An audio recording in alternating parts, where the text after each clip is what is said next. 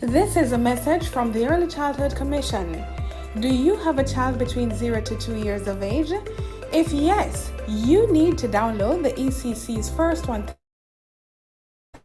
Days app. It allows you to receive parenting tips, track developmental milestones, learn about the Brain Builder concept,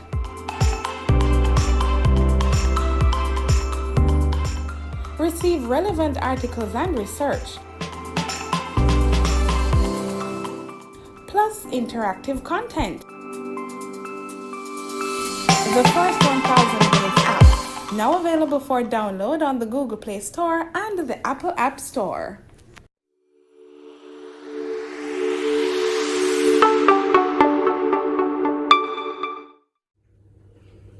Hi, I'm Kadian. The Early Childhood Commission is delighted to present to you the first 1,000 Days app. This app will give you access to information on the first 1,000 days of your child's life. You will be able to track developmental milestones, and we will give you an opportunity to connect with parents as well as with the Early Childhood Commission. I will now give you 3 simple steps to download the app to your Android device. Step 1. Go to the Google Play Store and search for First 1,000 Days. That is 1ST1000 days. Step number 2. Open the app and sign up with an email or your Facebook or Twitter accounts.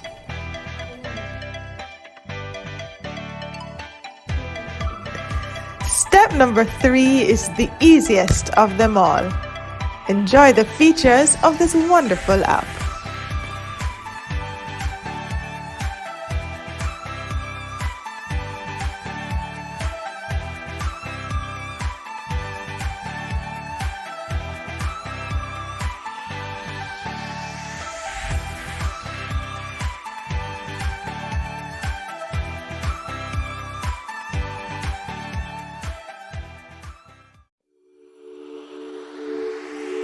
That was a message brought to you by the Early Childhood Commission.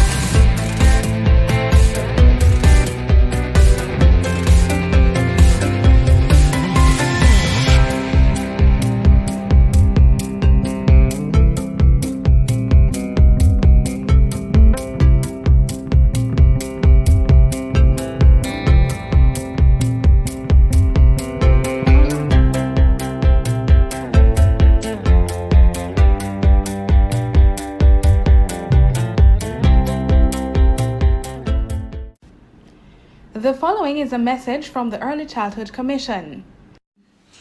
This is Wayne Marshall, and I'm working with the Early Childhood Commission on the new Brain Builders initiative, where we're focusing on the children, we're focusing on the first 1,000 days of life.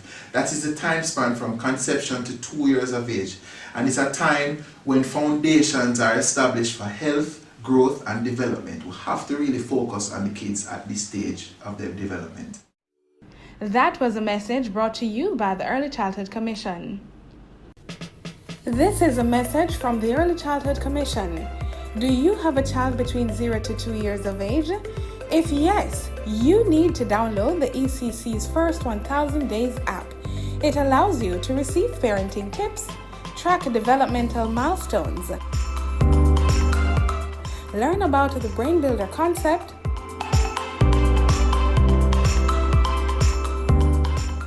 Receive relevant articles and research, plus interactive content. The first 1000 Days app, now available for download on the Google Play Store and the Apple App Store.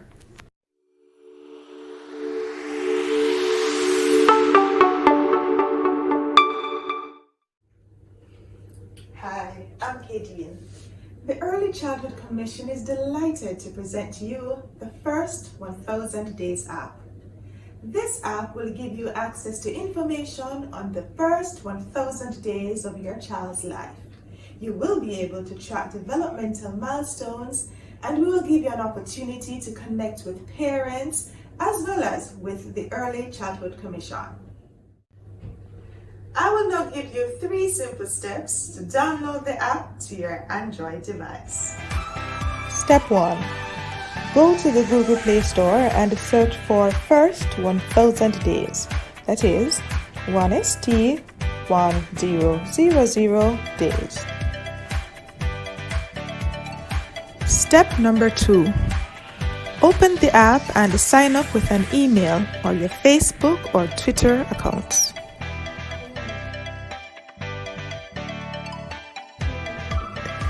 Step number 3 is the easiest of them all.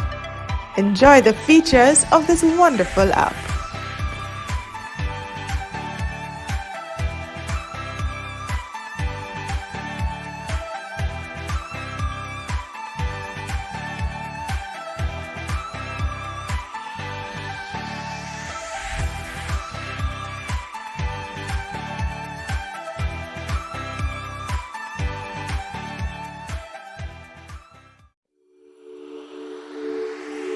That was a message brought to you by the Early Childhood Commission.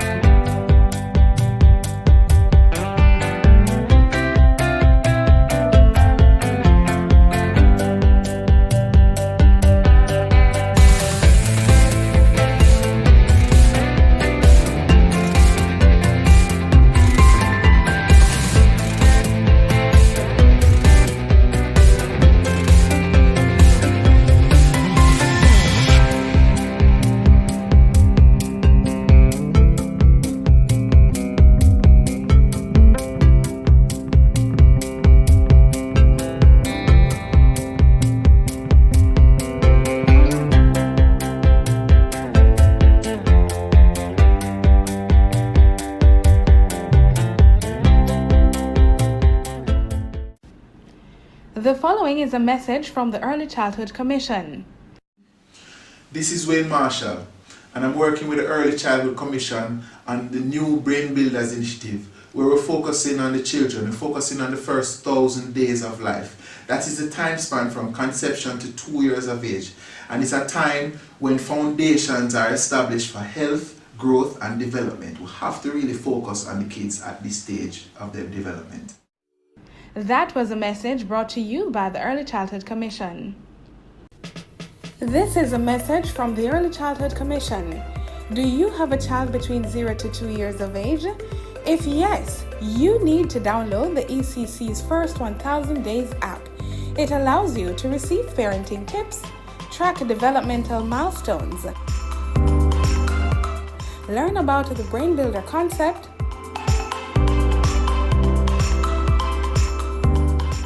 receive relevant articles and research, plus interactive content. The First 1000 Days app, now available for download on the Google Play Store and the Apple App Store. The following is a message from the Early Childhood Commission. Did you know that the first 1000 days of life is the most important time? to the development of the brain and mind of a little child. We have to make sure good nutrition is a must. Stimulation is another plus. Find the time to read and sing to them. Make sure the kids come first. And not because it seems they don't have no cares. We must protect their eyes and ears. Abuse and violence can affect them for years and years. Today's children will become tomorrow's citizens. If we fail to give them the proper foundation to healthy and productive lives, our future will be at risk. Remember, the first 1,000 days of a child's life matter. Ensure they receive love, protection, stimulation, and nutrition. That was a message from the Early Childhood Commission.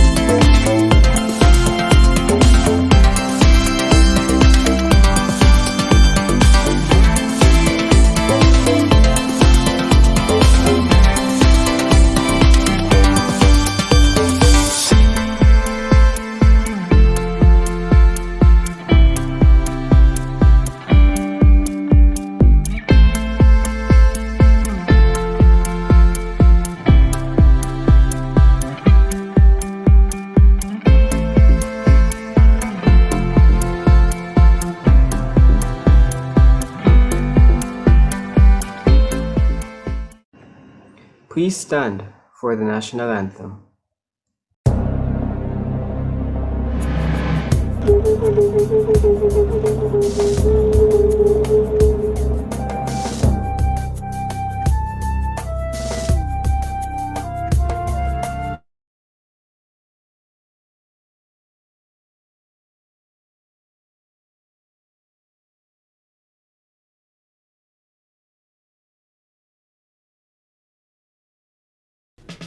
This is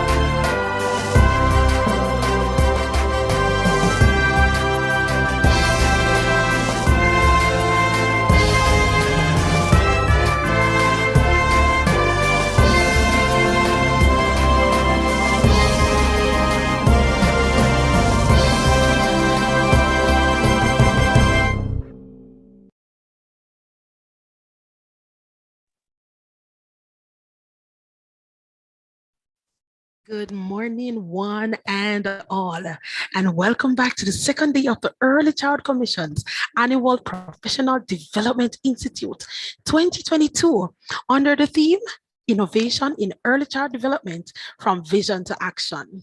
Hola, me llamo Stacey Campbell Cargill, and it is with great pleasure and humility to serve as your moderator today.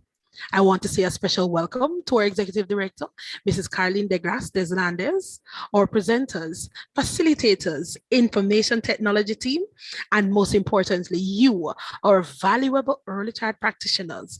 A warm welcome to you all. Practitioners, you are in for another vibrant and rewarding session. So please stay with us as we venture down the road to streamline and how effective it can be in our early child classrooms. Just a gentle and notable reminder, this conference is gratis. It is free. So please share the links on your social media platforms, Facebook, Instagram, Twitter, WhatsApp, share it via email, and invite your colleagues, friends, and just about anyone who you know would benefit from these sessions. Now, some important points to note. There are two evaluation forms that you are asked to complete: the workshop evaluation form and the conference evaluation form. The workshop evaluation form is to be completed at the end of each session. So basically, each presentation, just fill out the form. The conference evaluation form should be completed once. So if you will be in attendance for the entire week, then you will complete the conference evaluation form on Friday. For these evaluation forms, your names are not required. So please be as open and honest and as possible with your feedback. We want to know how to best serve you for future conferences. And also the success of the PDI is in your hands. So please take the time out to complete the evaluation forms. The links will be placed in the chat at the appropriate time. Or you may go to pdi.ecc.gov.jm on the ECC website under the heading Useful Resources. Also, please pay special attention to the title of your sessions because you will have to identify the title of the session in order to rate that particular session. So kindly ensure that we have something to write with and something to write on so that you can make a note of the sessions you are attending. Additionally, the presentations. Kindly utilize the chat to post any question that may arise during these sessions. Your questions will be recorded and asked at the appropriate time. However, time may not allow for us to get through all the questions. So please indicate those questions at the end of the workshop evaluation form. Getting right into our program for today. At this time, we will move into our plenary session. This session is entitled The Relevance of STEAM in the Early Child Classroom. The discussion will be ably facilitated by Ms. Camille Berry. Joining in the discussion will be esteemed panelists Rachel J. Barrell Dulcine, Mrs. Val Marie Smith, and Peter A. Okibukola. I hope I pronounced that name properly. All right, so let me give you a little background of each panelist. Right, so Miss Camille Berry has a Master of Arts in Digital Technologies, Communication and Education from the University of Manchester, England. She completed her first degree and her teacher certification at the University of the West Indies. She is the current coordinator of the Bachelor of Education in Computer Science, Information Technology, and Information and Communication Technology degree programs. She has worked in the field of education for 17 years and has taught in Jamaica and the Turks and Caicos Islands at all levels of the education system. Ms. Berry assisted in coordinating the UNESCO Blackboard Caribbean Small Island Development States upskilling initiative in online teaching and learning, which trained over 12,000 teachers from 20 different countries and over 2,500 teachers receiving certification. Camille is a Blackboard certified master trainer who is currently completing her PhD in education. Her thesis is entitled Investigating the Teaching of Problem Solving and Programming at the CSEC Level of Secondary Schools, a design-based approach. Now, let us move on to Ms. Rachel J. Barrell Dulcine. CEO of Compass Consulting and Training Solutions, in an award-winning international motivational speaker, author, entrepreneur, and mentor. She is an innovative strategist with extensive experience in training and development, curriculum development, nonprofit management, and consulting for small business and nonprofit startups. Rachel has been a professional development facilitator, trainer, and certified CPR first aid instructor for 15 years. She spent 10 of those years as an approved trainer for the Maryland State Department of Education.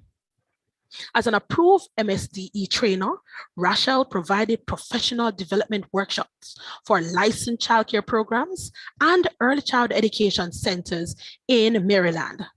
Rachel has written custom content for over 50 trainings, workshops, and certification courses for clients such as Baltimore Reads Training Services, Baltimore City Department of Health in Central Maryland, and the National Association of Christian Women Entrepreneurs. She has also authored 2 books, Conversations with My Son, fun and witty inspiration for mothers raising boys, and A Love Behind the Blue Line, stories of love, courage, hope, and legacy.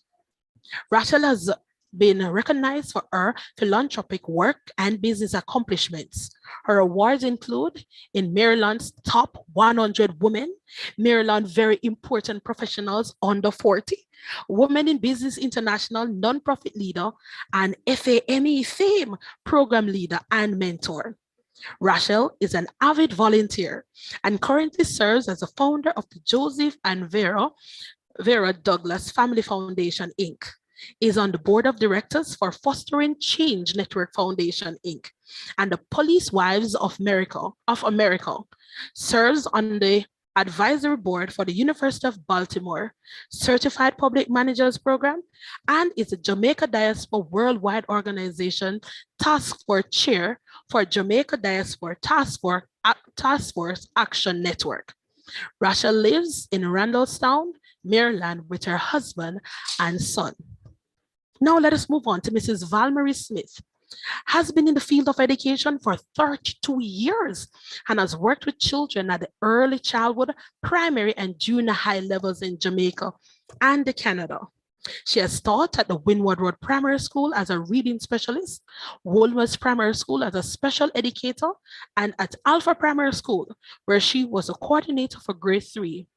Valmarie also worked with children aged 3 years in private homes while living in Canada. Presently, she's an early child development supervisor in the Early Child Commission. She has facilitated and presented in various training sessions, including PDI 2020 and PDI 2021, and I can add a PDI 2022.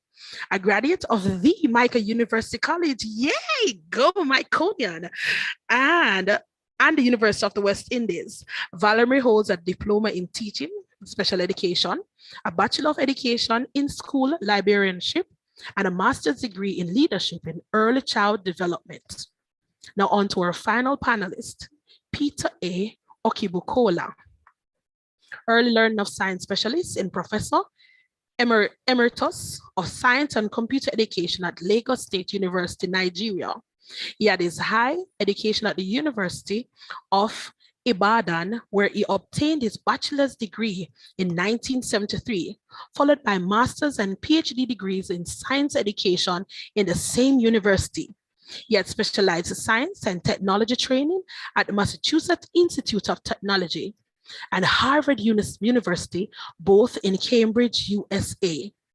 He is a fellow of the Science Association of Nigeria, SAN, fellow and president of the Nigerian Association for Environmental Education, and fellow and past president of the Science Teachers Association of Nigeria. He recently won the fellowship of the National Association of Research in Science Teaching. He won the prestigious 1992 UNESCO Prize for the Communication of Science. He has won several international gold medals in science, environmental, and computer education. His current research is on how children's interest in science can be stimulated from preschool years. He has been awarded a number of honorary degrees. He is a recipient of the National Honor of the Office of the Order of Federal Republic, OFR. Welcome, Mr. Oko. Let me see if I'm pronouncing it properly. Okibukola. I hope I'm saying it properly, sir. Mr. Peter, I hope I'm saying it properly. All right, so at this time, I'll turn over to the moderator for the plenary session, Ms. Camille Berry, who will take you right through. So everyone, I want you to sit down, get your papers, get your pen, get your pencils, and take your notes and listen in as Ms. Camille Berry will take us right through to the relevance of STREAM in the early childhood classroom. Okay, good morning, everyone. Thank you for having me. I am very pleased to be a part of this session. I see the panelists have a wide range of experiences and a wealth of knowledge ready and willing to share with our participants. So I'll just start by saying that, STEM has been a very important approach. I call it an approach to education. It came out as a very, interesting concept, very new to many of us. And over the years, we have seen an effort to include it in our education system. We had started by creating STEM academies in Jamaica to allow the teachers to offer this inclusive approach to education. And since STEM, over the years, they have, other subject areas of thought that, we should be included as well. So comprising STEM, science, technology, engineering, and mathematics, they are often seen, and I choose my words very carefully, often seen as the difficult subjects, the more challenging subjects. And so you find that a number of students might shy away or stray away from those subject areas. And I think the intention behind having a STEM approach was to sort of have persons understand that, these things or these areas, these subject areas are very applicable to our, lives. And then we had STEAM, where we included the arts, because it is very important for persons. Arts is a very important area.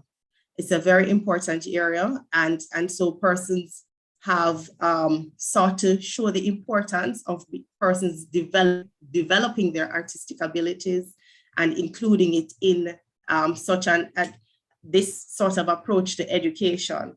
And so we had STEAM. And of course, from there came STREAM, where the focus should also, educators and researchers thought that the focus should also include reading, and some say reading and writing, because the two tend to go together. And so I am not going to speak a lot. I'm going to go into asking questions, having our panelists share with us their perspectives on this very important topic, STREAM in the early childhood classroom, because I believe this is where the true appetite for learning really begins. And so I'm going to start with, and do pardon me, I am going to take Stacey's example. I hope I pronounce all the names properly, so correct me if I'm not doing so. All right, so I'm going to start by asking, based on your perspective, your experience, what is STREAM? What is STREAM? So I'm going to start with, is it Rachel or Rachel? You can go ahead. It is Rachel. Good morning. Good morning. Good morning and welcome. So I think STREAM, you explained what the acronym meant, which is science, technology, reading, engineering, art, and math. But really, it really should be infused in every level of education. And we've learned that the earlier that young people start being exposed to STREAM, and whether there's a combination of all of those or just one, the more comfortable and normalized it becomes. I think one of the reasons why we have science being the difficult subject or math being the difficult subject, is really how the mindset that, sometimes as educators or our parents have put in our heads about how difficult science and math are, when both of those are really all around us, right? Some of the things we do on a daily basis are driven by science and math. And so for me, STREAM really is part of the fundamental facets of education and really should be something that is happening from the earlier stages of education, which obviously is the early childhood level. All right, thank you very much, Rachel. All right, I'm going to go to Val-Marie. Val-Marie. Thanks for having me. Good morning, everyone. For me, STREAM is, as you say, an approach. It's an approach towards focusing on the subject areas of science, technology, and I also want to include a second R, or a third R, if you will. So it's 3 Rs, and that would be reading, writing, and relationships. I think persons tend to disregard that, but it comes out really in when they share. It also includes, engineering and arts and mathematics. But more than that, it is a call for action to support our young people, beginning from the infancy stage right up to teens as they maneuver their local spaces and more so the global spaces. STREAM for me is about innovations, it's about inventions, it's about conversations, and that's where you have the relationships coming out. It's about self-expressions and group expressions. It's about a discussion around ideas and passions. It's about creativity. It's about solutions. It's about redefining how learning is supported, about how learning is accommodated or facilitated. STREAM, for me, is an ever-evolving reality in the global curriculum. All right, thank you. Dr. Okibukola, is that correct? Yeah, that's correct. Our moderator, I'm reaching you from Abuja, Nigeria. I'm 6 hours ahead of you. So I will say good afternoon from my end, or good morning from your end. I'm highly delighted to be part of this Development Institute, this meeting. And on the question you asked about STREAM, it's just typical of human beings for us to be drawing boundaries where they should not be. But it's fine that we should have the boundaries. You see, from the time humans started to populate this earth, knowledge was one. And there was no science, all of that. But you see, we all then decided to say, oh, yes, we're going to put walls, just draw artificial boundaries. Science is ours, and all of that. And we are beginning to see in 2022, or a little bit a few years back, that no, it's better for us to be comprehensive. The humanities, science boundaries getting blurred. And you have introduced reading, which is quite good. Val-Marie has introduced some others. We keep introducing, and then losing sight of this child that he or she is an individual. So for me, STREAM is an artificial framework within which we are now putting the child. And we must not also lose sight in 2022 that we're holding this event about the importance of technology. Good enough, Rachel, Val-Marie, yourself, Camille, you are all in technology environment. Technology is helping tremendously to break down these barriers. But reading that we have introduced to make it stream is important, for the child, for the adult, for everybody, to let us see what is new, and to let us also see, let us contribute to knowledge. So in sum, my intervention at this stage is to say that, yes, science, technology, engineering, and mathematics are important. We're just throwing the child into the deep end of the ocean. And then the arts are important. Putting the arts underlines the fact that knowledge is one. And these are ones artificial boundaries. And that the reading, as I said, coming into it is also quite good. Now you can throw in as many alphabets as you like into this thing. You are just confusing the child. The child, I'm going to take, let me share the multiple intelligences theory of Howard Gardner. I've trained about 4 PhDs on multiple intelligence. I will find that to be true. In other words, take children, 10, in the EC classroom.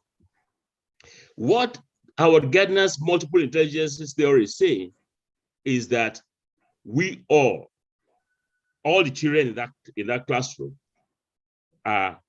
don't have one global intelligence. You can partition the intelligence into 9.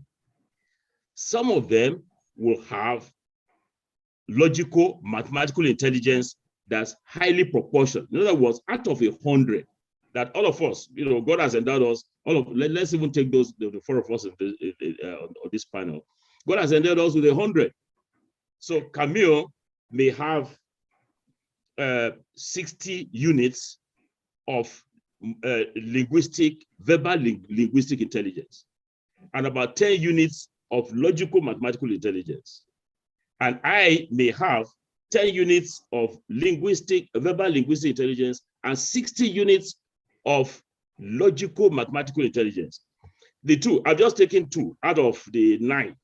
Now, the logical mathematical intelligence, if you have it, you will find that you will be able to relate better, be able to learn science, technology, engineering, maths better than somebody who has something lower. Verbal linguistic intelligence, you have, you're able to relate to the arts, you're able to learn languages and all of that. So if you took Camille and I to France, for instance, I don't know why you speak French. My verbal linguistic intelligence is low, yours is high. Within a couple of days, you are speaking French and I'm not. You begin to wonder, we have the same exposure. The same thing happens in our homes. I have 11 grandchildren, and I can see that, okay, let me even take my children. There are 5 of them, and from the same parents. I find some of them, very good. In no time, they learn languages. The others, so some are very good in mathematics, and they are in medicine, they are in engineering, and the rest of them. So a math teacher now comes to class in an EC classroom, and some little arithmetic and all that, and he finds that some children are able, within a few seconds, give the answer. The others are not.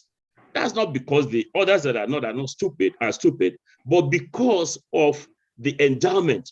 And as I said, we've done these studies all over and over, and we found that to be true. So to summarize, everybody has endowments, but we are now trying to ensure that whether you are STEM or arts, we have some approaches, some methodologies that can enable you bridge the gap between how you have endowed, some enrichment program to let you be all that you want to be. Thank you. All right, thank you so much for that. All right, so and you've touched on some very interesting points, because Howard Gardner's multiple intelligence is, I've spoken about it several times, and as you said, it's not that if my linguistic abilities are low, I won't understand, what is being said. But we can learn in different ways, as you said, and there are ways that we can help our students to develop in those areas. All right. So thank you for that. And you mentioned boundaries. And one of the things my colleagues and I have spoken about is that even though we talk about a STEM approach, we tend to see them teaching the different subject areas, in silo, instead of, trying to have this integrative approach. So with that said, I'm going to go back to you, Dr. Okibukola, to name one stream activity or some stream activities that can be implemented and their importance. So can you just tell us some stream activities that, can be implemented? Yes, we are, as I speak, in my research group. By the way, let me just share something really, really quick. Well, I prepared to share that. So you'll see Howard Gardner is the person on the right. And as I said, look, I've done some work with it. And we're looking in Nigeria about how we can accelerate the blending of humanities and science. This is just one slide from a presentation I gave last week about that by 2050, the blurring of the line between humanities and science. So about the activities that we have, an activity that would stream,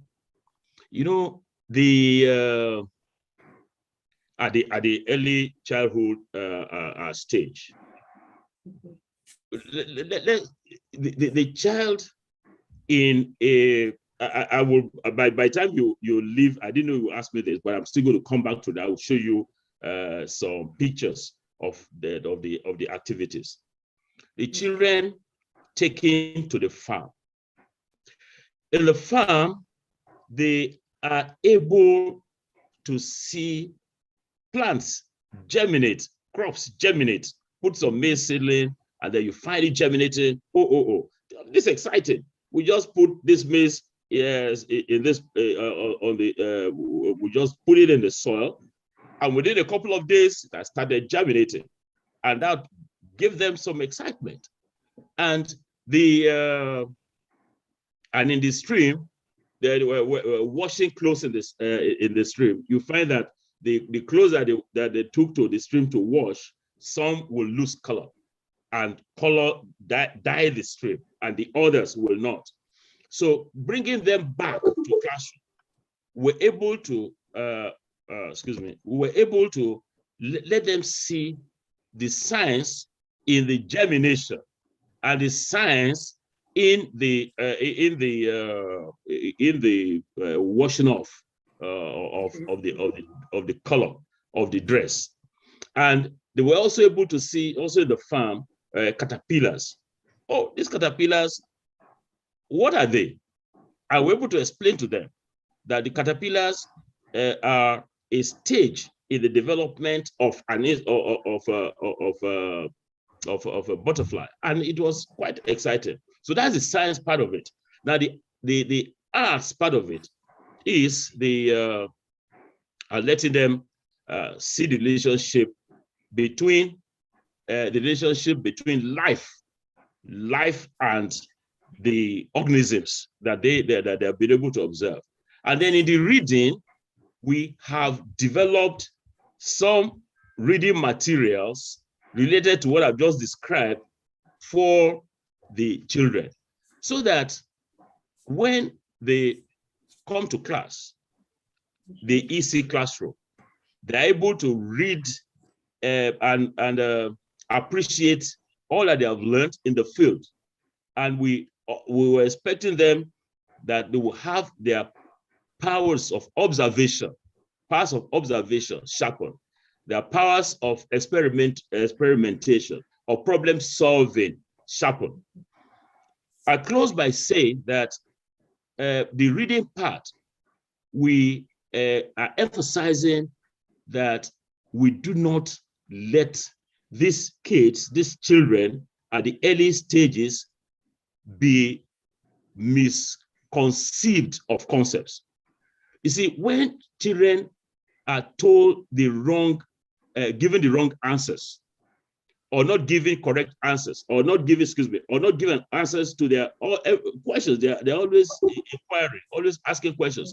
When we give them the wrong answers, because you as the caregiver, you don't know that kind of science that will give the correct, and you give something, a wrong explanation. What we found is that these children will keep that wrong, that misconception, and it's very difficult to uproot. Over the years, you find it difficult. At the secondary level, higher education, you find it difficult because they will keep referring to that idea that you give to them. So that's the activity, taking them, letting them go to the farm and see, and to the stream, and learn some science there, and see how arts come into the picture. That's team, and then the reading will be the books. Thank you very much. I will read that slide and share. All right, thank you. I'm going to go to Val-Marie. So share with us some stream activities. All right, so I'm thinking of a school that is in an area where you don't have a lot of yard space in that school. It's mostly concrete, but you do have a few trees. You do have a few, lots of stones. You perhaps have lots of ant holes or ant hills. Take the children on nature walks. Take them out of the room. Take them on nature walks. Let them explore their own environment. Take pictures of the limited trees, the different leaves, the types of leaves, the textures of the leaves. Far away pictures from a distance, pictures up close. Take pictures of the stones, take pictures of various stones, take pictures of the anthill, but be careful that the ants don't bite you or sting you, right? Share those pictures, mount those pictures, and have create in the room a museum of art photography. You may have a budding photographer on your hand. Yeah. Display those pictures. Let the children display those pictures. All you do as the teacher, that one teacher with the 20 children in the classroom, is to facilitate that experience. Help them to create the museum, the different segments. So you have the leaf section, the photographs of the leaf section, the stones, or the different insects that are in the yard, or even the one stray animal that may come up, right? Let them share with each other, let them talk about it amongst themselves. Don't invite yourself in the conversation, but observe, listen, note, ask questions if you have to. Why did you take this picture? What about this animal that interested you or piqued your interest? Have that conversation and let them speak.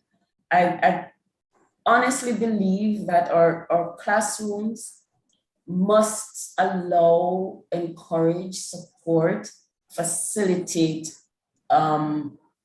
ownership of learning for our children. They're not too young to do that, to take ownership of their learning. And how are they going to take ownership? They're going to play. They're going to create messes. So another activity is to have a messy artwork. Don't dictate the art for the children. Don't trace the L. Don't tear up the paper for the children and tell them how to paste it, right? And then say that's art. That's not art. Give them different materials to work with. After the nature walk, if they want to paint the leaves and print it on paper. When we used to go to school, we had block printing. And some of us, when we went to college, we had to create different designs, with different textures, different items in our environment. Give the children those opportunities. Let them make a mess. Mess is play. It will not be our play because we're adults. We just want to clean it up. I mean, give them such a vibrant and exciting world. A child's world is exciting and vibrant. And we limit them and we hone them in, we hem them in and stifle them when we try to say, do it our way. These are the instructions, do it this way.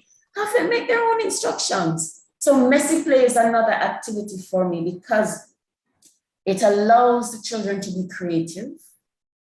It allows them to take risks. It allows them to express their own individualities. It allows them to be themselves. It allows them an experience. It allows them to be who they are, which are children. And children, the only thing they know is to have fun. And if you take away that fun from them, you're taking away a part of them that is innate and natural. All right, thank you very much for that. I go to Rachel. So I'm going to quickly touch on 3 activities that I pulled from curriculum I've developed related around STREAM. This is one of my favorite topics because it can be so interactive. As Val-Marie was talking and you see her face lit up and she gets animated just about how exciting that STREAM can be. So Legos, manipulatives, right? Those can be some of the most simple ways to start children when you look at engineering.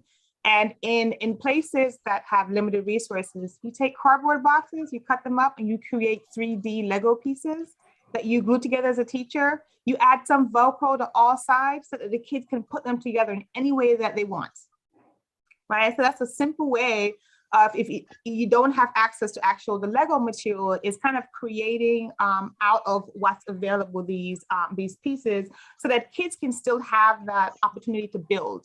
And once again, as Val-Marie says, you're not inserting yourself in a process. You're giving them these materials and you're allowing them to put them together to see what type of shapes will stand on their own, right? How tall can they go before it falls over? Those types of things are what kids are learning.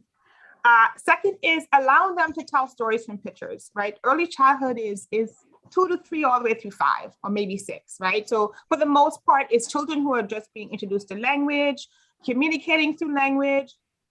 And so they can understand a picture, they can see a picture and tell their own story from this picture. And as they get older, you can also allow them to create their own stories using the words that they know, or even just pictures. You give them some pages, make a book, you invite their parents, and now they're authors, right? You have an author's tea. You have the parents come, the kids have their books, they can tell their stories, their books are on display, like in the library. So you really expose them to just the joy of reading and what that can look like. And then the third activity is science experiments that produce color, heat, or change in a form. Kids love that. One of my favorite experiments to do with early childhood professionals or even parents is to make elephant toothpaste. And that's where you take yeast, hydrogen peroxide, dishwashing soap, and food coloring. You put them all together and you have this toothpaste form that comes out of the container. But under supervision, if you've touched the container, it's warm. So you can talk about how different chemicals put together create heat, how the forms of the yeast, the dishwashing liquid, the hydrogen peroxide, and the food coloring came together to produce this toothpaste looking stuff that comes out of the container. Of course, they can't eat it, so you let them know, don't touch. But they see this really amazing. It grows out of the container, it gets really big, and it's whatever color, right? Those are ways to introduce kids and infuse STREAM into early childhood so it doesn't feel like it's education and then there's STREAM, right? That no, this is all a part of our everyday life. We need to normalize, right? When we look at normalizing STREAM, it's every aspect, every subject that's taught. STREAM can be infused in that subject. Moderator, can I then come in? As I said, I would like to share a few materials, a few videos. Okay, all right, so you can share quickly. Go ahead. Yeah, thank you. I will do that. You see, ECC classrooms, How long are the children there for? Right. They are back home. So we must not just take them only in the school. We must take their experiences also in the home and elsewhere before, yeah. So what I want to share is a video of, I'll share a video, it's about a minute or so. And then the, just a minute now, I will, I think that's it. Let me get the audio of this video to be part of this. So this is one, two.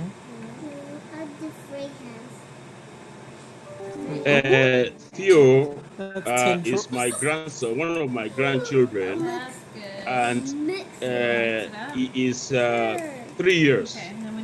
So this at home, not in the classroom. Yeah. How many drops is that, or do you measure it? No, I want to do it. Supposed to be 5 milliliters. Now I can stir that and turn it. I'll turn it blue. And let's Baking soda. Mom, turn blue. Yeah, get all that soap mixed in there. So now what do you have in there? You have soap and coloring, right? Yeah, because it's so mixed up to make blue. Yeah. Just make it so. Yeah, I'm gonna put this in. Okay. There's one. We need Mom, 3 of these. you put this in after when I stir. Okay, 2. All right, I will stop this. Just to say that, okay, yeah, Theo will go to a daycare. Yeah, they will learn some things there, but back home, there should be some continuity, you know, at the other end. And so talking about reading, so let me show you this series, the number 1, Children and Science in the Home. It's a book that we have that we translate into Nigerian languages, and for children, I mean, for the caregivers and those who engage the children in daycare. So let me see whether you can you see the cover? Yes, of the book. Can you see this? Yes, I'm seeing the cover.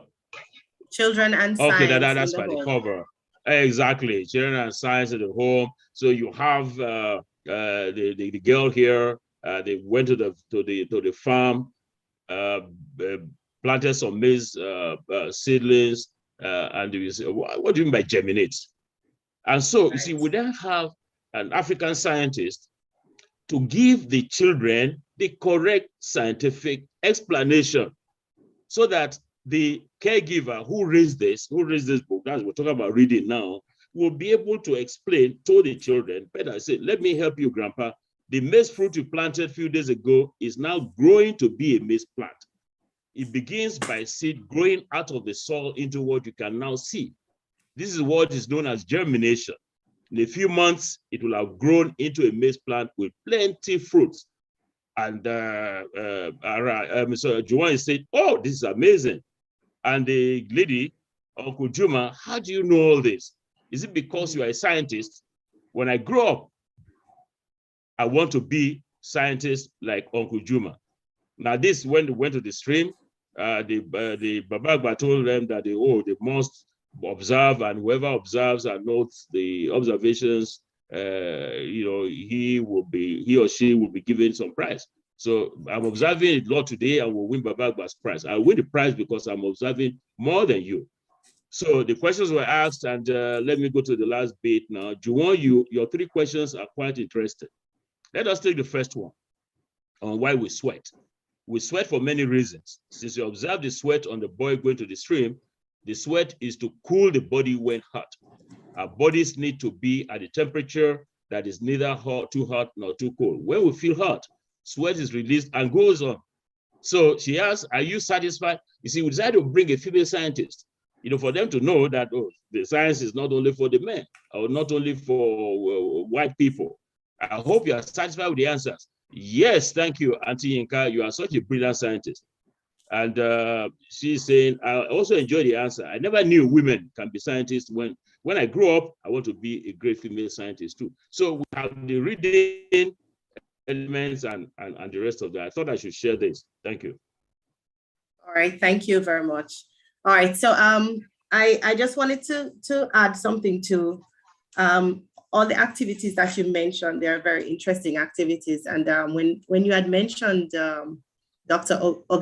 Okibukola, sorry. No problem, When you mentioned the activity of the farm, immediately I thought of measuring spaces between the plants, because you have to, I know there are some plants you have to plant them certain distances apart. So that's the mathematics coming in, and having them design their own farm depending on the space allotted to them, and so on and so forth.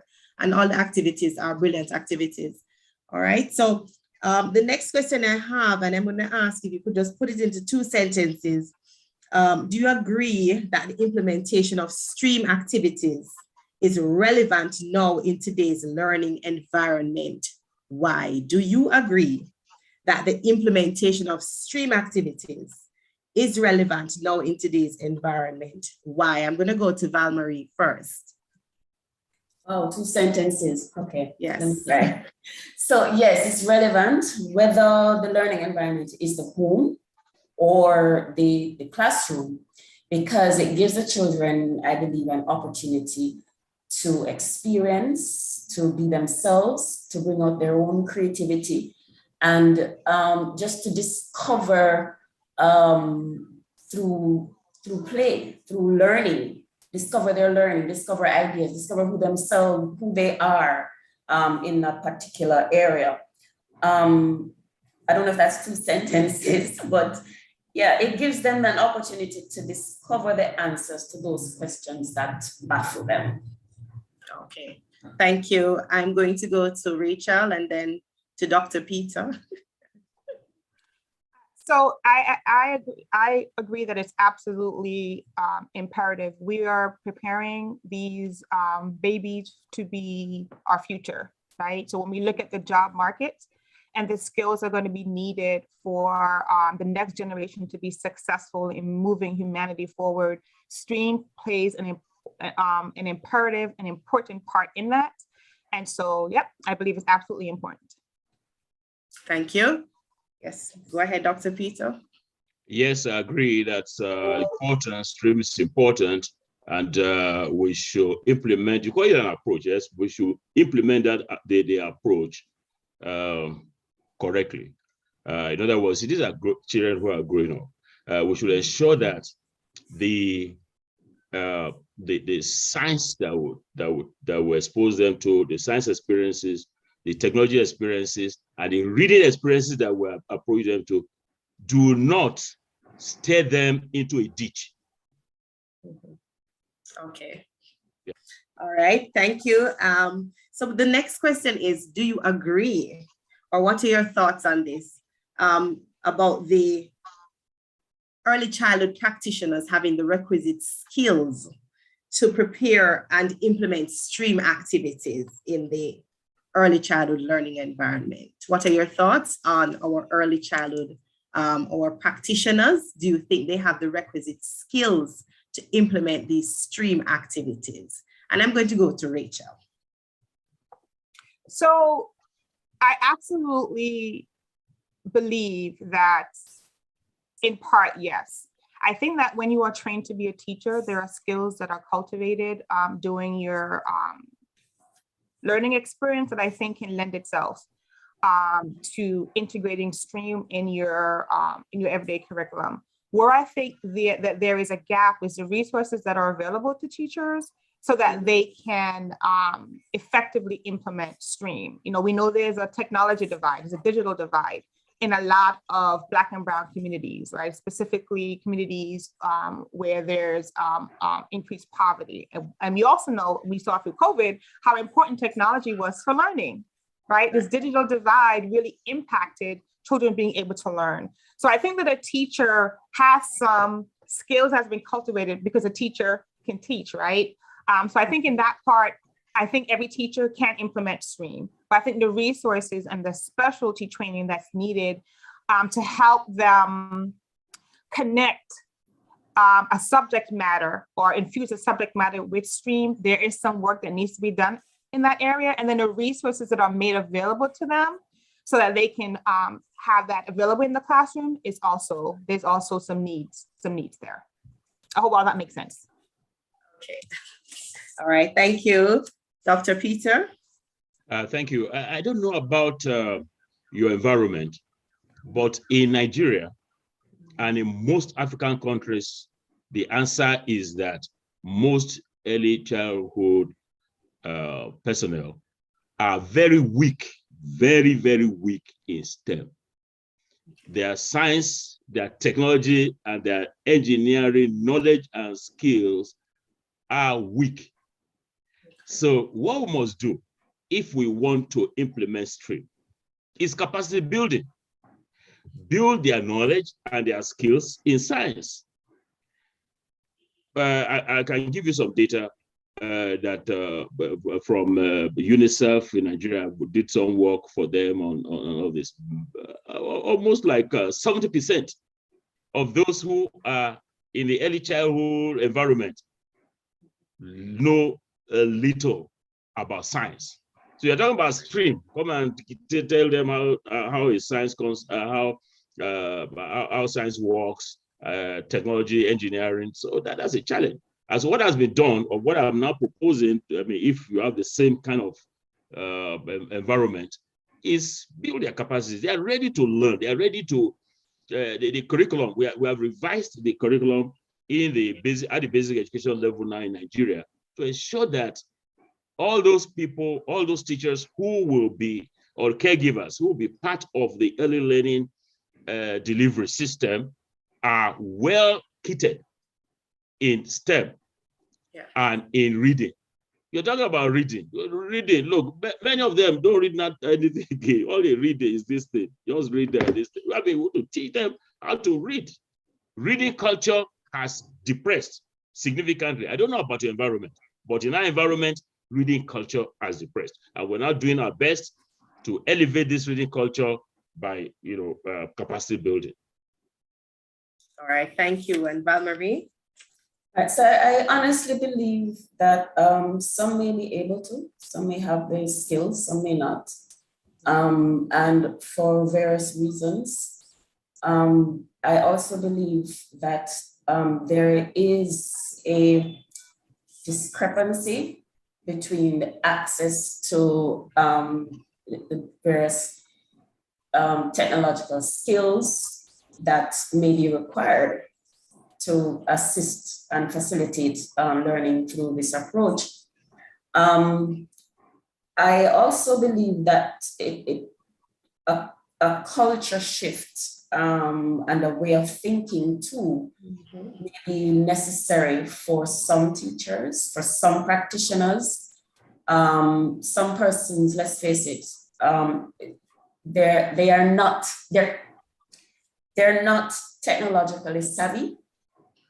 And so with our 21st century children who know more about the technology than many of the practitioners who are guiding them, that may pose a challenge.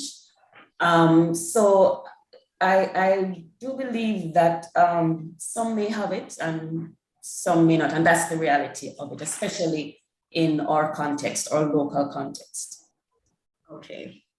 All right, thank you, Art. I'm going to stay with you, Val-Marie, and ask, how does the implementation of STREAM activities differ, and how are they similar in the national, regional, and international context? I don't know if you'll be able to provide information on the regional and international context, but how do you think it will differ at those three levels? Well, I alluded to some of those differences, and perhaps I can't speak in great volume as to the international or regional, but I can draw comparisons based on research and simple research. You just need to take a look at YouTube and go to those videos. And for some classrooms, for some homes, you see the wonderful activities, STREAM activities taking place, and you just dream and wish, that would take place in our early learning environment situation out here. I look at the video that I'm sorry, I will not try to tie up my tongue. So if you don't mind, I'll just call you Peter. Is that okay? Because I really can't call that word. We can't pronounce your last name. But yeah, no, you should come and take a 2-hour course in pronouncing my name. Okay. So I take a look at that wonderful video of that 3-year-old in that home with that parent, and it speaks a stark difference in perhaps some of the homes that we have out here. Some families don't even, let's face it, for some families out here, early childhood is about math, reading, and writing, even for a 2-year-old. And so our practitioners have a hard time, a challenge for them to say play is important. They're not at that stage of development yet. Now they're reading. Now it's about getting those social emotional skills, getting them to converse, getting them to think critically, getting them to self-regulate. So it's implementation differs from school to school, locally, and from country to country, from communities to community. A VAS prep and a Woolmer's prep may be able to implement STREAM. Those are prep schools in Jamaica, Peter. But a school in inner city Spanish Town with limited resources, few children and parents who don't have that kind of environment at home, don't stimulate their children that way. Maybe futile, but we have to try. Okay. All right. Before I go to Dr. Peter, let me just say, you mentioned to him that prep schools. So we have primary schools and we have preparatory schools. So the prep schools are where the parents have to pay more because those are private institutions. All right. So I'm going to go to you, Dr. Peter, and just share with us some of the, as it relates to the implementation of STREAM activities. How do you think they differ? How they, might be similar at the national, regional, and international context? And of course, we will get it from your region. So share with us. Mm-hmm. Yeah, at the national level, the implementation of STREAM is just gathering momentum. What I mean is we're trying to see how we blend the humanities and science at all levels of educational system. If you looked at the nursery school curriculum, you find, some smattering of science, a lot of reading, a lot of simple mathematics, play. But drawing science experiences from all those play activities. Now, because of the momentum to blend humanities and science, so we're now having the arts is of form, having some kind of integration within our national context. Regionally in Africa, the momentum has not caught on. There is an agenda, it's called Agenda 2063, the Africa we want. Agenda 2063 is saying that Africa should be the land flowing with milk and honey. And it is, I'm not going to be there when that 2063, but the young ones that we're talking about today will be there. So there's a preparation with this stream, this team, that science, technology, engineering, arts, and mathematics as part of the implementation of Agenda 2063 at a regional level. Now, the reading part is not featuring as strongly as your context, but that is as part of the package. The reading, yes, they do some reading, but not as part of the package to be known as STREAM. At the international level, Sustainable Development Goal number 4 on quality learning has a place for STREAM. And I have no doubt that those countries that are doing well in implementing SDG goal number 4 are, well on top of their game in terms of implementing STREAM. Okay. All right, thank you. And I go to Rachel. So in my neck of the woods, STREAM is definitely something that's integrated on the early childhood education level. I'm in Maryland, but I want to point out something that Val-Marie mentioned when it comes to access to resources, right? And access to quality materials. That varies even in the US, where there's a push for that being integrated, is that there are communities who have limited resources who are not able to access the quality materials as in others. Right. So even though there's this push for having STREAM to be a part of the early childhood education experience, there's still disparities that happen in access to them. And then you have the parent engagement piece. I think we all agree that parent engagement is extremely important. My mom always told me that learning starts at home. She never expected the teacher to be the sole educator for us. And so we were expected to do work on weekends and after school and read. And during the summer, we were reading books upon books upon books.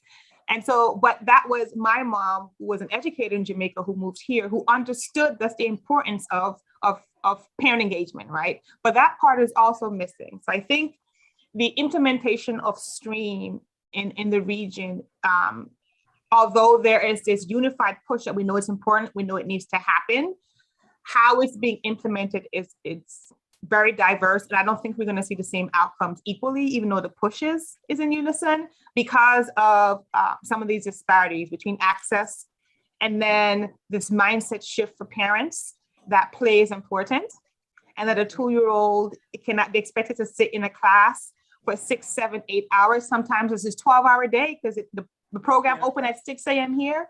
The parents don't pick them up till 6 p.m. That's 12 hours. This child, they can't just sit and be doing schoolwork. And that play is how kids learn. Play is children's work. That's how they learn. And that needs to be a part of how they develop.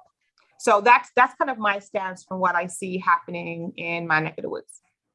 All right, thank you. I'm going to stay with you. And the final question I have, how can we better prepare our early childhood practitioners with the requisite skills to implement STREAM activities in early childhood classrooms? So I think Peter made a really good point when he talked about capacity building, right? And looking at what that looks like for teachers when it comes to professional development and skill development. So although a teacher may have the skill to teach, does he or she have the capacity to integrate STREAM into their everyday teaching style, the everyday teaching curriculum? So I think there definitely needs to be an investment in the skill development and the knowledge development of teachers, and not just in a kind of high level broad sense, but making it practical for them. So my family's from Pittsfield country, we're Bush, right? We have very limited access to certain, what you would call STREAM materials, but how can you use what's in the environment? How can you use what's available? The idea I talked about with the cardboard, turning cardboard, using that to make even dominoes or building blocks, right? So not just kind of building the skill of teachers generally on a wide sense, but for where they are in the communities that they serve, how are those skills applicable, right? Mm-hmm. How can I make it applicable for where they work and the families and the children that they are serving? Okay, thank you. And I think Val-Marie mentioned something about a change in mindset that would also help, the ability for them to see things and see how we can utilize the resources, that we have. I'm going to go to Val-Marie and then I'm going to go to Dr. Peter. Go ahead. Right, thank you. So I want to say that we have to know, include parents in this title or label, early child practitioners, and not just the teachers in the classroom, because STREAM is not just unique or should not be implemented in just the classroom, because the truth is the learning environment of an early childhood learner, from infant right up to 5, 6, includes the home, includes the community, includes the family. So trainings like these, I think, is important. Conversations like these is important when we meet our parents on the road. Just at the Early Child Commission here, we have what is called Pandikana, where we just engage our community members in all things early childhood, games, play, and how important it is for our young children. And so we have to continue that conversation. It's not going to happen all in one day, at one go. It's a process, and we have to laboriously go through that process to ensure that everybody is on board. For our practitioners in the school environment, in the formal environment, we really do need a mindset, a way of thinking shift.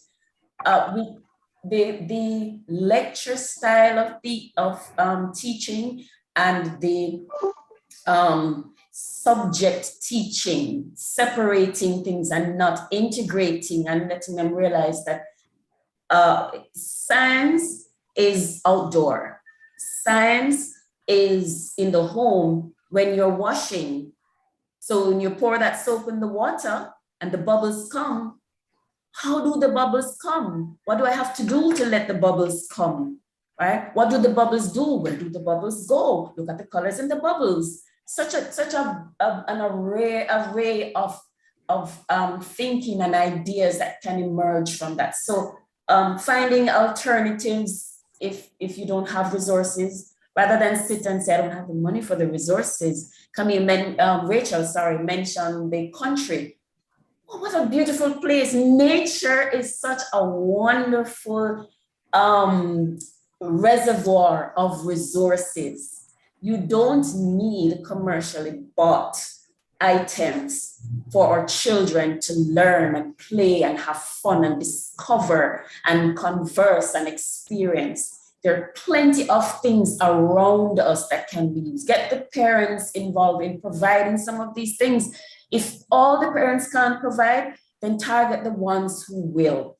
Target the store next door to you when they get their biscuits from National and they're going to empty the box. Go get the box, and those boxes, the more boxes you collect, those boxes become blocks.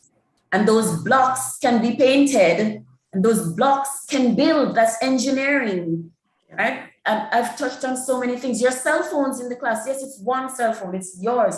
But if you carefully guide the children into taking pictures and recording what they've taken, and to tell you what they've taken, and then you write it down for them. And Rachel mentioned forming a book. How about a book? Publish a book of photographs that the children take, right? And let them display, take them to libraries, visit the libraries and read stories for them. There's so many avenues to explore rather than to enter a space and to try to implement STREAM with a one-track mind. So I think 2 things: training, changing your mindset, and inclusion, involving the family. All right, thank you. Valerie got me all excited. I'm like, yes, yes. Yes, thank you so much for that. And Dr. Peter. Yeah, thank you. I'll just give you practical examples. The first thing that we did, or that we are doing, is to find out the knowledge gap of the caregivers. So you don't just, one size does not fit all. You don't just say, okay, we're going to train you in this, train you in that. Needs assessment, first thing, needs assessment. What are the training needs? So when you have determined the training needs, you then target the capacity building, the training for those in school. What about those out of school? The parents. What we are doing is all of these STEM activities, radio programs, television programs for the parents in their local languages. So we have TV programs, national TV episode programs, and also local TV programs. So how does a parent know that the bubble? Will you go to every parent's house? No, you can't. So you have a TV program which explains some of these things that we find that are common across the experiences of the children. And then radio and TV, radio. So these are very important pathways to reach out to all the stakeholders in this stream business. Thank you. All right, thank you so much for that. I appreciate the information you've shared with all of us, your willingness to come and share your experience and your ideas. I'm sure the practitioners, those who are online, watching, listening, have been making notes. This has been very interesting because we continue to see, I think it was Val-Marie who said it, we teach in, subjects in silos. And as Dr. Peter said, we continue to create boundaries. And if we continue to add any more letters, we create confusion. So we want to see a more integrated approach. We want to see a more inclusive way of learning for our students. That is what we want to see. All right. So what I'm going to do, I'm going to try and sum up everything that is said in a very short way.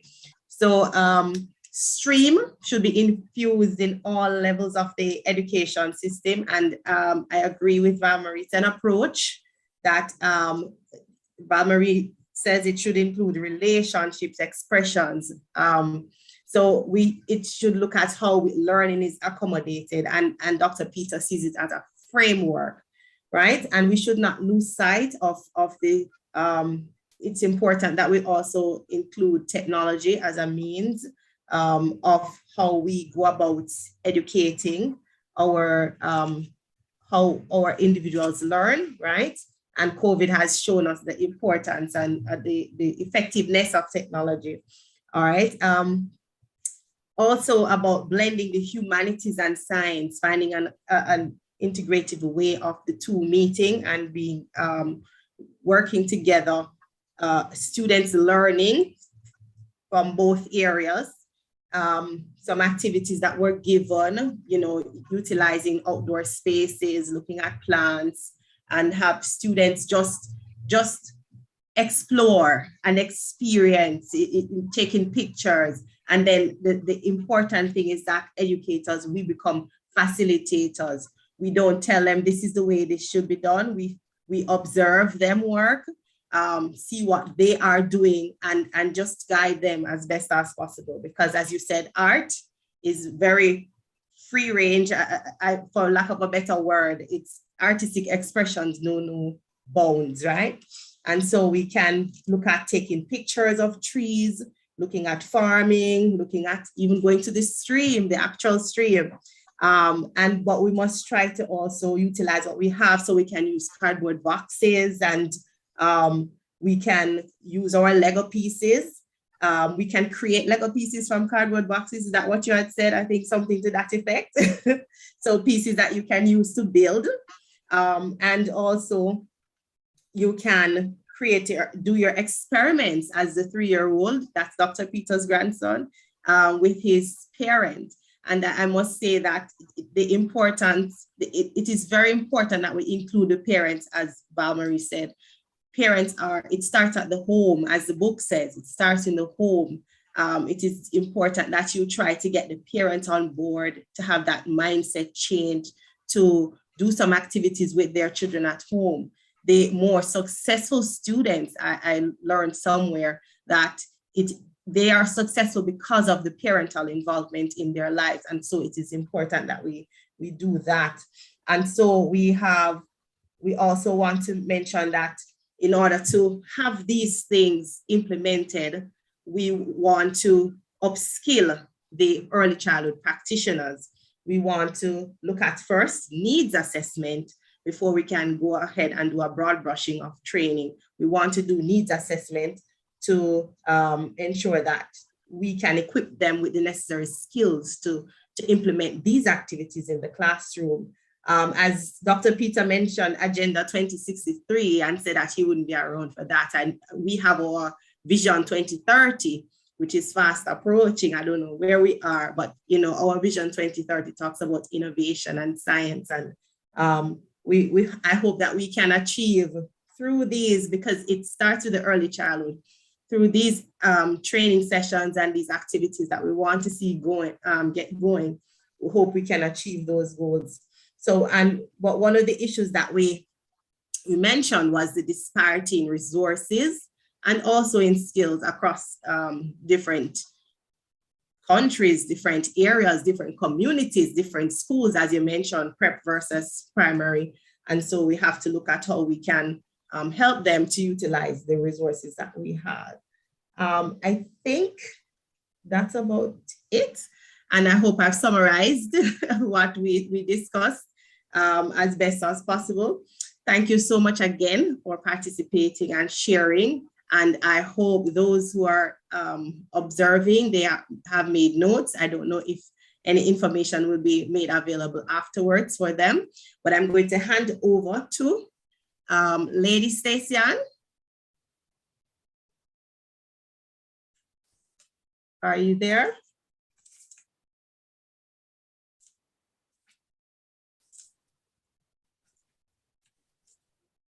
Lady Stacyan Cargill, are you there? She will be us within a minute. Okay, all right. A couple seconds.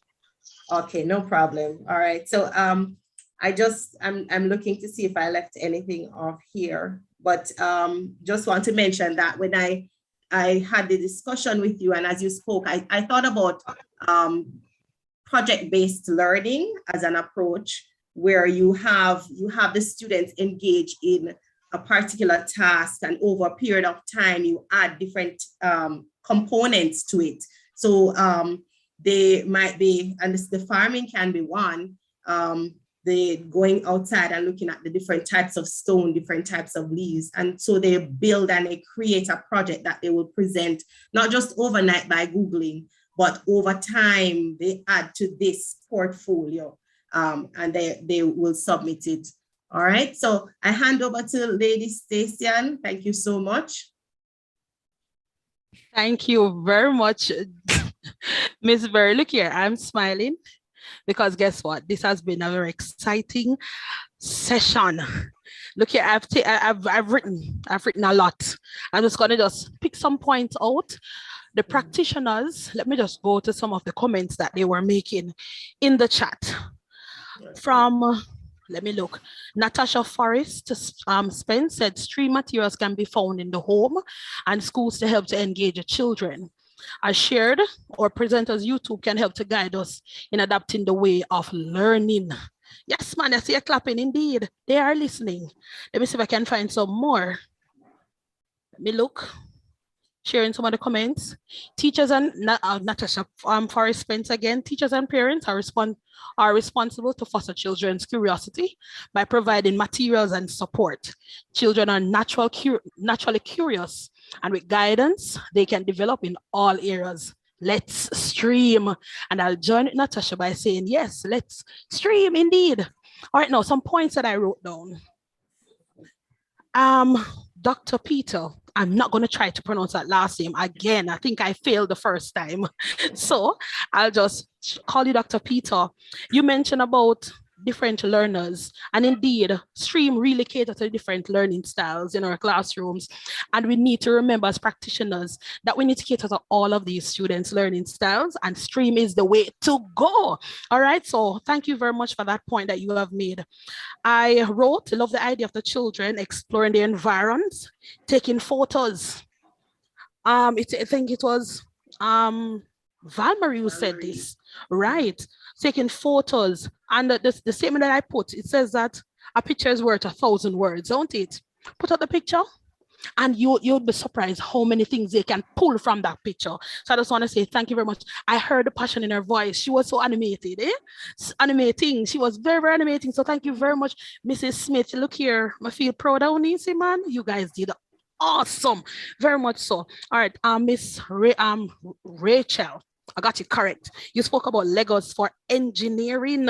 Look here, we as practitioners, I'm constantly saying we, although I'm a development officer, I'm still a part of the practitioners. You spoke about Legos. Every morning we will present Legos to our children, as we call it free play. But you'll be surprised how many things you can pull from that. How many things. You're little engineers. Can you believe it? I didn't look on it that way, but you had pulled it out to me this morning. So thank you very much for that. I also made reference to the elephant toothpaste. We need to talk after, Rachel. We need to know a little bit more about that elephant toothpaste and how we can come to making that elephant toothpaste. Now, I leave you with this quote. Well put, well spoken by Mrs. Smith. And I think I'm going to add it. I need to add it to Google or ask Google if I can add it. She said, nature is a wonderful reservoir for resources. And I just want to leave you with that, practitioners. It's a beautiful quote. Keep it in mind. Nature is a wonderful source for resources. And indeed, it is. So thank you very much. Thank you very much, Ms. Camille, for ably moderating this session. Thank you, Mrs. Rachel Dulcine. Thank you, Mrs. Smith. And thank you, Dr. Peter Oki-Bukola. I'm getting it right. Thank you very much, all. You did awesome, and I think the practitioners enjoyed it. So well done. Keep it going. Keep it jiggy, as we talk in the Jamaican vernacular. All right, and enjoy yourself. Practitioners, remember now, please fill out the evaluation form. You can go to pdi.ecc.gov.com. So do have yourself a blessed and wonderful day. Bye.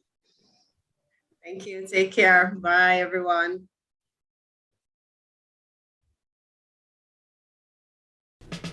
This is a message from the Early Childhood Commission. Do you have a child between 0 to 2 years of age? If yes, you need to download the ECC's First 1000 Days app. It allows you to receive parenting tips, track developmental milestones, learn about the Brain Builder concept,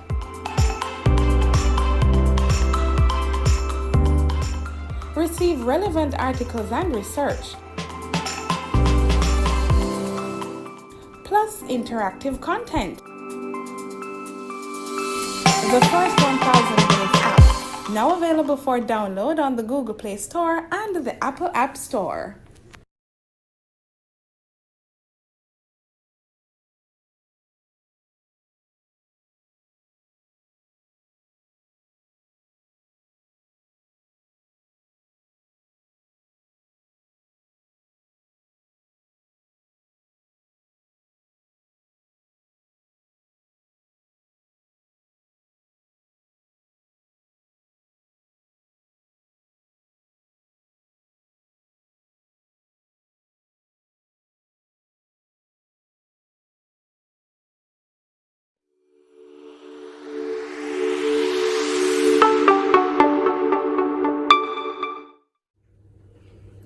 Hi, I'm Kadian. The Early Childhood Commission is delighted to present to you the First 1000 Days app. This app will give you access to information on the first 1000 days of your child's life. You will be able to track developmental milestones, and we will give you an opportunity to connect with parents as well as with the Early Childhood Commission. I will now give you 3 simple steps to download the app to your Android device. Step 1. Go to the Google Play Store and search for First 1000 Days. That is 1ST1000 days. Step number 2. Open the app and sign up with an email or your Facebook or Twitter accounts.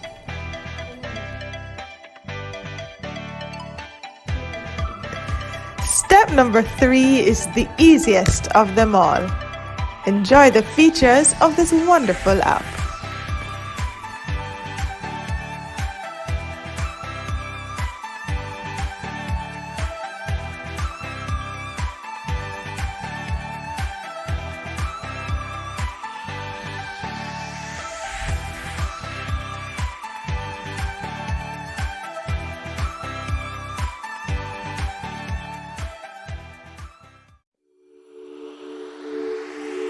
That was a message brought to you by the Early Childhood Commission.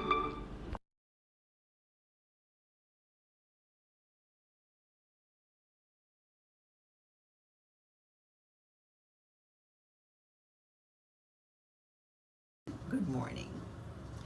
The declaration of 2022 being the year of early childhood development in Jamaica speaks volumes to the intended commitment of our country to realizing our development goal of quality education for everyone, especially our youngest learners. The Burrito Foundation fully supports this objective, and I greet you well on behalf of the entire Burrito Cornerstone family. We are pleased to support this year's Professional Development Institute Week of Activities and in fact the ECC's wider work throughout the year. Our firm resolve is that our children's education is everybody's business. The Burrito Foundation has a history of actively supporting the development of our children since 2004. Our numeracy and literacy program in early childhood institutions across Kingston and St. Andrew, established by our founder, Mrs. Rita Humphreys-Lewin, have seen thousands of children being adequately prepared to advance to the primary levels of their education. Therefore, it was not only an absolute pleasure, but also a further signal of our commitment in supporting our children that we became involved in the ECC's 2022 Professional Development Institute, in addition to our contribution of $2 million towards raising the standard within ECIs across the island in order that they may receive certification and enhance their capacity to serve our children. Burrito Foundation supports the ECC's efforts at accomplishing a positive process of change within the nation's early childhood development. We look forward to the gains that will be made as teachers expand their knowledge, enhance teaching practices, and we see better results and more positive outcomes for our children. The pandemic has taught us that we must adapt continuously and build capacity as we seek to close gaps and also prepare our future leaders for success. I urge everyone to come on board and be a part of this rebuilding and reinventing of our early childhood sector. We look forward to increased resourcing of our schools and greater accountability among those charged with responsibility for our children. In the meantime, active participation in this week's PDI is one way to reach teachers, parents, and other critical stakeholders in early childhood development. I wish for everyone a productive and meaningful week, and may we all together be empowered to do right by our children in their earliest, most fundamental stage of development. Thank you.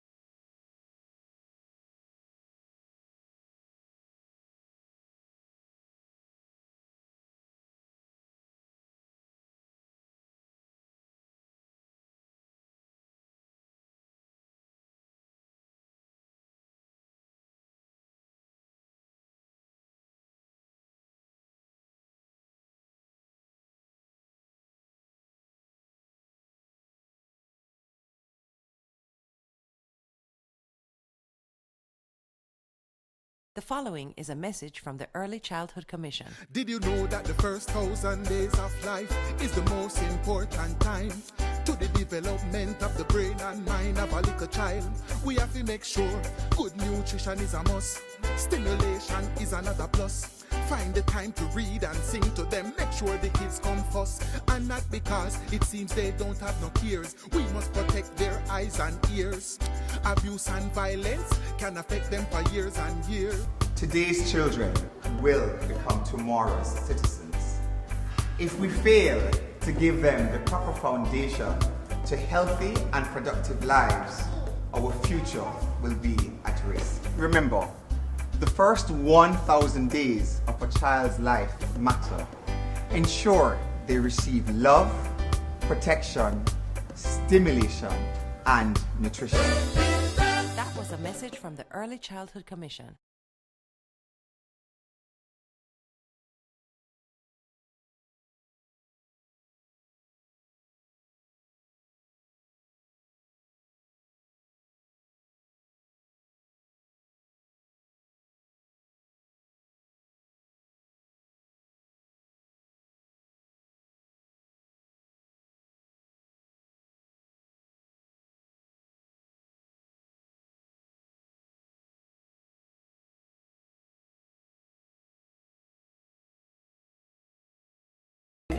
Do you have a child between 0 to 2 years of age?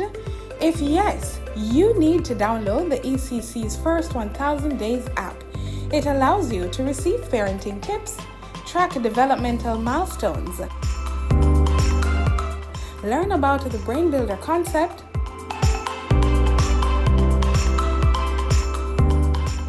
receive relevant articles and research, plus interactive content. The First 1000 Days app, now available for download on the Google Play Store and the Apple App Store.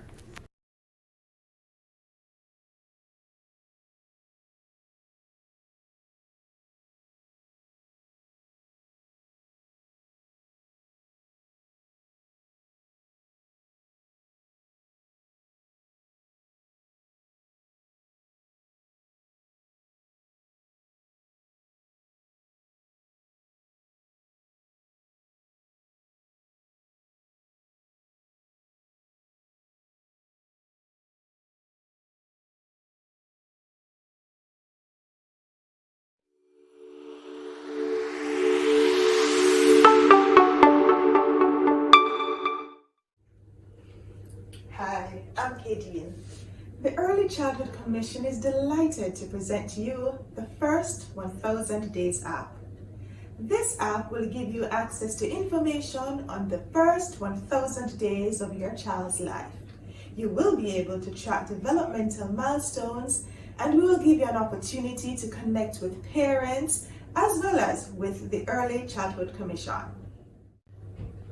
I will now give you 3 simple steps to download the app to your Android device. Step 1. Go to the Google Play Store and search for First 1000 Days. That is 1ST1000 days. Step number 2. Open the app and sign up with an email or your Facebook or Twitter accounts.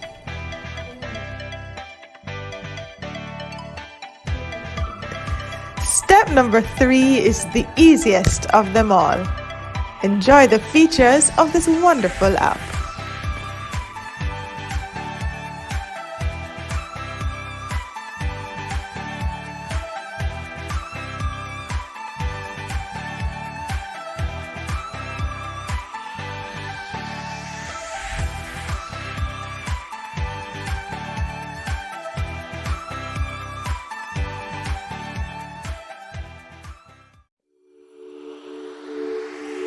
That was a message brought to you by the Early Childhood Commission.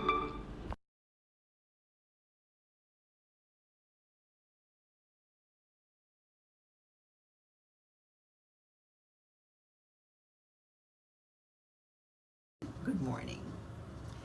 The declaration of 2022, being the year of early childhood development in Jamaica, speaks volumes to the intended commitment of our country to realizing our development goal of quality education for everyone, especially our youngest learners. The Barita Foundation fully supports this objective, and I greet you well on behalf of the entire Barita Cornerstone family. We are pleased to support this year's Professional Development Institute Week of Activities, and in fact, the ECC's wider work throughout the year. Our firm resolve is that our children's education is everybody's business.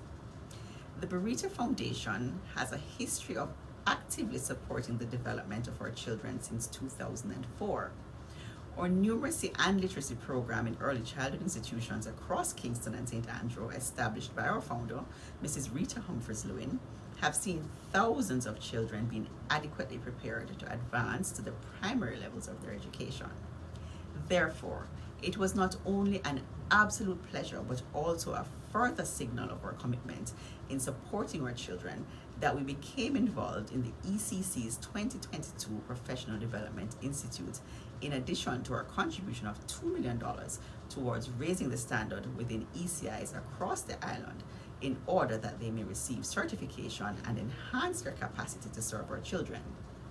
Barita Foundation supports the ECC's efforts at accomplishing a positive process of change within the nation's early childhood development.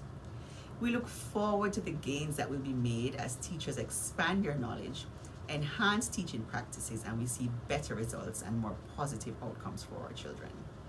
The pandemic has taught us that we must adapt continuously and build capacity as we seek to close gaps and also prepare our future leaders for success. I urge everyone to come on board and be a part of this rebuilding and reinventing of our early childhood sector. We look forward to increased resourcing of our schools and greater accountability among those charged with responsibility for our children. In the meantime, active participation in this week's PDI is one way to reach teachers, parents, and other critical stakeholders in early childhood development. I wish for everyone a productive and meaningful week, and may we all together be empowered to do right by our children in their earliest, most fundamental stage of development. Thank you.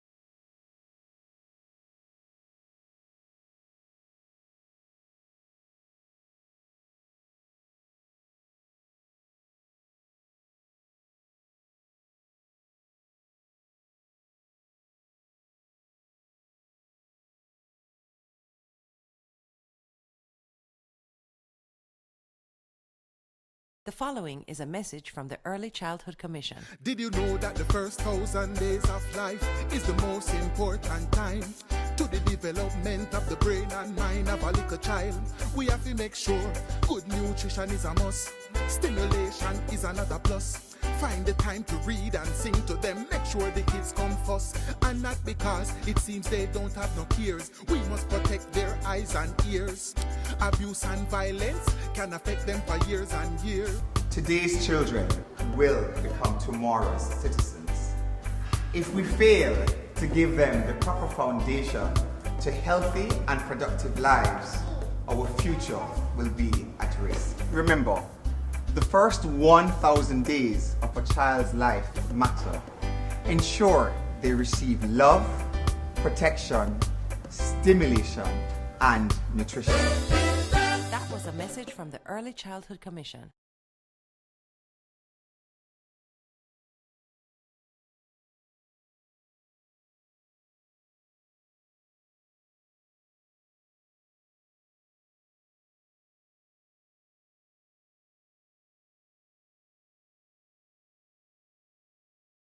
Between 0 to 2 years of age?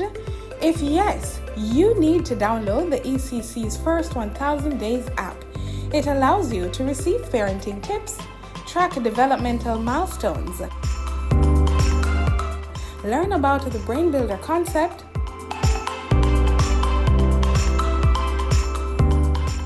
receive relevant articles and research, plus interactive content. The First 1000 Days app, now available for download on the Google Play Store and the Apple App Store.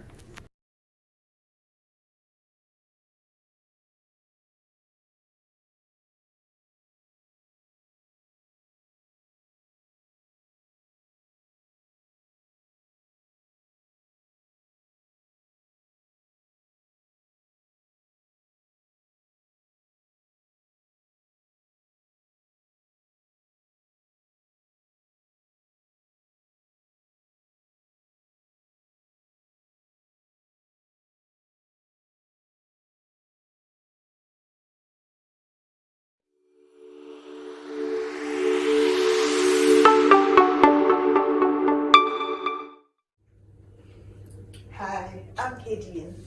The Early Childhood Commission is delighted to present to you the First 1000 Days app. This app will give you access to information on the first 1000 days of your child's life. You will be able to track developmental milestones, and we will give you an opportunity to connect with parents as well as with the Early Childhood Commission. I will now give you 3 simple steps to download the app to your Android device. Step 1. Go to the Google Play Store and search for First 1000 Days. That is 1ST1000 days. Step number 2. Open the app and sign up with an email or your Facebook or Twitter accounts.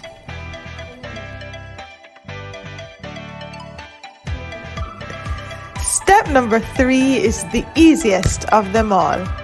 Enjoy the features of this wonderful app.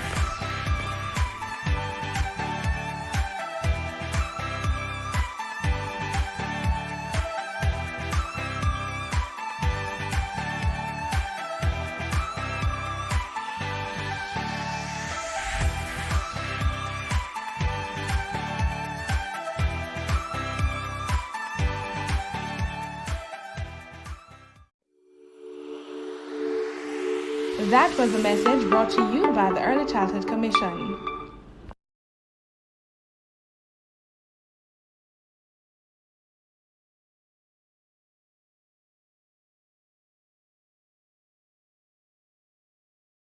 Good morning. The declaration of 2022, being the year of early childhood development in Jamaica, speaks volumes to the intended commitment of our country to realizing our development goal of quality education for everyone, especially our youngest learners.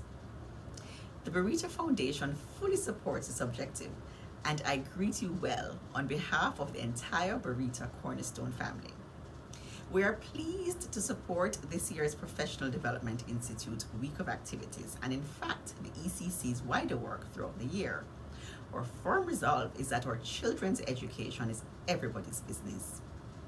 The Barita Foundation has a history of actively supporting the development of our children since 2004.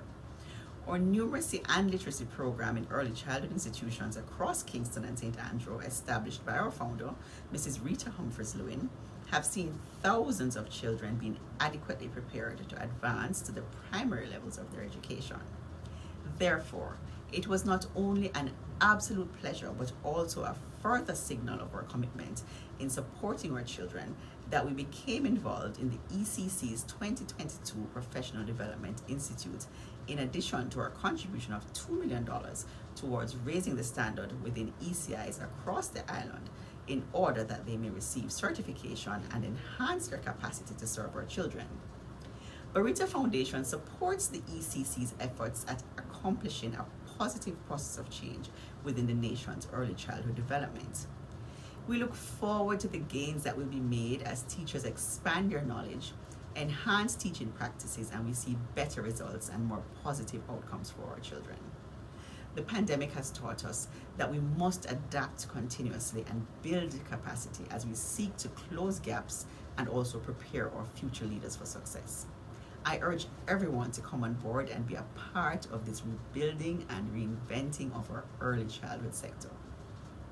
We look forward to increased resourcing of our schools and greater accountability among those charged with responsibility for our children. In the meantime, active participation in this week's PDI is one way to reach teachers, parents, and other critical stakeholders in early childhood development. I wish for everyone a productive and meaningful week, and may we all together be empowered to do right by our children in their earliest, most fundamental stage of development. Thank you.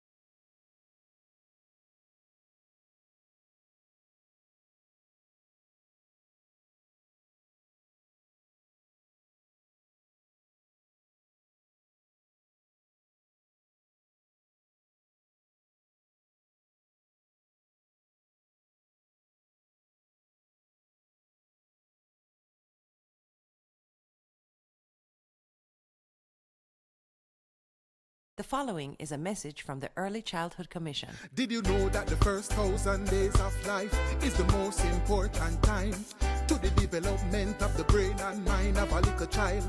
We have to make sure good nutrition is a must. Stimulation is another plus. Find the time to read and sing to them. Make sure the kids come first. And not because it seems they don't have no cares. We must protect their eyes and ears. Abuse and violence can affect them for years and years. Today's children will become tomorrow's citizens. If we fail to give them the proper foundation to healthy and productive lives, our future will be at risk. Remember, the first 1,000 days of a child's life matter. Ensure they receive love, protection, stimulation, and nutrition. That was a message from the Early Childhood Commission.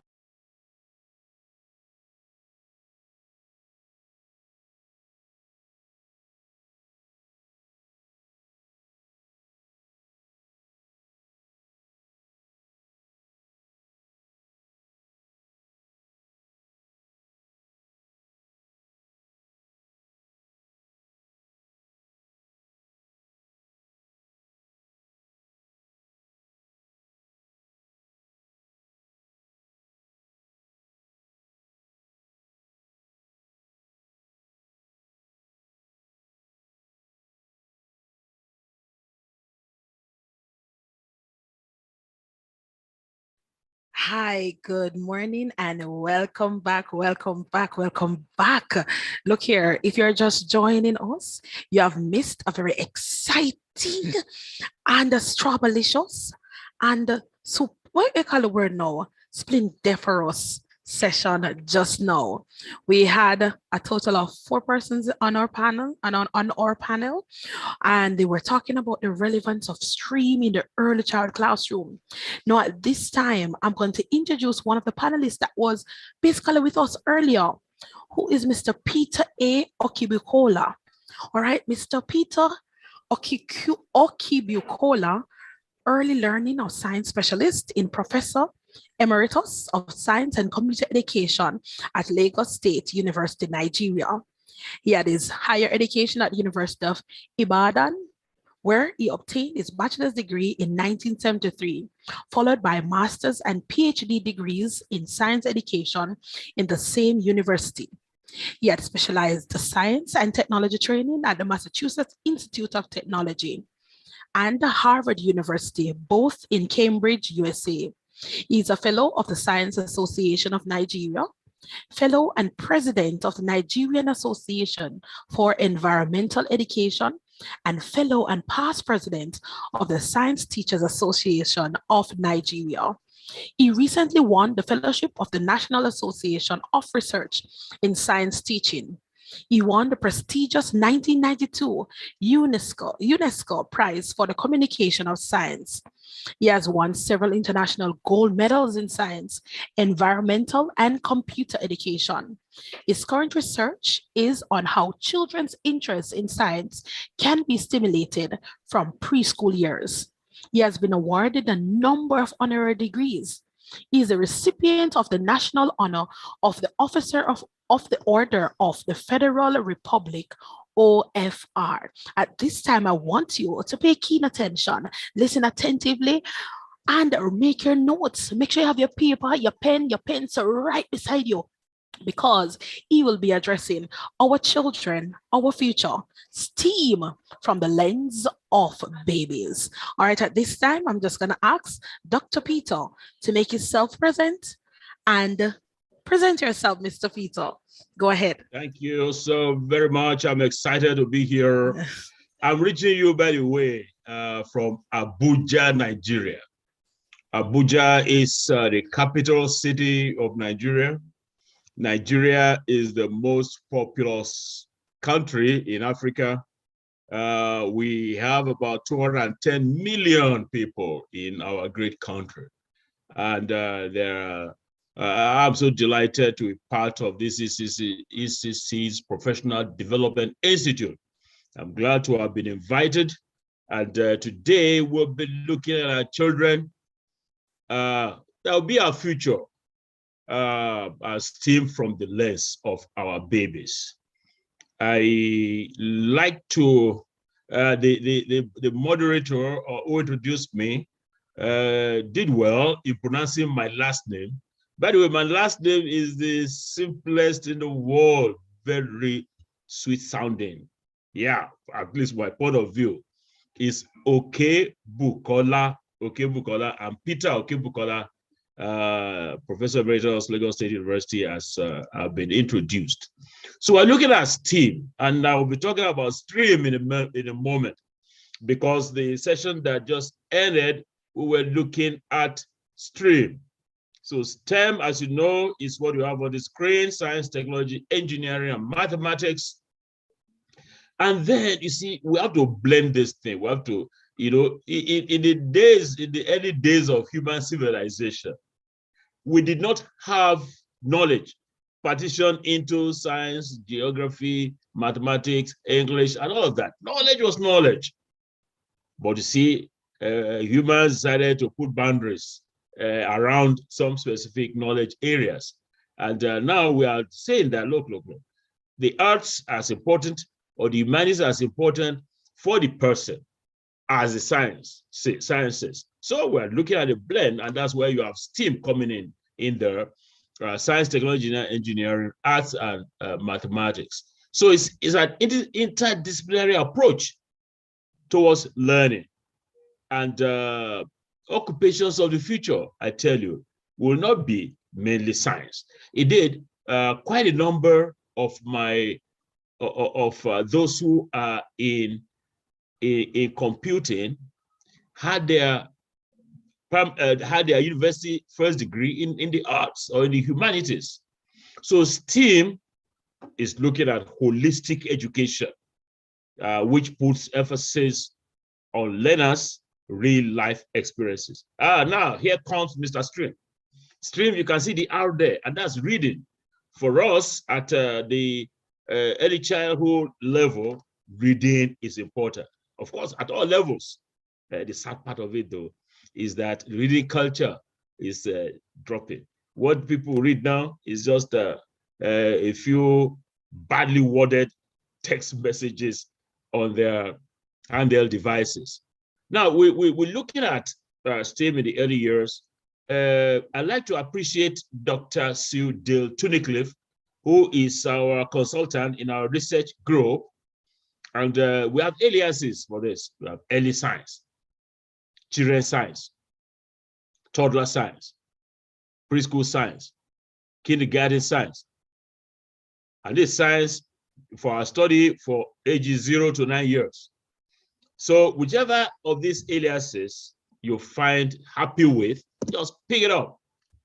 Now, are we giving enough visibility to children's science?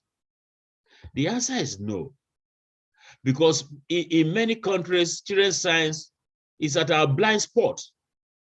And that is why Dr. Sue Dale Tunnicliffe is telling us that we have missed the boat. We have really missed the boat. That if you do not start early with the children, catch them young for science, catch them young for arts, catch them young for STEAM, then you have missed the boat. So we have put for too long, children's science in that blind spot. So it's about time that we raise the agenda of children's science to right up.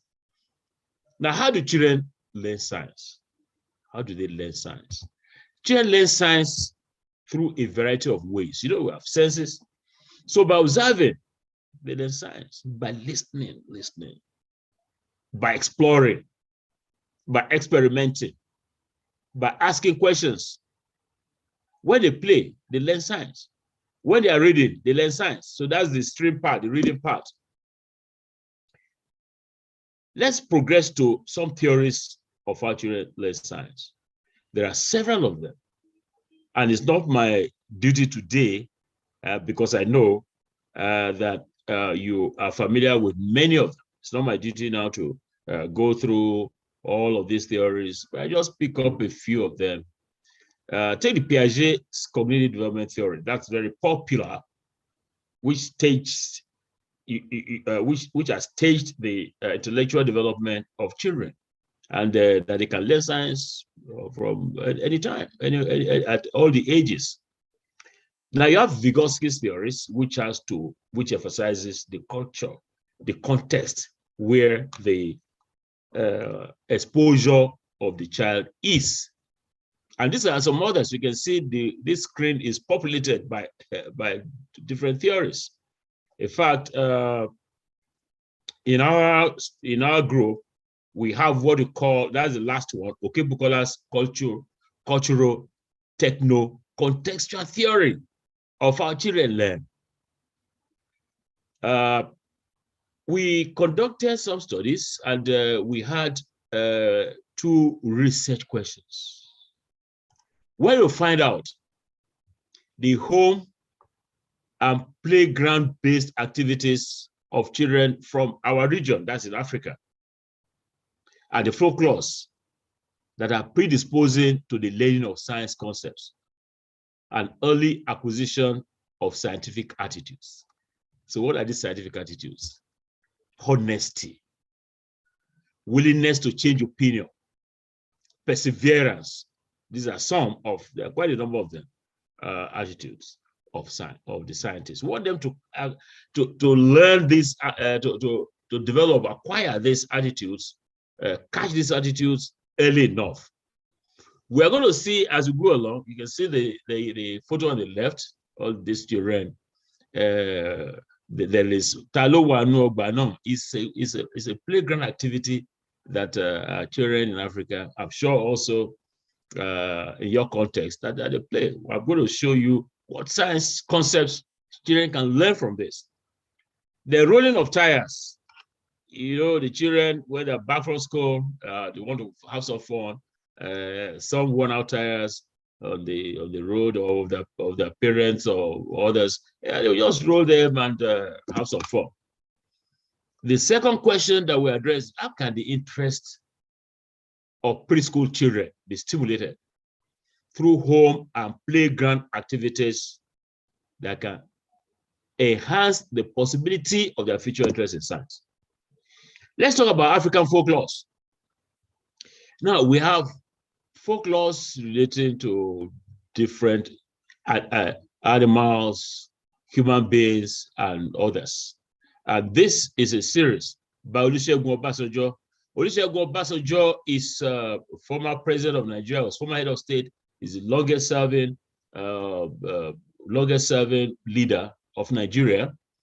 So we have this series, Tortoise and the Snail, Tortoise and the Dog, Tortoise and the Elephant. In all of these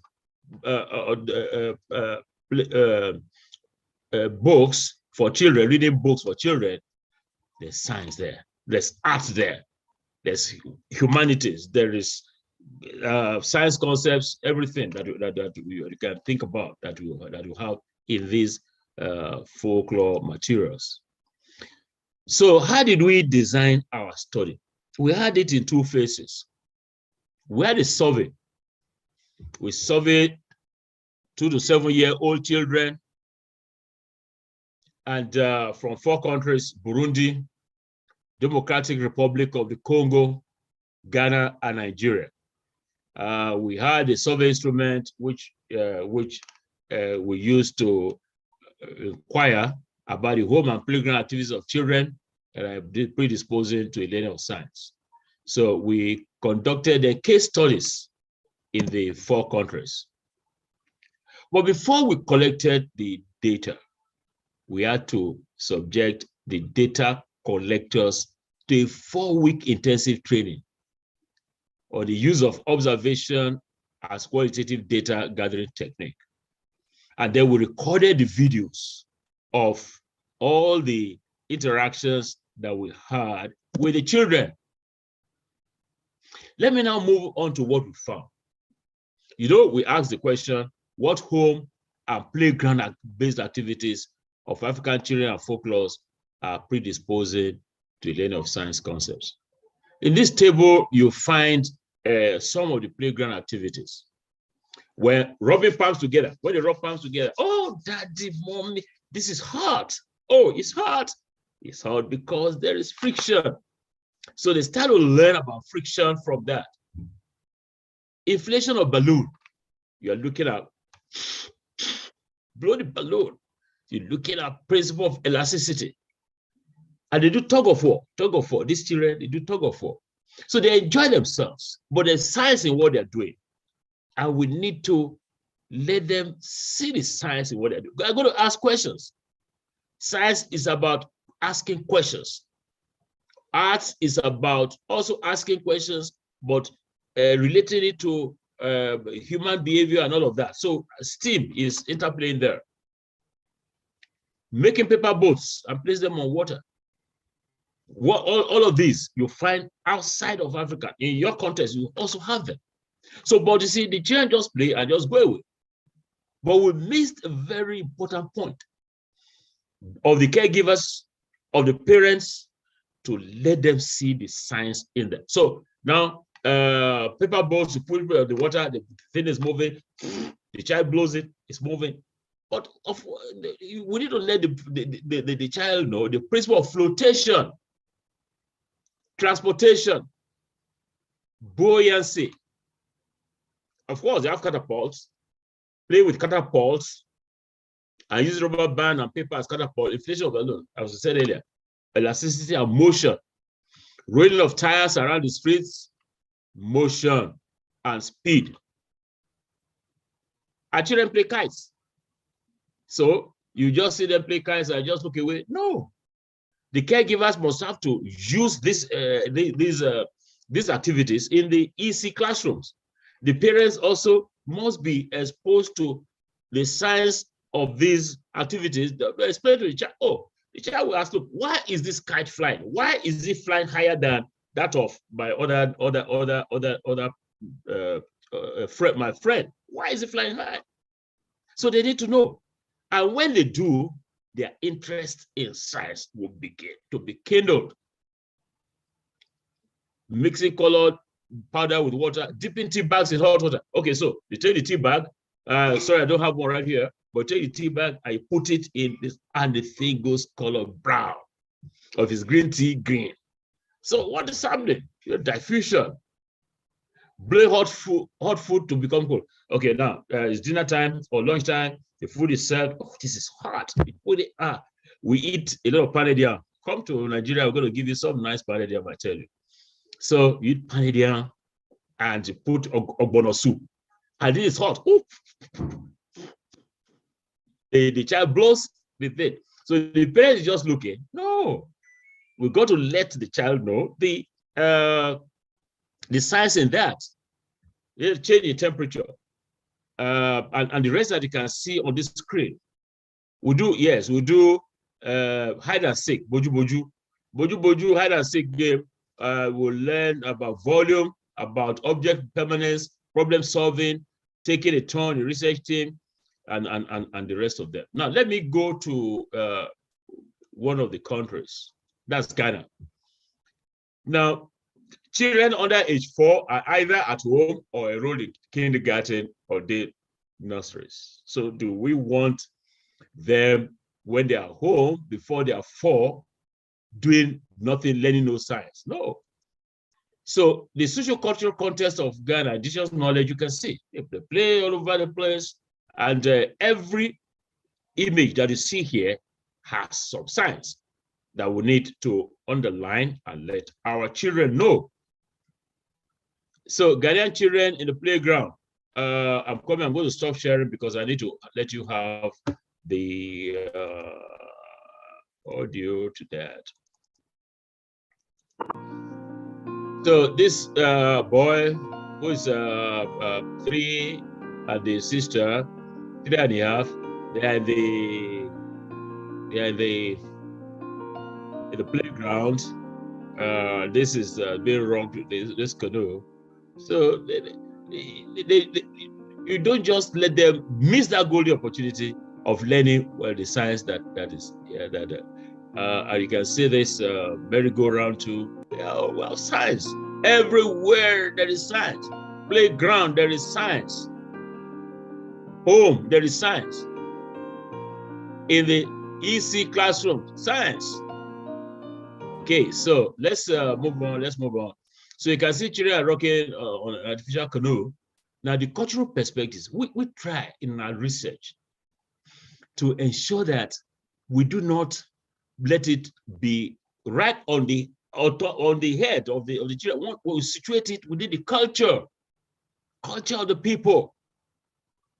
So our researcher from Ghana situated this in reflective of fishing activities by indigenous fishermen in Jamestown, Accra, Ghana, where their canoes are rocked by the sea waves. What about the scientific perspectives? We'll put the scientific perspectives there. What do we learn there?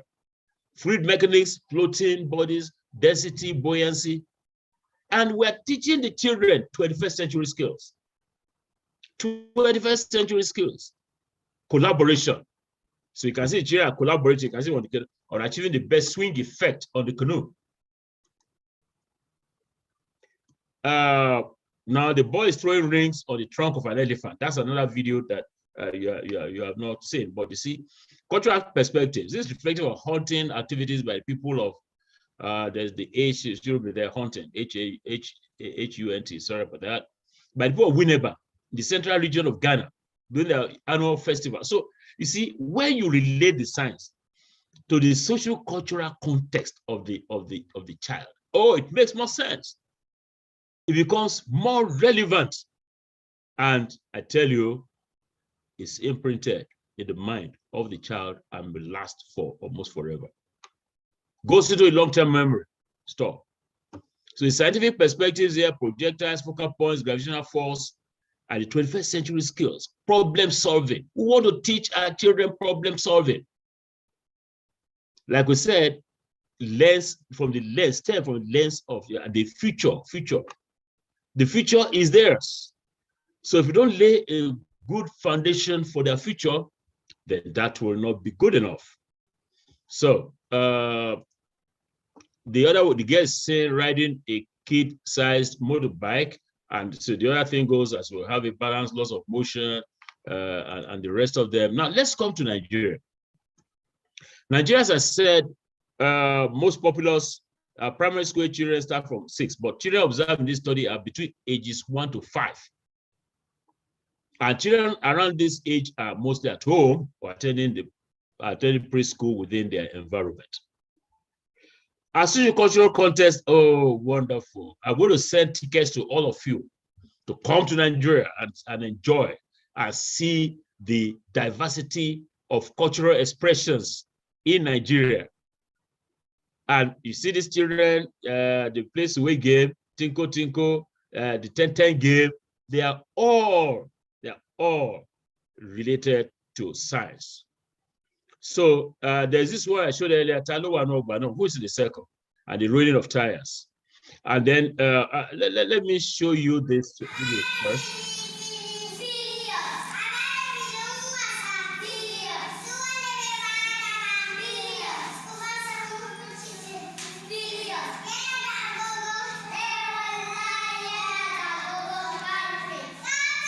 Yeah, wonderful. Yeah, the time does not permit me to show you. We have quite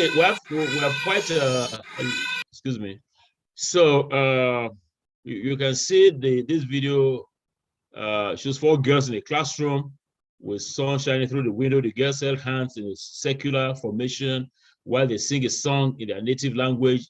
The song was led by one of the girls while the others chorused. They moved back and forth to the rhythm of the song, exerting force to stay organized.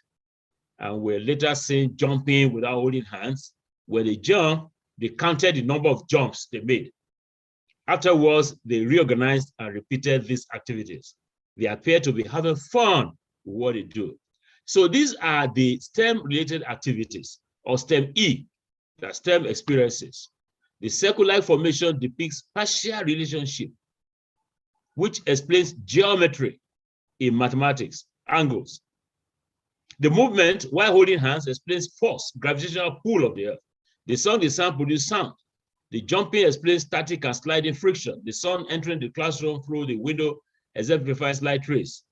They were sweating, excretion. That's also energy. So what are we having here about cultural values? Leadership, one of the girls leading the song, while the others chorus. Teamwork, the rhythm in jumping, traditional song. Then what about the 21st century skills? What are we saying here? is that all of these activities in the home, in the playground, in the school, and elsewhere, you have science, you have arts, you have 21st century skills that we can teach them. Now this, the video, I don't have this video right here now, but the children were sitting on a big teddy bear. The boy stood up from the teddy bear to push his sister. If I have time, I will show, because I have quite a number of these videos that time has not permitted me to share with you. So what are the findings in STEM experience? Motion, force and weight, 21st century skills, critical thinking, perseverance, collaborative skill. The cultural perspective, see, the thing is shows in Yoruba land. I'm a Yoruba person. By the way, Nigeria has 3 major linguistic groups, although we have 250 languages. Linguistically diverse, but we are united. Lovely country.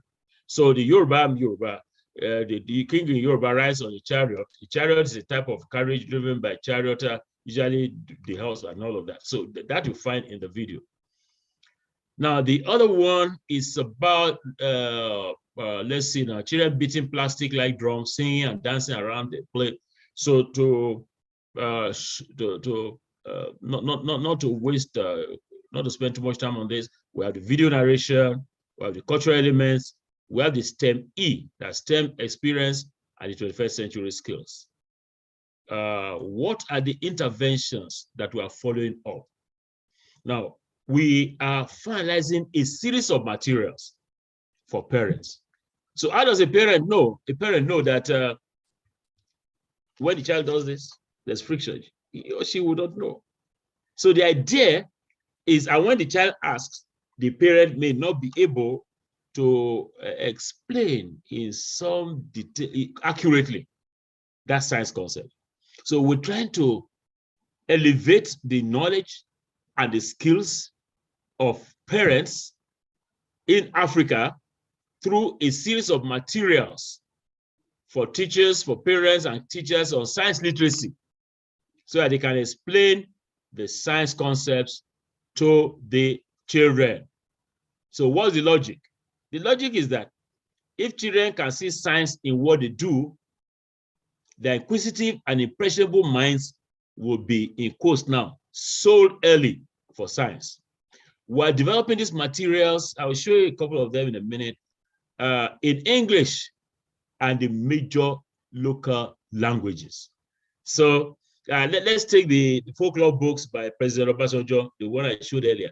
We have it in Yoruba, Hausa, Igbo, we have it in French, we have it in English, we have it in several languages. So parents have these books to read to themselves, read to the children, and be able to get deeper understanding of how science is in our folklore. So they are then able to explain to the children.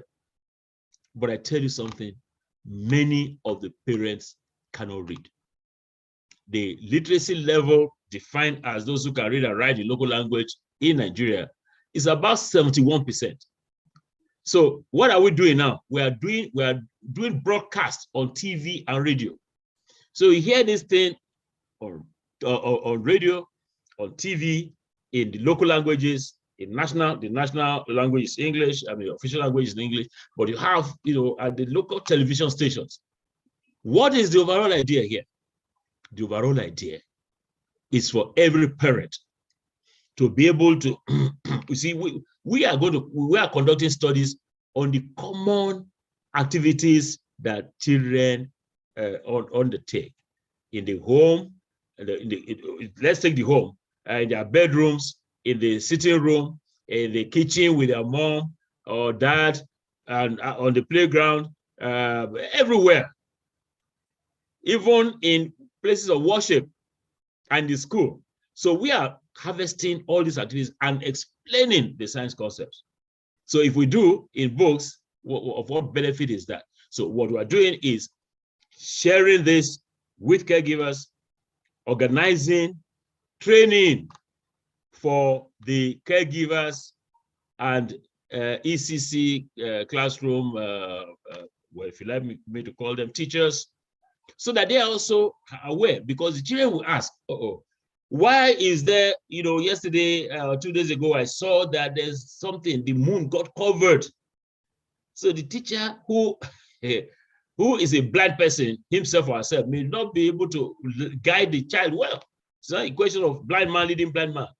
So we're doing in our study to document all of these important activities and then explaining the science concepts. The reason we're doing that is the literature, early learning literature, the studies, that's what I mean by literature now, studies for children have confirmed that when you give the child a wrong answer in science or history or whatever, because of the fertile nature of the mind of the child, that wrong concept called misconception now grows. And it's now difficult to uproot.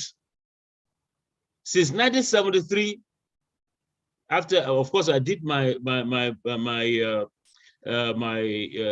final year project in the University of Ibadan on misconceptions in science by children, by secondary school students.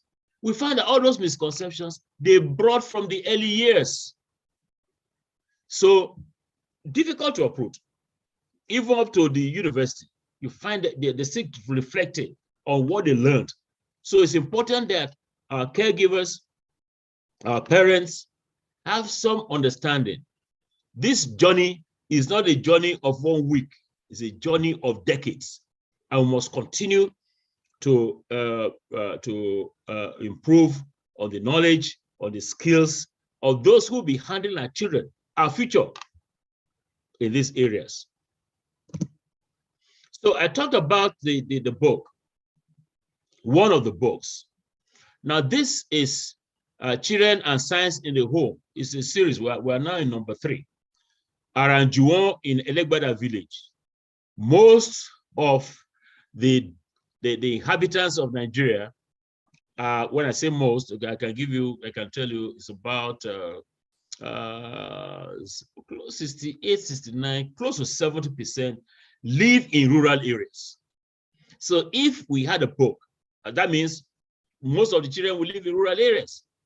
And in rural areas, you have rich environment where they can learn their science. So we situate this in a village. And this is, I just clipped up some pages from here. Now, these 2 children, Ara, the boy, and Juwon, are visiting their grandparents in Elegbada village. So the grandparents took them to their farm. No, they were going to the farm. The grandfather was going to the farm. I said, oh, can we come with you? Oh, yes, come with us to the farm. Ara is 4 years, Juwon is 3 years. They went to the farm, and the father said, "Oh, can you let me?" The children said, "Oh, you have planted. Can we plant some of the maize?" Yes, plant some of the maize. And so the children put maize in the soil. They came back 3 days later and found that, oh, this is growing. So Baba told them that the seeds have germinated. So Juwon said, oh, Baba, what do you mean by germinate? So what we'll try to do is to provide scientists to explain very simply to answer very simply the questions that these children are asking. And you see, this book is now available. We are translating into local languages, and parents are having, so they can read this, caregivers can read this. So the scientist now says, I shared this at the earlier presentation before this one. Now let me help you, Grandpa. Now this is the scientist. The maize fruit you planted a few days ago is now growing to be a maize plant. It begins by seed growing out of the soil into what you can now see. This is what is known as germination. And we corrected this one, known as germination. In a few months, it will have grown into a maize plant with plenty of fruits. Oh, then as Juwon said, oh, this is amazing. And followed by saying, Uncle Juma, how do you know all this? Is it because you are a scientist? Then Ara said, when I grow up, I want to be a scientist like Uncle Juma. So in this one, which is the last bit I want to share, Ara and Juwon still in the village, because this village life, you don't make it esoteric. You don't present, most of them, as I said, are rural dwellers. Putting them in Lagos or Abuja city will not make much sense. Let it be, let the message you are trying to convey be at the contextual, social contextual level of the children. So before they left in the book, they said they saw some of their elder people going to the stream, the village stream. I said, oh, can we follow them to the stream? So yes. Then they say we're going to wash their dresses in the stream. And the Babagba, that's the grandfather, then said, look, any of you, I want to know those, the person who will have the highest number of observations is going to get a prize. So as they were going, they were watching how many corners they have turned, how many trees, how many squirrels or butterflies or insects, whatever they have found. So they were noting this. So Juwon said, I'm observing a lot today and win Babagba's prize. Oh, the sister said, I will win the prize because I'm observing more than you. So when they got back, they asked some questions. And these are easy questions. Let us ask Uncle Juma and Auntie Yinka, who are great African scientists. We want them to know that the scientist is not a white man from Europe or North America or anywhere else outside Africa, or can be anywhere, can be Jamaica or whatever. But for us in Africa, it's a great African scientist. So they can know that they also, can rise to that same position of African science. So the lady scientist said, I will answer Juwon's questions while Uncle Juma will answer Ara's questions. So this is what she said. Juwon, your 3 questions are quite interesting. Let's take the first one on why we sweat. Because Gia will ask you, parents, I'm sweating. Why do we sweat? Because from the stream, Juwon said, oh, these people are sweating. So okay, no, hold on. Let's ask Babagba, that's the grandfather, when they get back about why we sweat. So Babagba didn't want to get into that explanation, but as the lady scientist, let's take the first one on why we sweat. We sweat for many reasons. Since you observe the sweat on the boy going to the stream, the sweat is to cool the body when hot. Our bodies need to be at a temperature that is neither too hot nor too cold. When we feel hot, sweat is released to the surface of the skin. The water from the sweat cools our body. As the water in sweat evaporates, that is, escape as air, the surface of the skin cools. Let me show you a drawing of how this happens. So in this book, you have the drawings of all of this and a lot more explanations. So the lady scientist then asked, I hope you are satisfied with the answers. Juwon said, I enjoyed the answer. Said, I enjoyed the answer. I never knew women can be scientists. When I grow up, I want to be a great female scientist too. Yeah, and Juwon said, yes, thank you, Auntie Yinka. You are such a brilliant scientist. Now, I shared this before. Let me show also, this is a Nigerian Canadian, 3-year-old Theo. Is my grandson, by the way. This was taken March 14. I want to do it. Okay. 1, 2. Hug the fragrance. Ooh, Okay. that's 10 drops. That's good. Mix Do you it want to up. mix it up? Sure. Okay, then we need to put How many drops is that, or do you measure it? No, I want to do it. Supposed to be 5 milliliters. Now I can stir that. I'll turn it blue. I left Baking soda. Mom, turn blue. Yeah, get all that soap mixed in there. So now what do you have in there? You have soap and coloring, right? Yeah, because it's so mixed up to make blue. Yeah. Just make it so. Okay, I'm gonna put this in. Okay. There's one. We need Mom, 3 of you, these. you put this in after when I stir. Okay, 2. More. I want 5. All right, I want to stop this now. That's Theo, a great lad. Is why are we showing this? Why are we showing this? We're showing this for the major reason that school, EC classroom, early child classroom, the child comes to the classroom and you give that experience. And at home, the thing is missing. So what we're saying is that we do not anticipate that every household in Africa will have this kind of setup. If you can afford it, fine. But if not, the parents should be able to forge a bridge between what the child learns in school and what and life at home. And Theo, for instance, I told you about TV and all that, radio. You know, just watch TV and he said, oh, he loved the way the father told him that the father is a computer engineer, and he said, oh, I want to be a Nobel Prize winning scientist. And then asked, how does he know about Nobel Prize? So the father told him about how the Nobel Prize is going to be won. The boy is 3 years old, and I said, okay, now you start mentoring him, you know, from home. So that's why that is it. We have to present that. 3 months ago, I interviewed 10 African scientists and 2 former presidents of African countries who are non-scientists. You know, we're talking about the blend between we're talking about STEAM and the stream, a blend between the humanities and arts. So I asked the African scientists. By the way, they are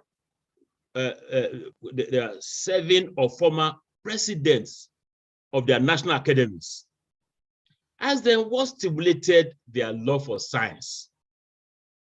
You are great scientists now. So can you go back several years to when you were about 2 years old and what led you to love science? I summarized our findings like this. There's a chapter we're writing for a book from my own study that Dr. Sude Tunnicliffe is coordinating with us. Stimulus on the farm. As I said, most of these are rural areas. So they follow their parents to the farm and observe plants growing and animals and insects and birds, flying nicely.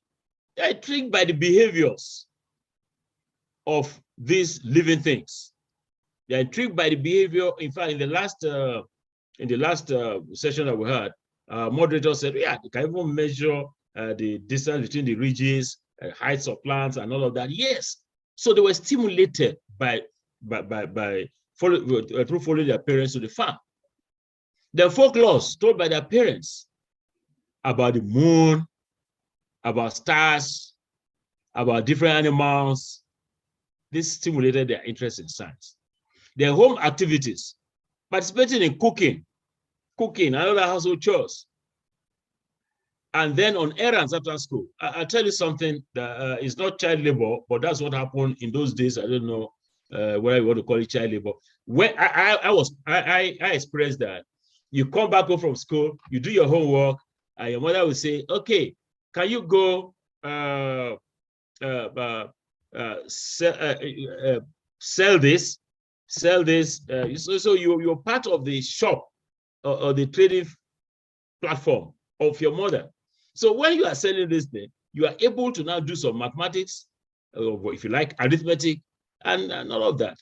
So errands after school and visits to hospital. That's what they told us. These scientists, great scientists, that when they visit hospitals, who? Look at this man in a white coat. Oh, I'd like to be a doctor. Or they go to the airport, I'd like to be an airline pilot, and so on. So these were the early stimulus for science. So what do we have as relevance for us, for EC classrooms? We have to provide experiences that can sharpen children's power of observation, of problem solving, of experimentation, and other science process skills and attitudes. We have to, in our classrooms, EC classrooms, how they can show honesty. So you're asked to measure something, it is reading to 4 centimeters, and the other person who is sitting next to you is 5 centimeters. I think that one will be the correct thing, and you are forging your data. That's how they start to be fraudulent. So, and then perseverance. You got to persevere. So these are things that in these experiences that we need to. And then you have to be, you have to put in love of the environment. That's the art part. When you're solving a problem, you got to not look at it mechanically. You got to look at it from a humanistic angle. And I said this the next thing I want to mention now earlier. It's essential not to give wrong explanations and answers to children. So as an EC classroom teacher or caregiver, hey, the boy asks, oh, how is the rainbow formed? Or why do chameleons change the skin? Oh yeah, look. I'll find out. But maybe you also can find out. Find out from your parents. That's good. The child can then go and find out. When they come, you also will go and check. Google it, and then explain to the child in a simple way as possible. We also talk about the importance of reading. Reading. Let them read. Reading broadens the horizon of knowledge and all of that. So what are the concluding messages? One, we have to give children's science more visibility. We have to blend the humanities, that's the arts, with science. We have to emphasize reading. And in doing this, don't let me use the word more, some of our caregivers and parents have capacity deficit in science, in engineering, in mathematics, in technology, in the arts. They have capacity deficit. And you want them to come and bring up their children? It's not going to work. So what we must do is to work towards building capacities of caregivers and parents. So we forecast in Africa that if our project or program will be implemented, from 2047, we're going to have a steady stream of scientists pumped into the workforce for the ranks of children of today. And the Africa Agenda 2063, the Africa we want, the Africa by 2063 will be land flow with milk and honey. So come for some milk in Africa and some honey. We stand a high chance of being attained. Thank you all very much. I thoroughly enjoyed interacting with you, and I thank the organizers for asking me to make this presentation. I thank Carol Williams. Carol Williams, I appreciate you. Thank you very much. Thank you. Yeah. Thank you very much, Dr. Peter. You have done awesome. You have done awesome. And some of my points that I really took from it is that you said that, well, for me personally, I like the fact that you took us to your hometown. You took us to your country. I like that very much. Thank you very much. I also made reference to the books that you were showcasing, the storybooks. I want to know, how can I get mine? Are you going to share some with me? Free of cost. Oh, yes. Free, gratis. Free. Gratis. That's right, indeed. Oh, all right, now, as practitioners, look here now, if you don't know, if students ask you questions and you don't know, remember, Dr. Peter said it best, research. Don't give the wrong answers. Research, and come back and state it to your students. Thank you very much, Dr. Peter. Practitioners, you have been listening. You have made some comments, and Dr. Peter, I'm going to share some of those comments that were mentioned. Janet Holney said, one of the greatest hindrance in the teaching of teaching of problem solving is the impatience of the facilitator, caregiver, teacher, or parents. Learners learn at their own pace, not ours. And Patricia Walters said if parents or teachers do not know, for example, the eclipse, they could find the information together for the child who asked together, well, basically find the information based on what I just mentioned. And another comment in the chat said that science, like reading and mathematics, must be seen as an everyday lifestyle. These are not a one-day occurrence. So, Dr. Peter, I think you have made a mark on our practitioners or listeners, and they are basically agreeing with what you just said. So thank you very much. You have done awesome, Miss Dr. Peter. You have taken the time out of your busy schedule and you came and you expressed and you showcase what you have been doing in your country and what we can do as Jamaicans in our country. So thank you very much. And remember, I send them an email so you can send the books. I love the books. I will. All right. I Yes, will. please. Thank you very much. So I can share with some of my practitioners here in Jamaica. Thank you very much, practitioners, for listening in. It's now time for lunch. But remember, before we go, I want to remind you, please, to fill out your evaluation form. You can go to pdi.ecc.gov.jm. So go and have a scrumptious lunch now. I'm going to have mine right now. Dr. Peter, I don't know if you're going to have yours. Let me hold it. Hold it right there. Let me hold it right there. Where am I going to get my lunch? Where am Where I am I going to get my lunch? What time is it? I I'm think joking. it's dinner time. No. I think it's dinner Send time for you. No, send that lunch as email attachment, to me. Okay, we'll do, Dr. Peter, we'll do. Just all right, thank joking, you very just much. joking. I love the humor. Thank you very much. All right, bye, practitioners. Have a wonderful lunch now. Bye-bye.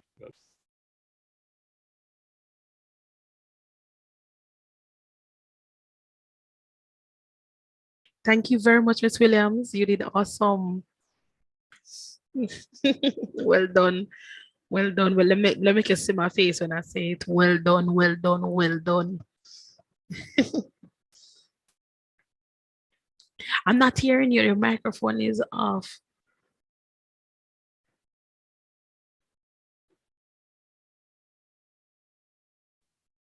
Yes. Some of the words, the African words are a little difficult. I realize. I just had to interpret the best way I could. You did very well. Keep it going. Blessings all the way. I'm finished for the day now, okay? Okay, all right. Blessings. Bye. Have a good one. See you too. tomorrow. Yes, indeed. Tomorrow. Indeed. Yes. Indeed. Okay, bye-bye.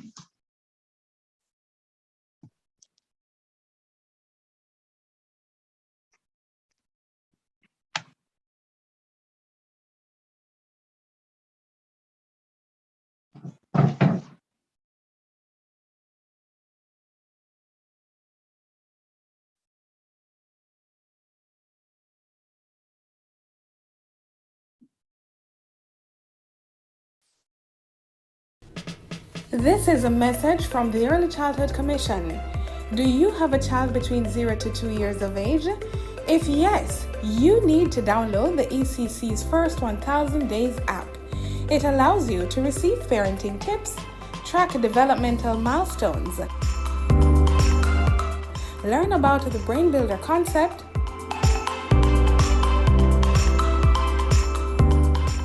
receive relevant articles and research, plus interactive content. The First 1000 Days app, now available for download on the Google Play Store and the Apple App Store.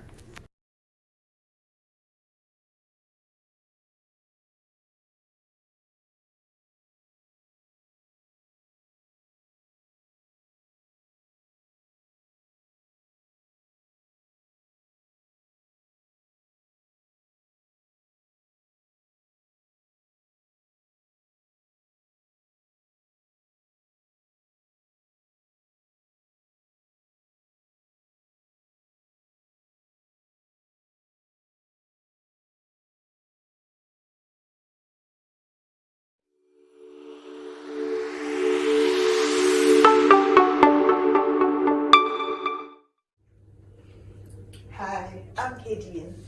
The Early Childhood Commission is delighted to present to you the first 1000 Days app. This app will give you access to information on the first 1000 days of your child's life. You will be able to track developmental milestones, and we will give you an opportunity to connect with parents as well as with the Early Childhood Commission. I will now give you 3 simple steps to download the app to your Android device. Step 1. Go to the Google Play Store and search for First 1000 Days.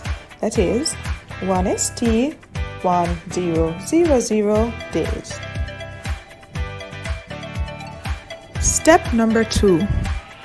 Open the app and sign up with an email or your Facebook or Twitter accounts.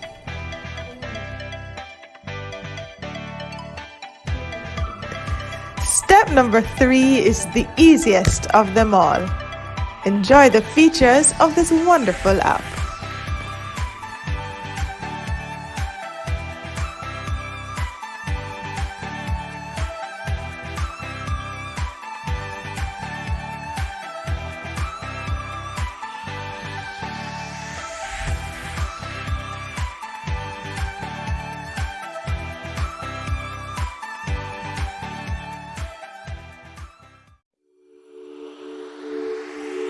That was a message brought to you by the Early Childhood Commission.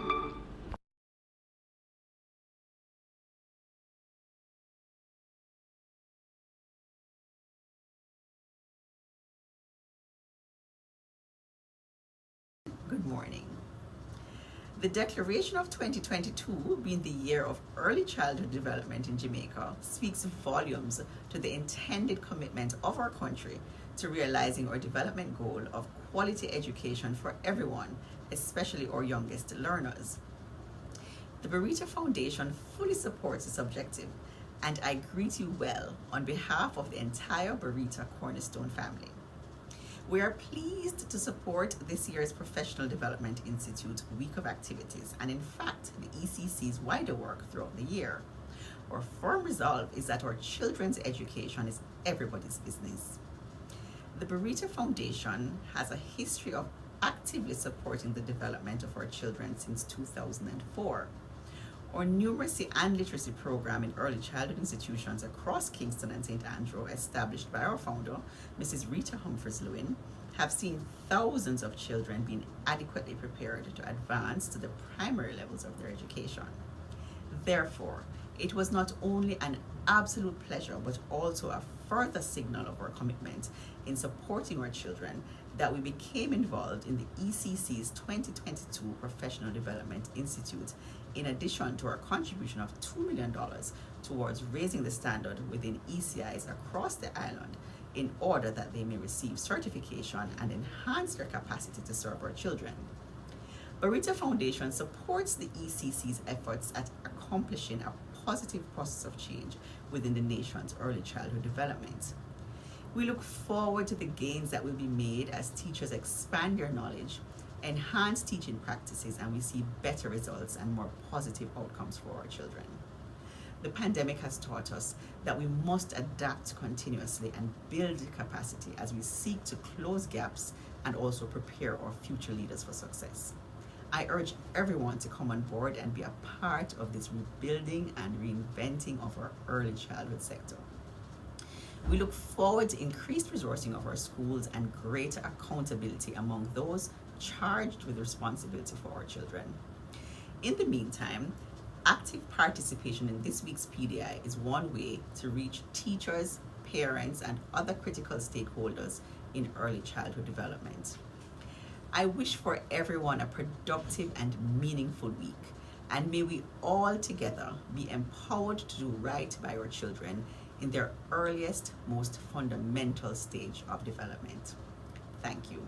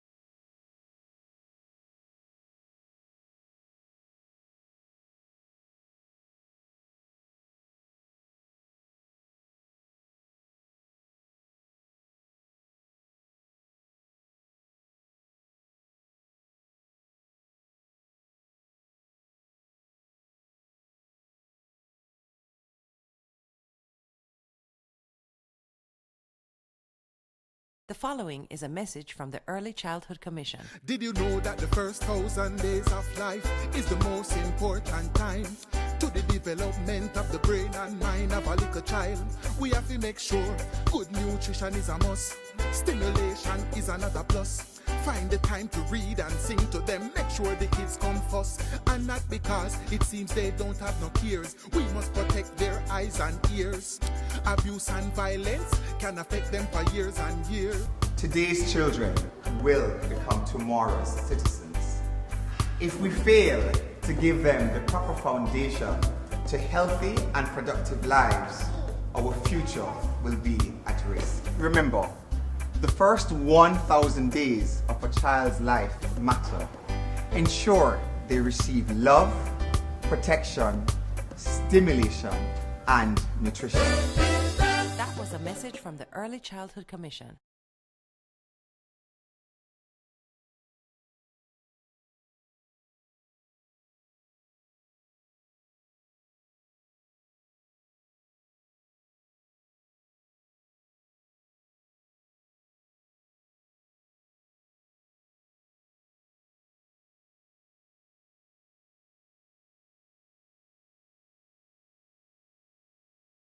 Message from the Early Childhood Commission.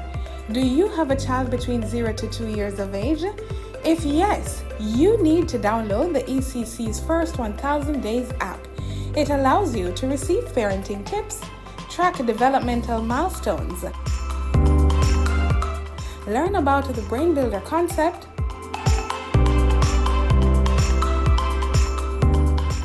receive relevant articles and research,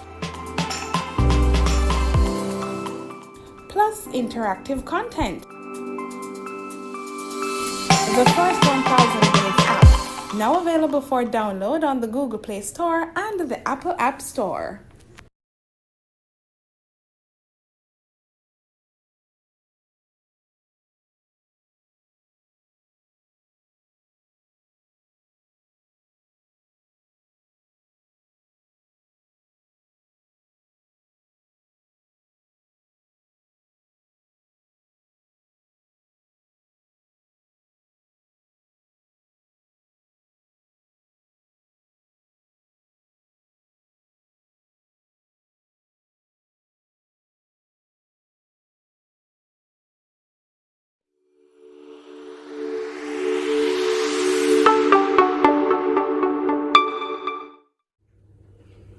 Hi, I'm Kadian.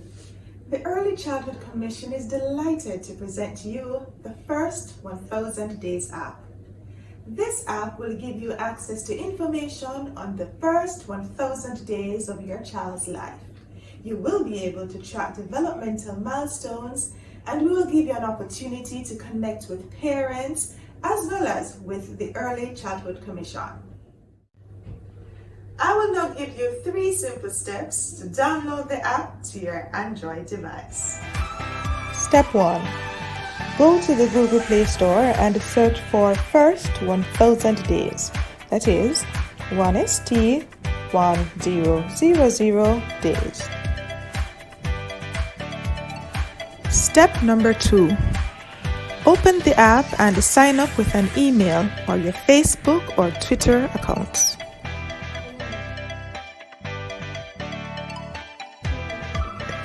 Step number 3 is the easiest of them all. Enjoy the features of this wonderful app.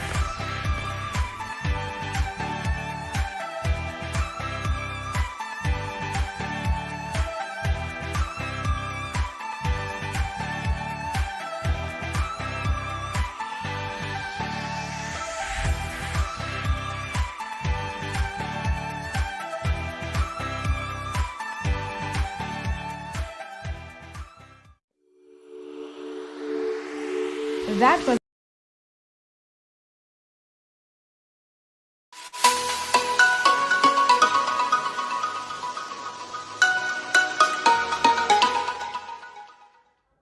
Good day and welcome to ECC Connects, where we connect over everything early childhood development.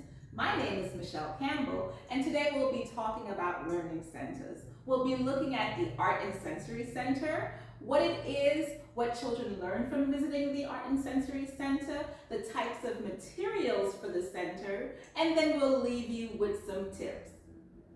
So Art and Sensory Play looks specifically at activities that fosters a child's sense of smell, touch, sight, hearing, and did I miss anything? And taste.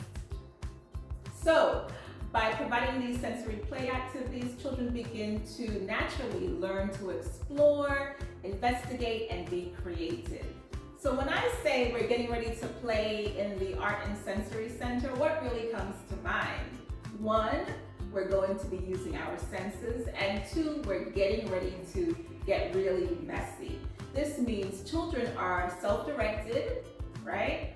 One, they are self-centered around that activity that they're going to be exploring, and we really encourage their development through exploring the material as well as appealing to a child's learning style. That's all happening once we prepare to go into the Art and Sensory Center. When we begin to look at the art materials for our Art and Sensory Center, we have to keep in mind that it's about the process and not the product. So we have to ensure that we have materials that are open-ended, that supports creativity, that are meaningful to the creations for the child.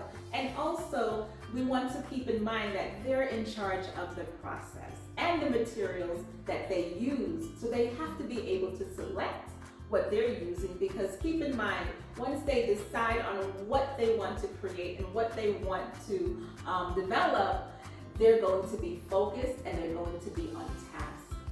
Now, when we look at the sensory materials, it's all about the five senses. So we know that it's going, again, to be messy. It's going to be something that we have to be hands-on about. They have to have the material at hand, and they have to be free to explore the material. So this particular center, you have to keep in mind, we want it near a sink or near a bathroom so that a child would have access directly to begin cleaning themselves up in this particular center. This is a very popular center, as you know, so we have to keep in mind the number of children within the center, the materials available, and we have to keep replenishing material. Consumable materials is what we call it, and then from there, observe and let the children create. Here we have our Art and Sensory Center, and I want you to keep in mind that not every center looks the same. All centers are different. It all depends on the size of the classroom and the material that you have at hand. So within my center here that I've set up, I have an art easel, and I have paints, and I also have paintbrushes and paint cups. So we know that the easel, it's a time to really explore and get messy. So we have to ensure that the children have access to paint. So every day we should be setting up the paint cups. So at the easel, I do have paint. A child might be able to squeeze the paint into the paint cup depending on the color that they might want to work with to begin the process. But through modeling, through practice, we'll be able to set this center up along with the child so that they're able to freely move about with the paint, the paintbrushes, the cups, and of course the paper that we would have to affix to the easel. We also have labeled the paint bottles so that children are aware as to where things are to be returned to. So everything in all of our centers should be labeled with a picture and of course the word. If it's a BBC, it's going to be just a photograph of the item itself. But because we're looking at our 3-plus-year-old children, we want pictures and words within the Learning Center. Now we're going to take a closer look at what is on the shelf itself. As you can see, I have contained everything. Okay, so now we're going to look a little bit closely at what is on the Art and Sensory shelf. Again, everything must be contained, and not all containers can look alike. So this is a good time for us to collect containers, recyclable pieces that we can use to corral our art and sensory materials. For me, I have contained everything here. I do have a shoebox at the bottom, but as you can see, my containers are labeled with the item and the word so that a child, if they need to take the container off of the shelf, they know exactly where to return it to. So I have a container with books. And it's important that we have books in as many learning centers as possible that relate directly to that learning center. So within that container, I have a book about Harold and his purple crayon and where he takes his crayon. I have mouse paint that looks at mice that mix colors together. And I also have a book about museums and art museums. So those are the books that I have displayed. So a child at any time might be able to look at a book before they begin their activity or after. Next to that, we have in the middle, we have a caddy with 3 different compartments. So I've taken the opportunity to fill the caddy with scissors, colored tape, and popsicle sticks. And again, the container is labeled and the shelf is labeled. So a child, again, can take that container to a table and return it and know exactly where to put the tape, the scissors, and the popsicle sticks based on the photograph. So that helps with cleanup. It helps with self-direction. It helps with just learning that life skill of we clean up after ourselves within our classrooms and at home throughout the day. Next to that, I have another caddy that's filled with sensory materials. I have pom-poms, I have glitter shapes, and I have, what do you call that? Felt, and those are pipe cleaners. So a child can use their imagination, take that pipe cleaner, form it into any shape, glue it, cut it, whatever their heart's desire. Again, with the pom-poms, they can glue, they can create, and with the glitter itself, with the confetti, they could also glue, they can put them in bottles and make sensory bottles. So their imagination, we're there to foster their imagination and to allow them to create while they're in the Art and Sensory Center. On the second shelf, I have a container for glue, I have a container for markers, and I have a container for crayons.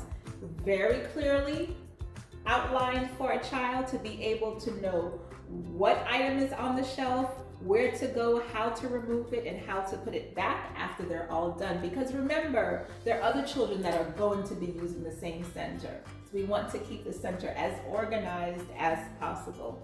And then on the bottom shelf, I have a container for paper. Very important. This is something that we have to keep filled at all times because we have children at the easel and they might want 1, 2, 3, 4, 5 sheets of paper because you never know. An artist, you know, you make one stroke and that's it. You have to start all over again. So we have to ensure that we have ample paper for all children, not only at the easel, but for those that want to glue, cut, color. And then I have a sensory box, my black box, and that's a shoe box that I would have saved, and I filled it with shredded paper. Again, at no cost, the shoe box and the shredded paper. And within that, my sensory box, what I put into the box are seashells and stones and different things out in nature that I think the children might be able to use depending on their interest. Now keep in mind that this is something that I would change on a regular basis because you want to keep children going back to centers. You want them to be able to say, yeah, I want to go to Art and Sensory because I don't know, Miss might have something in there in that sensory box that I want to know what's in there today. And once they pull the sensory box, you know, you evoke conversation. From that box, what can they do with the items in the box? They're feeling, they're touching, they're looking, they're smelling. But then they might want to be able to do something else with the items within the box. So these are just the items that I have in my art and sensory table for today, but there's a host of items that you can have in that particular center. So we talked about the crayons, we talked about the markers. I know many of you have colored pencils. We talked about the paint.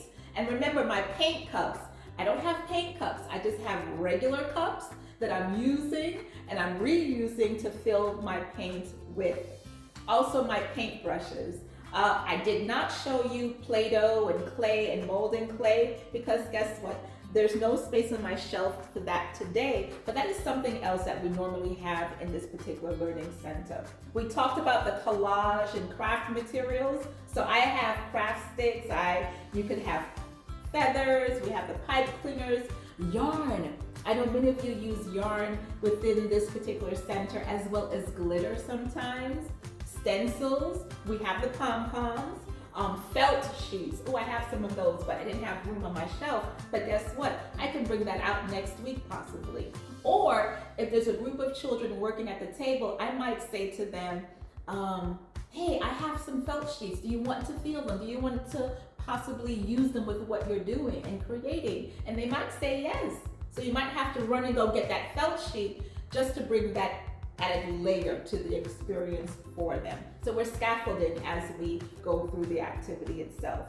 Beads, we might have beads that we want to give children to be able to use and manipulate. We might have different types of textures. What about stamps and a stamp pad? You know, this is great for shapes and letters and numbers and different types of images. So getting that stamp pad, having them stamp and then stamping their paper. We talked about the tape. I love the colored tape.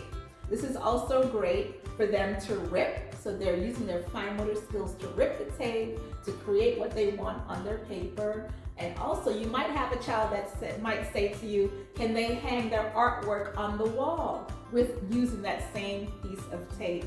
And that is also something that we have to keep in mind as we go through the learning centers. Trays, it's really great to have a tray because it can contain what a child is working on. For example, if you have shaving cream and you want to drop food coloring in that shaving cream, it's good to be able to have a tray to place that shaving cream on. Many of us, after the artwork is painted, we have to hang it somewhere. And I've seen many drying racks. I've seen clotheslines in the classroom where you use a clothespin to hang the art. Beautiful, continue to do that. We have our glue and our scissors, aprons. Oh my goodness, it's good to have an apron because we know we're going to get messy. Being messy is fun when we go into the Art and Sensory Center. So an apron could be an old t-shirt, an oversized t-shirt, right? A parent can bring in an old shirt, something that can really protect the uniform or whatever that child might be wearing for that particular day. Bins are very important. Sometimes when we buy a product, it comes in a nice container or box. Hold on to those containers and boxes and bring them into your classroom, recycle them, because when the items are contained and labeled, it's easy on the eye. It's easy for a child to say, wait a minute, this is at my eye level. I know exactly what's in that container and I know exactly where to put it back. So we're teaching children that this is their classroom. These are their materials. We're just there to facilitate and ensure that we're ready for them to begin learning. And then from there, you have funnels, you can add measuring cups and bowls, you can add tweezers. Actually, I put my tweezers in my Science and Nature Center because I didn't have enough materials. So we have to sometimes borrow and rearrange because you might have a center that's not as popular, but when you remove an item from a popular center, and then you might say, okay, Michelle, guess what? The tweezers are in the Science and Nature Center this week. So I know you love working with those tweezers, so I want you to try and go into Science and Nature and work with those tweezers today. And that's about it. So if you have any other ideas as to what else we can put into our Art and Sensory Center, I would love to hear from you. So please drop me a comment or a question and let's work on together ensuring that our Art and Sensory Center is ready for play each and every day. In terms of the Art and Sensory Center, we have to keep in mind that safety is the most important. So when we look at the materials that we have in the center, we have to ensure that we teach our children how to use the materials before they actually begin using them. So circle time is my favorite time of the day, where you not only talk about what you have planned, but there might be some situations that you really need to discuss with the children for them to be able to understand the rationale, to be able to practice using whatever material you might have in place. So safety is quite important when we're looking not only at art and sensory, but all 5 of our learning centers. We talked a lot about the labeling today. And I know that many of you are already labeling your centers. I just want to encourage as many of us to continue that process with the picture and the word along with the material and the items on the shelves. Also, use child-safe equipment that is free of sharp edges or other types of hazards. So no matter what, child-sized scissors and other materials must be in the classroom. One and only, the tip that I love is to ensure that when you're designing your classroom, when you're laying out your classroom, this is just a reminder that the messy centers really should be near a bathroom or a sink, so that that child doesn't have too far to go to carry, to wash, to clean whatever material or their hands at hand. So I want to thank you for joining me today, and I look forward to our next ECC Connects. I'd like to hear from you, so please comment, ask questions, share with me your best practices, because that's how we learn from each other. And until next time, remember, play matters.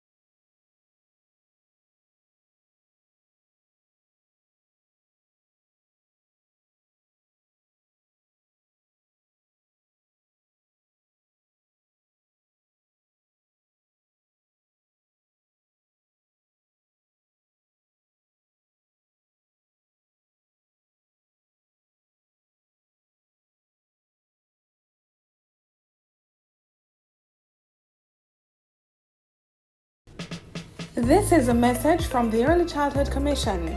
Do you have a child between 0 to 2 years of age?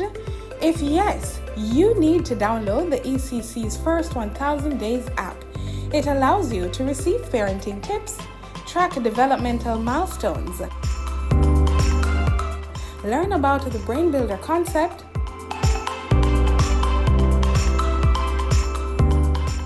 receive relevant articles and research, plus interactive content.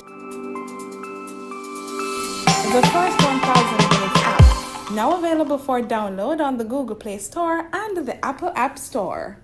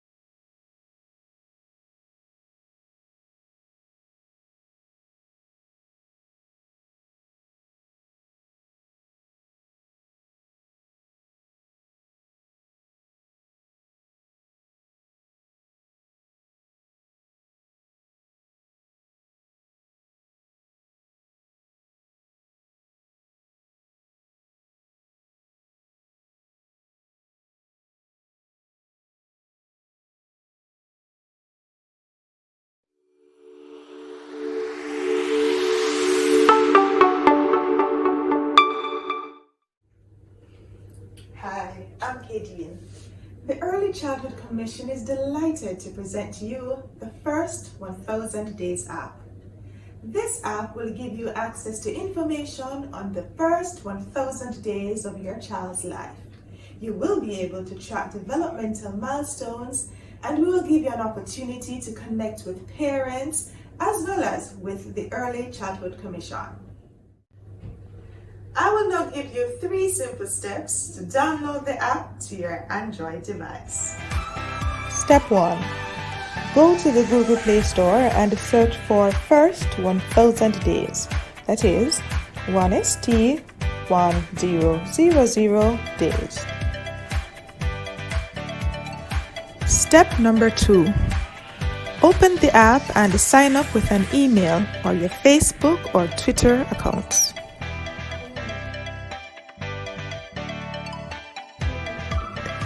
Step number 3 is the easiest of them all. Enjoy the features of this wonderful app.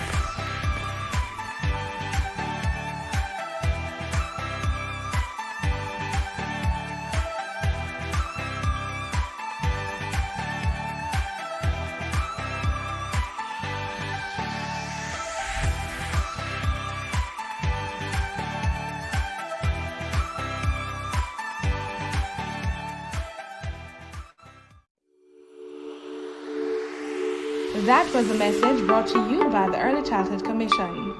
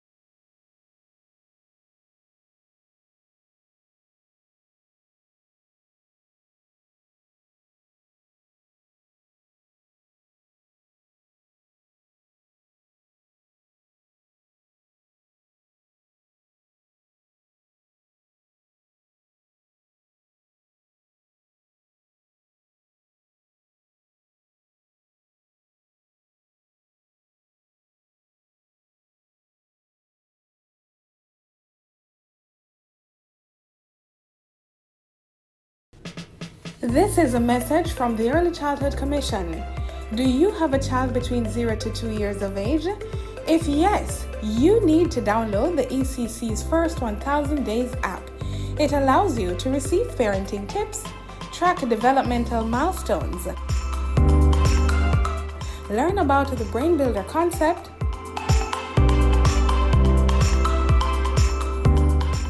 receive relevant articles and research, plus interactive content. The First 1000 Days app, now available for download on the Google Play Store and the Apple App Store.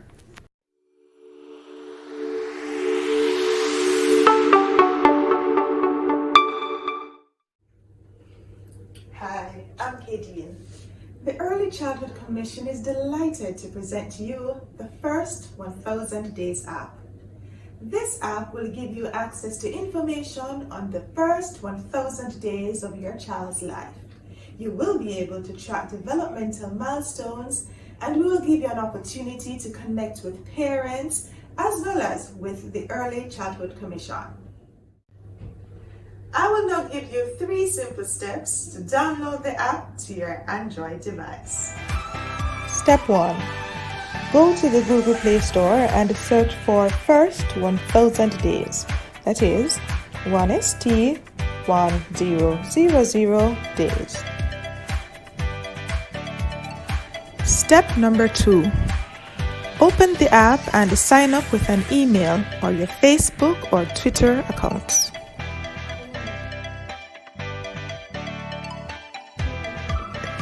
Step number 3 is the easiest of them all. Enjoy the features of this wonderful app.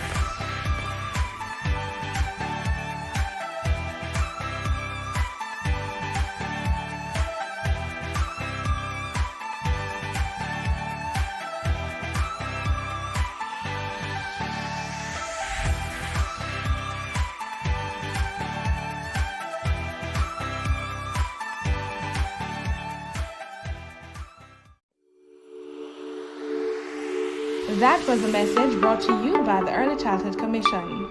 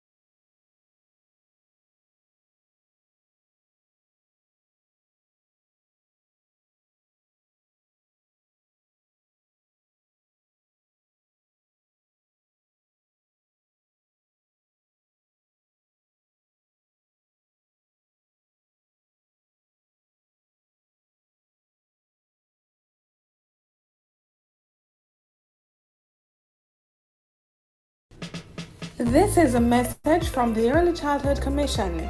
Do you have a child between 0 to 2 years of age? If yes, you need to download the ECC's First 1000 Days app. It allows you to receive parenting tips, track developmental milestones, learn about the Brain Builder concept,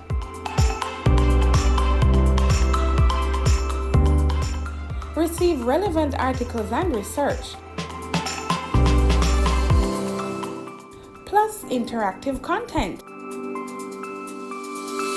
The First 1000 Days app, now available for download on the Google Play Store and the Apple App Store.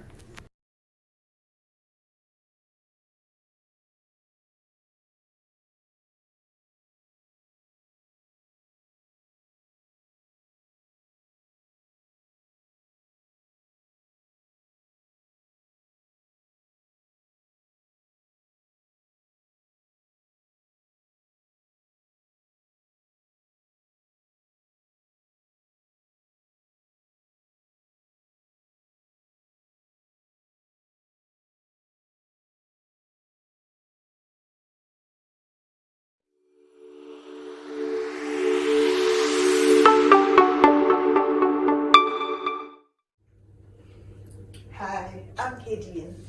The Early Childhood Commission is delighted to present to you the First 1000 Days app. This app will give you access to information on the first 1000 days of your child's life. You will be able to track developmental milestones, and we will give you an opportunity to connect with parents as well as with the Early Childhood Commission. I will now give you 3 simple steps to download the app to your Android device. Step 1. Go to the Google Play Store and search for First 1000 Days. That is, 1ST1000 days. Step number 2. Open the app and sign up with an email or your Facebook or Twitter accounts.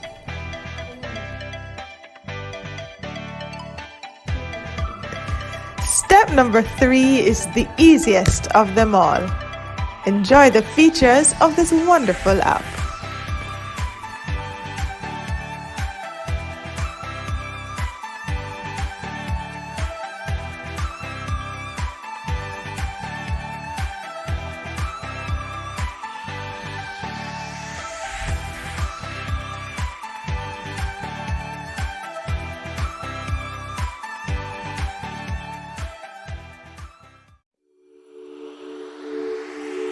That was a message brought to you by the Early Childhood Commission.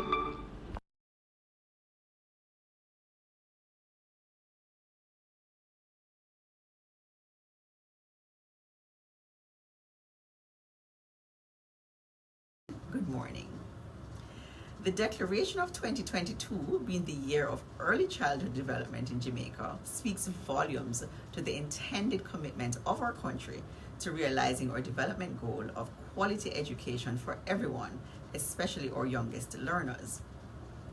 The Burrito Foundation fully supports this objective, and I greet you well on behalf of the entire Burrito Cornerstone family. We are pleased to support this year's Professional Development Institute week of activities, and in fact, the ECC's wider work throughout the year. Our firm resolve is that our children's education is everybody's business. The Burrito Foundation has a history of actively supporting the development of our children since 2004. Our numeracy and literacy program in early childhood institutions across Kingston and St. Andrew, established by our founder, Mrs. Rita Humphreys-Lewin, have seen thousands of children being adequately prepared to advance to the primary levels of their education. Therefore, it was not only an absolute pleasure, but also a further signal of our commitment in supporting our children that we became involved in the ECC's 2022 Professional Development Institute, in addition to our contribution of $2 million towards raising the standard within ECIs across the island in order that they may receive certification and enhance their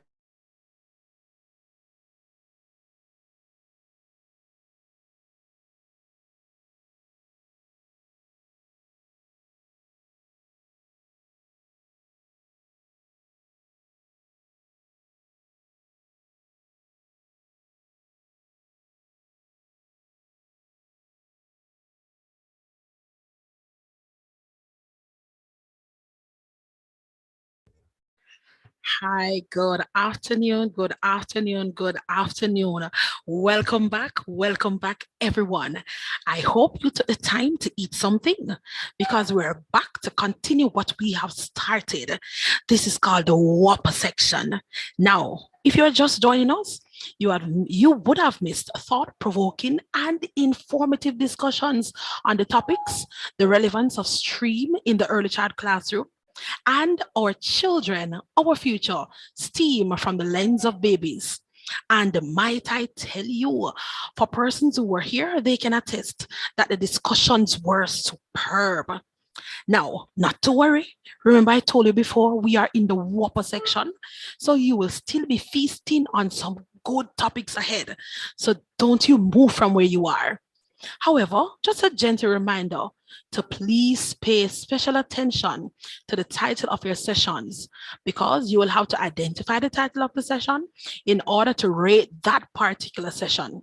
So kindly ensure that you have something to write with and something to write on so that you can make a note of the sessions you are attending. Additionally, during the presentations, kindly utilize the chat to post any question that may arise during these sessions. Your questions will be recorded and asked at the appropriate time. However, time might not allow for us to get through all the questions. So please indicate these questions at the end of the work evaluation form. Now remember, you can go on the website at pdi.ecc.gov.jm. Let me repeat, pdi.ecc.gov.jm. Now, let me introduce this lady. She was here in the morning session as our moderator, and she did awesome. She did superb. I speak of none other person than Miss Camille Berry, who has a Master's of Arts in Digital Technologies, Communication and Education from the University of Manchester, England. She completed her first degree and her teacher certification at the University of the West Indies. She is the current coordinator of the Bachelor of Education in Computer Science, Information Technology, and Information and Communication Technology degree programs. She has worked in the field of education for 17 years and has taught in Jamaica and the Turks and Caicos Islands at all levels of the education system. Ms. Berry assisted in coordinating the UNESCO Blackboard Caribbean Small Island Development States, upskilling initiative in online teaching and learning, which trained over 12,000 teachers from 20 different countries and over 2,500 teachers receiving 2,500 teachers receiving certification. Camille is a Blackboard certified master trainer who is currently completing her PhD in education. Her thesis is entitled Investigating the Teaching of Problem Solving and Programming at the CSEC level of secondary schools, a design-based approach. So at this time, I'll turn the session over to Miss Camille Berry, who will walk us through the topic. Let me remind you of the topic. Well, I did not say it to you, but let me tell you the topic: teaching strategies, coding in the early childhood curriculum. So Miss Berry, I turn over our lovely practitioners and other persons who are joining us from far and near to you. Turn them over to in your hands. Have a blessed one now. Thank you so much. No pressure, right? All right. Good afternoon, everyone. Depending on where you are, I know that we had one person from Nigeria early this morning and it was afternoon for him. So I greet you. I hope all is well. And I will get into today's session. So the topic is teaching strategies. Let me just share this. And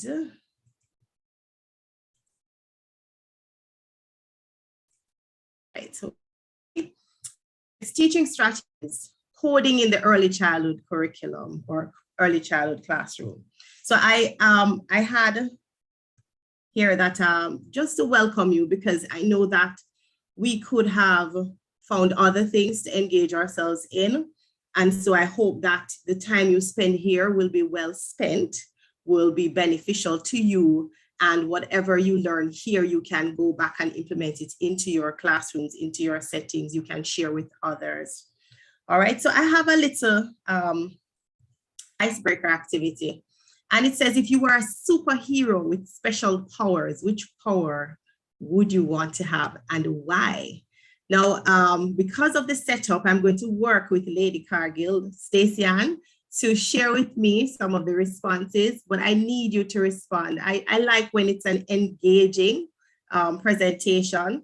I really crave your participation. So the question, if you were a superhero with special powers, which power would you want to have and why? So I'll just give you a minute to type that, and Stacey Ann, share.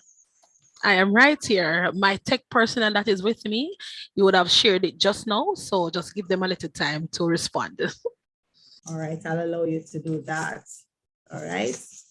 So I know teachers, I've heard persons say that teachers, we're special. We are special. And I don't know if we're seen as superheroes, but if you were to be able to get, a special power, a special ability, what ability or what power would you want to have? All right. And even if you don't say why, let me just hear what your thoughts are on that. So I'll just give you a moment to respond.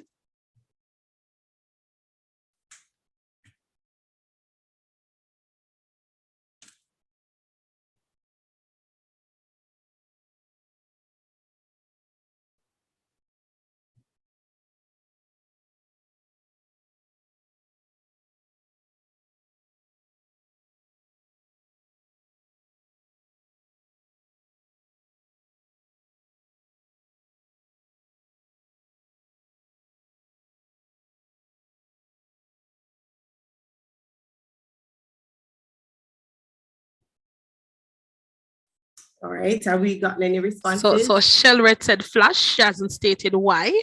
So another Marcia Ferron said Flash. They haven't stated why. Okay. So everybody wants to be fast. Can you believe it? Well, Marcia Ferron said to move fast. Janice Taylor, read minds. Okay.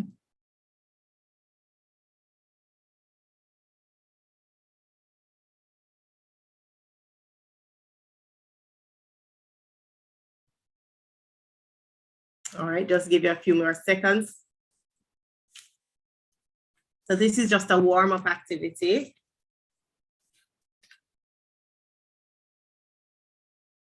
All right, I see Latoya BW says elasticity to be able to reach far out in emergent situations. Interesting. All right, thank you. Okay, I see another one. My special power would be discernment to get into the minds of children and parents. This is from Lavine Willisey. Hope I'm pronouncing the name properly.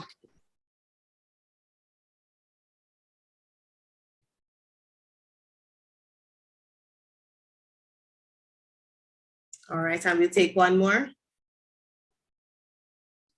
From Maxine Carty, said Flash to change things. Okay. All right, thank you. All right, so this is just to get you, engaged and to get you sharing. So while we don't have those superpowers, we continue to, improve on the skills and abilities that we have. All right. Camille, I have two more responses. I don't know if you want me to share them now. So Roxanne Gibson says invisibility. Granville Baker, Kerry Ann Baker said the ability to sleep well and to enjoy a regular day shopping for myself and not thinking about getting stuff for the kids. Okay.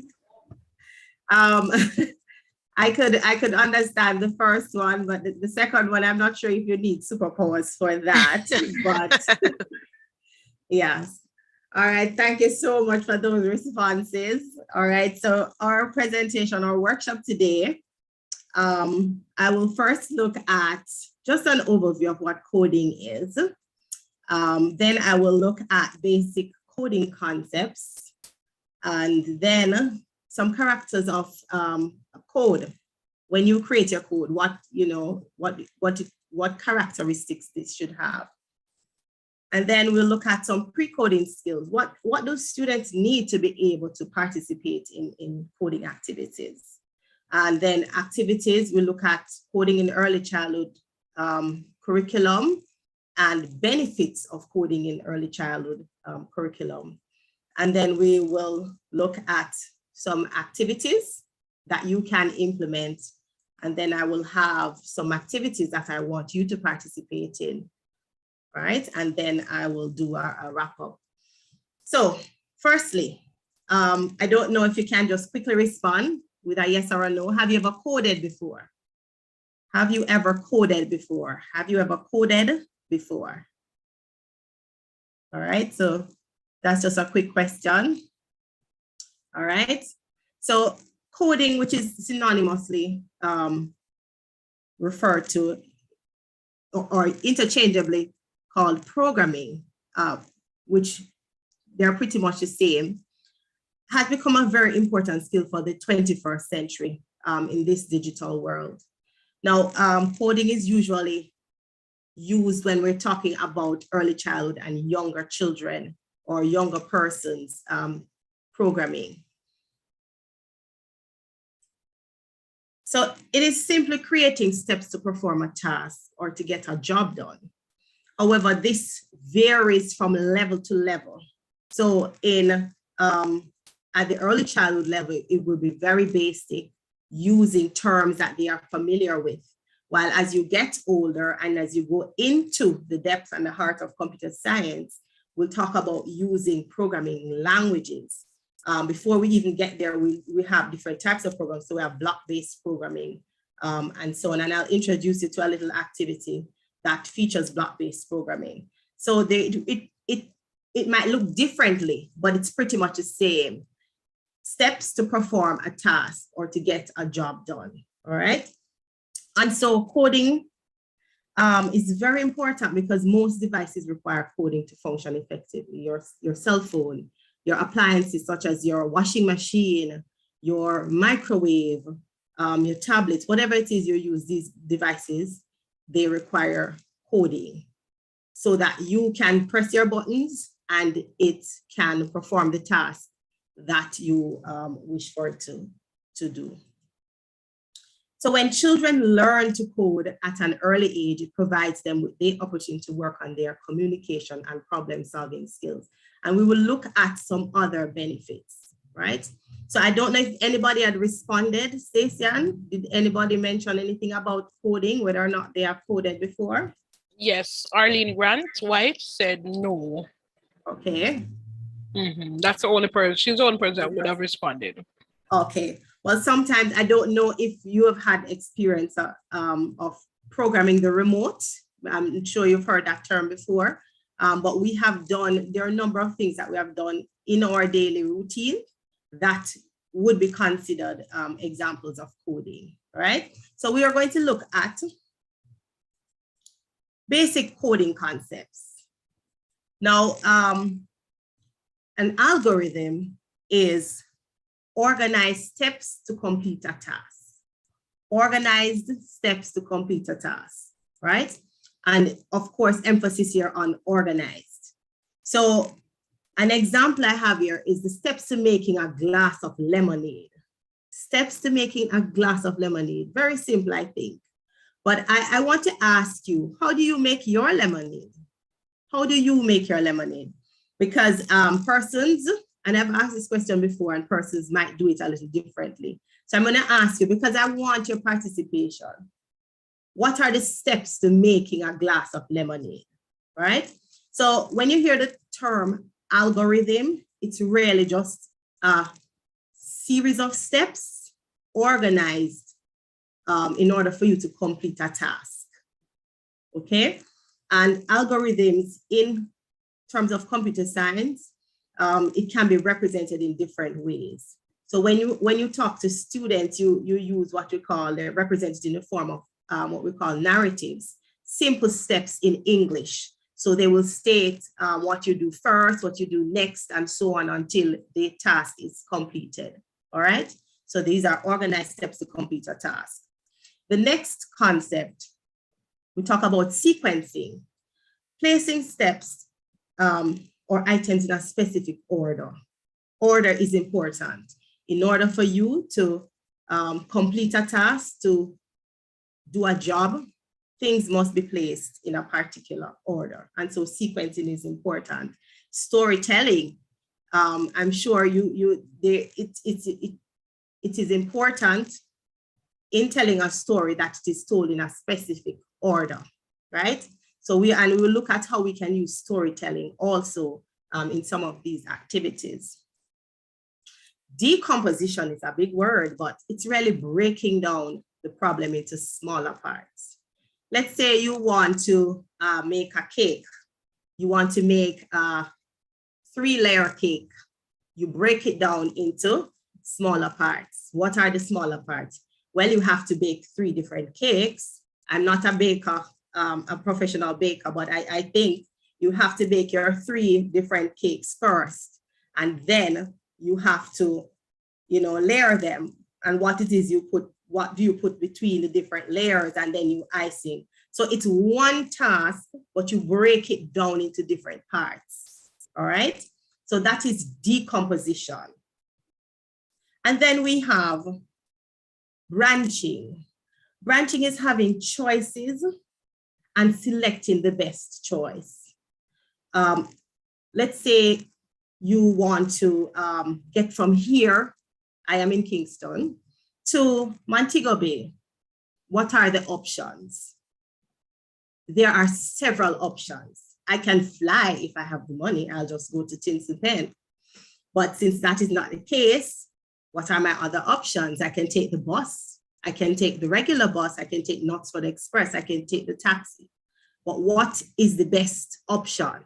And that would be based on context, based on situation, right? So in branching, there are choices and you have to select the best one. A choice is made, right? So that is branching. And then we have what we call debugging. We have to find and fix errors. So sometimes when we write our solution, it is not the best, it's not the most effective one. It doesn't work the way we want it to work. It will not produce the result we want it to produce.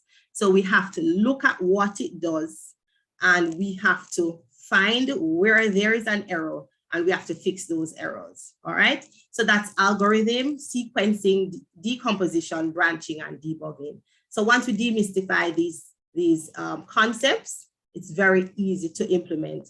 And there's one there that I noticed was not placed based on this source. And that one is what we call looping or iteration, because sometimes when we are doing these things, we have to repeat. There are certain steps that we have to repeat, right? There's some amount of repetition until it is we're complete, right? Let's say, for example, you go to the well, which I know some persons probably would have gone last week, to fill a bucket.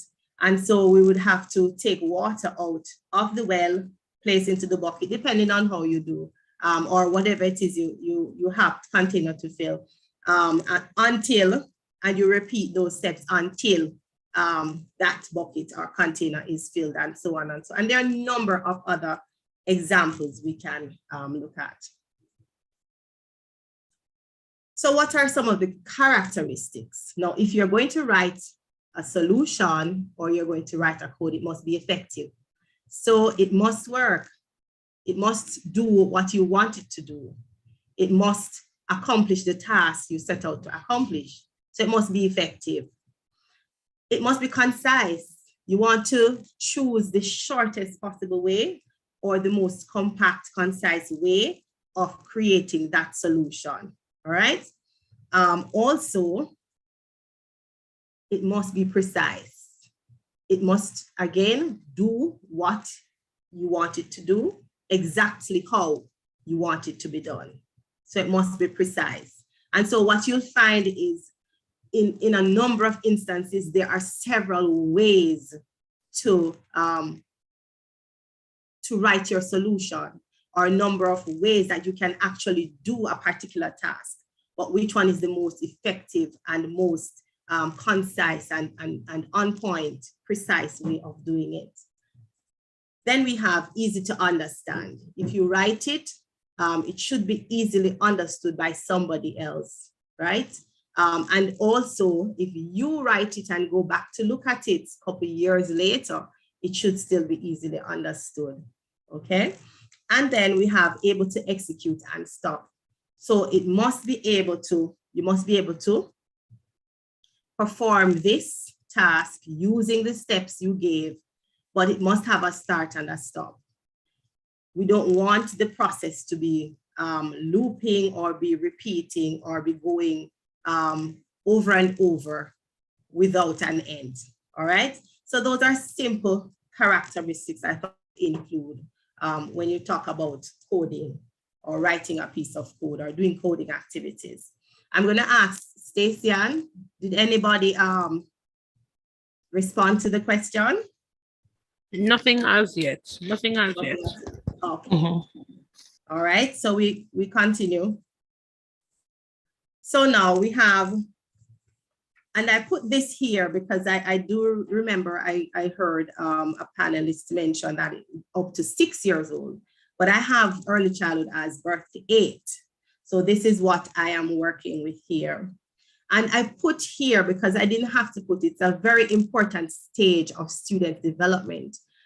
If you are watching news, you would have seen one of the, I believe it's the opposition spokeswoman on education, noting that we have to go to the early childhood level to fix a number of the issues that we're having.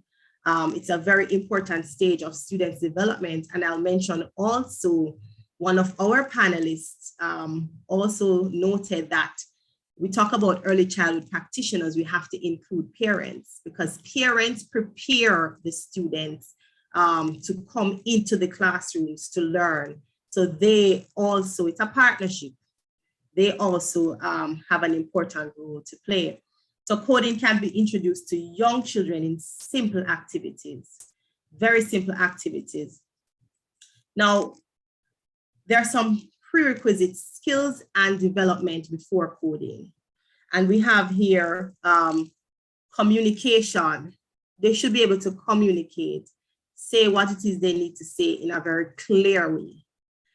Problem solving, should be able to think about a problem, think about a situation, and offer a solution, right? Spatial reasoning, should be able to understand about left, right, direction, how far they are, and so on, space around them, what is in front, behind, up, down, and so on. So and sequencing. So to participate successfully in pre-coding activities, children should be introduced to directional language, for example, up and down, backward, forward, left, and right. So these are some of the things that our children should be able to, should understand, right? And not that they will have a full grasp of it, but definitely this can improve through coding. And so they need to become familiar with how to count using ordinal numbers, for example, first, second, third, and understand that one-to-one relationship. Some children will have mastered these concepts and others will still be learning. And again, this will get better. Their skills will improve with practice. And you have to provide them with the opportunities for development. So if children are just beginning to understand and follow directional language and using ordinals, then the pre-coding activities that follow will reinforce that learning.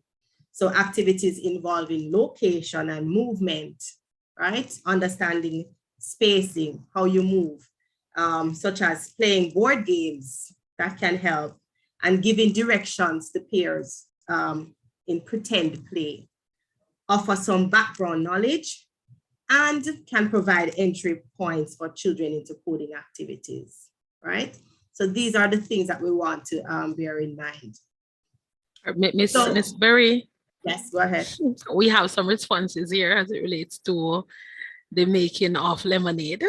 Go right ahead. I have 3 of them. So from Grace Edwards, she said that water, sugar, and of course lemons mix until sugar dissolves.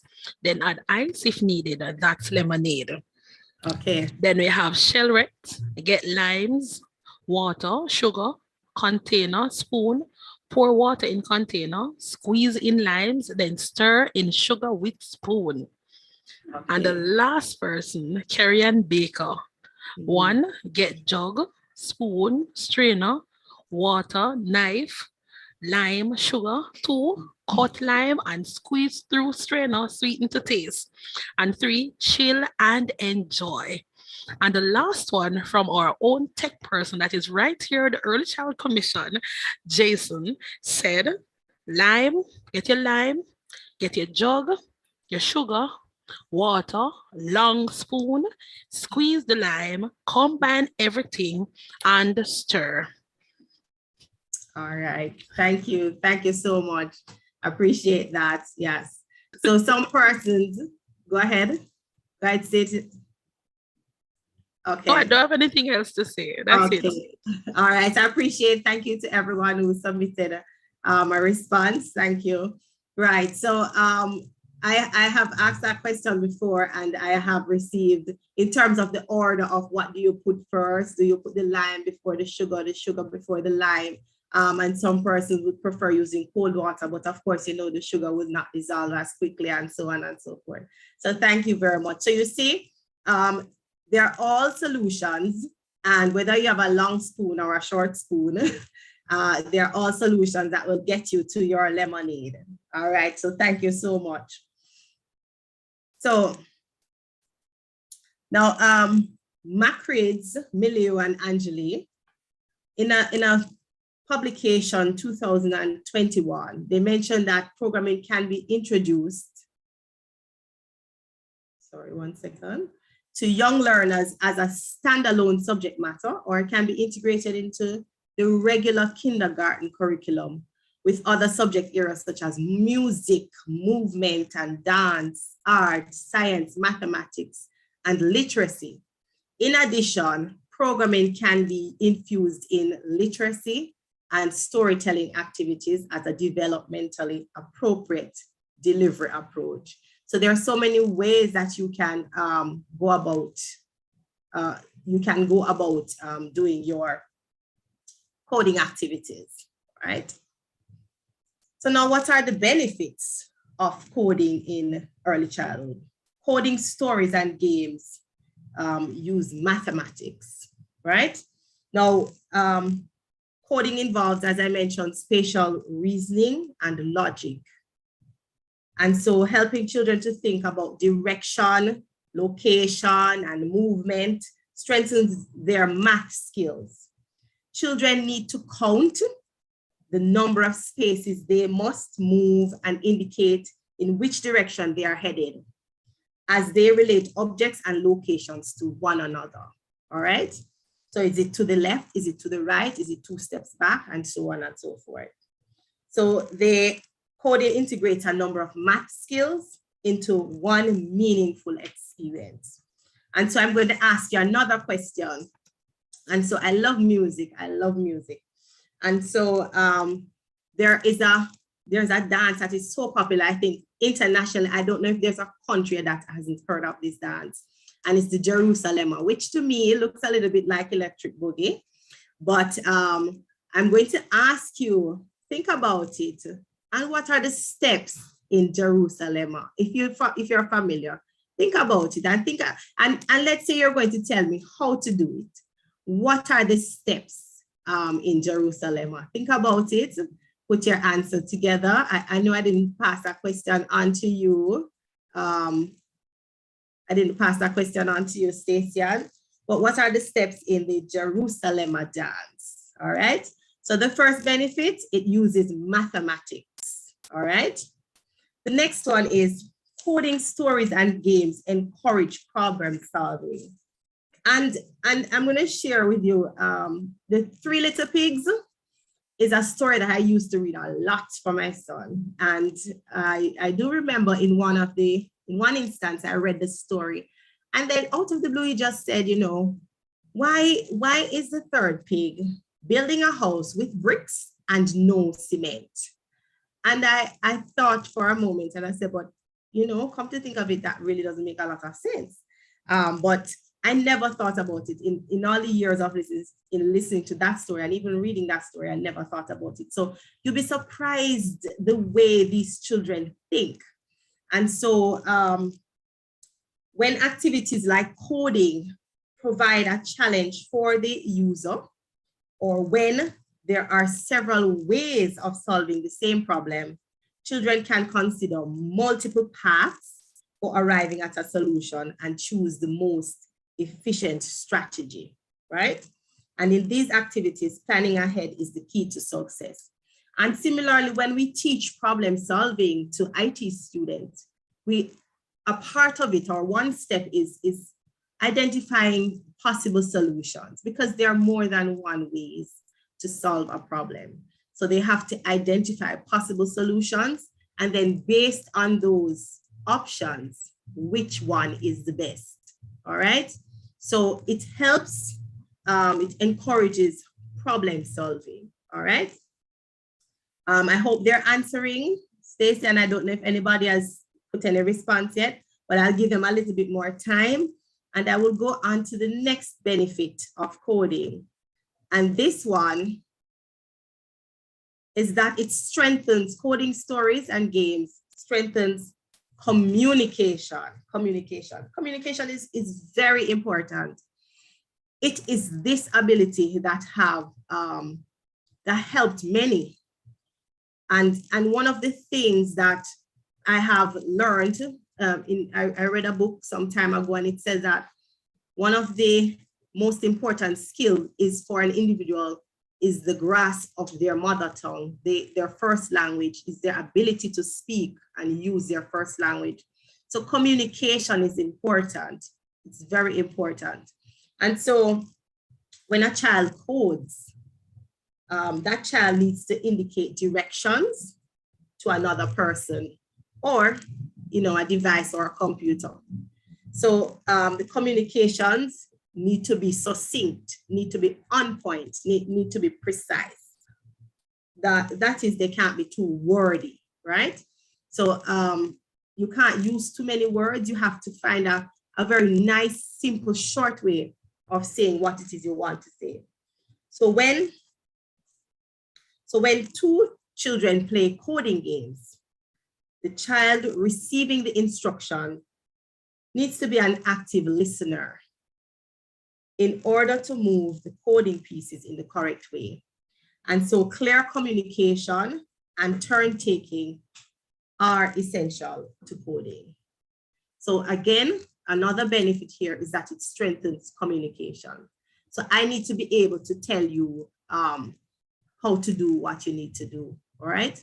So one activity I've noticed, and this was done with older children, but pretend as if your classmate is a robot, and you will tell the robot what to do in very simple ways.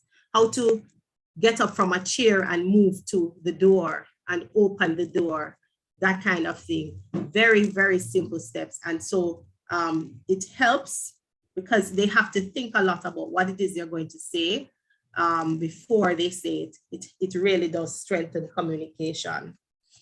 And so the fourth benefit I have here is that coding stories and games promote literacy. I hope they're responding. I hope you're telling me how to do that, Jerusalem. I think about it, put the steps together. And so the fourth benefit here is that it promotes literacy, right? Now this term literacy has evolved over the years. And so literacy doesn't only mean, literacy is really about reading and writing abilities, but we've also have literacy as it relates to financial literacy, environmental literacy, health literacy. It really has blown up and expanded. What we're talking about here, their basic reading and writing abilities. And so coding games often tell a story. So there's a path the programmer takes to move an object through different obstacles and settings, eventually arriving at a destination. Children's imaginative stories or favorite retellings can be used as a base for coding games. So this helps children develop vocabulary and a greater understanding or comprehension of text, okay, different books. Children can make connection between literature and their lives. They can even change the outcome of a favorite story by exploring different endings. What if the little pig who built the brick house built his own second? What would have happened then, right? They can change the outcome of a story, and teachers can lead innovative read-alouds with a gaming board by changing the sequence of a story or reinventing the ending, right? So they can get creative. How do they change the order in terms of sequencing?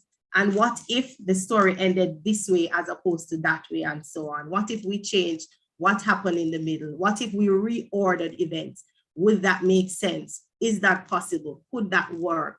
So we can use these things and have the students participate in different activities, building different skills. Stacey, and are you seeing any responses as yet? Yes, I am. Yes, I am, Miss Berry. All right, so Shelret, I think Shelret is one of our number one participant, So let me tell you what she said. She said right, left, forward, swing hips, left, forward, then flip hips, shuffle, walk forward, walk sideways, left, then back. You feel like I'm moving now. While just reading, I feel like I'm just moving up and down. That's right. So that's what Shelret said. That's basically it's from start to stop. Okay. All right. Thank you. I think with those instructions, is it Shelret? Remind me of the name? Yes, Shelret. Shelret. Okay. Right. Shelret, thank you for that. With those instructions, you probably have to demonstrate for me. So I was hoping to see, I don't know if anybody else is coming with any response, but thank you, Shelret. How many taps to the on the left leg and on the right leg, how many and what movement and so on and so on. But thank you very much for that. All right. So some activities. So I'm going from benefits now to some activities that the students can participate in. So they can draw grids. You are all familiar with hopscotch. We can draw grids outside and retelling stories, right? So drawing grids allow you to do some amount of sequencing, right? And they can use this to tell the story in the way they want it to be told, all right? And also, if you think of even how hopscotch is done, what if you tell them to get from one end to the next only odd numbers, stepping on only even numbers, that kind of thing, right? What do they do? So you can help them in different ways. And so outdoors, they can code outdoors by drawing grids on the pavement with chalk and retelling stories. And they can do it in terms of using props. They can do activities in pairs as well, as in PAIRS. They can work together in coming up with their different ideas, right? They can also create a storyline and build a story, and they will order their steps, right? So they create their own coding stories using grid paper by establishing a storyline, determining a starting and ending point, and drawing coding symbols directly on the grid, right? So they, again, this is how the arts are fusing, you're fusing the art of storytelling, right? Which is an important skill to be able to express yourself with the activity of coding. So allow the students to become creative by telling their own stories. Doing a treasure hunt. I don't know how many of you have ever done a treasure hunt in your classes, but a treasure hunt can be very, very useful. I remember I taught a group of students, and the topic actually was maps. And I had created a map, placed them in groups, and they were to find the treasure on the school compound. So they all eventually followed the map. They were able to follow the map down the stairs around the building, and they found the spot where the location had stones in the form of an X, where X marks the spot, right? And so you can have them, they can place their treasure and they can create their maps to find that treasure. And of course, when they create their maps, you use it, other students can use it, and we can tell whether or not this map is a little bit off, or it is on point, or whatever it is.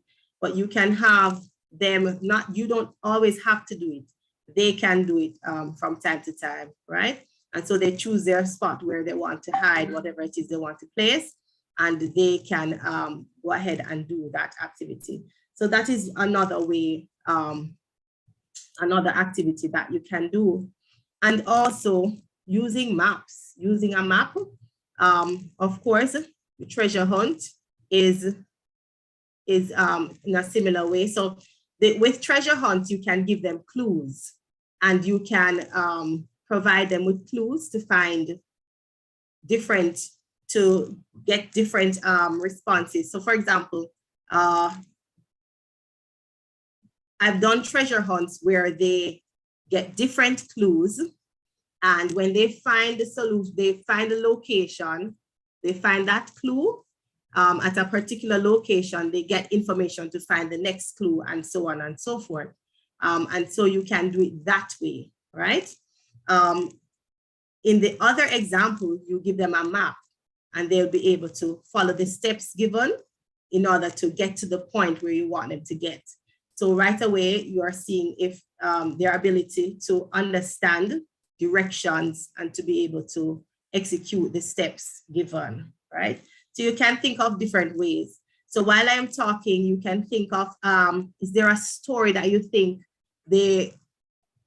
your students can use in a retelling? What story you think students can reorganize and tell using a grid? If you think of any examples, feel free to share, all right? Then an idea came to me. You could also have them play an outdoor game, right? And then they can put the steps in that game. So they can put the order of the steps in that game. Just as how you gave me the steps to do the Jerusalem, you can have them do that as well. So they can do, there are several outdoor games that you can think of. I don't know what, I know growing up, there was Chinese skate marble. There are a number of games that we used to play outside. I'm not sure how many of those the children now play. Ring games are many as well. So you can have them play the game, and then after playing it, they can talk you through or help to put together the steps in playing that particular game. All right? Miss Berry. So, yes. It is Shelrett again. She said, I use the treasure hunt activity to find specific words to create compound words. The map is a good and new idea. So she's basically confirming that the map is a good idea to enhance what she would have started with her treasure hunt activity. Okay. All right. Thank you very much for sharing, Shelrett.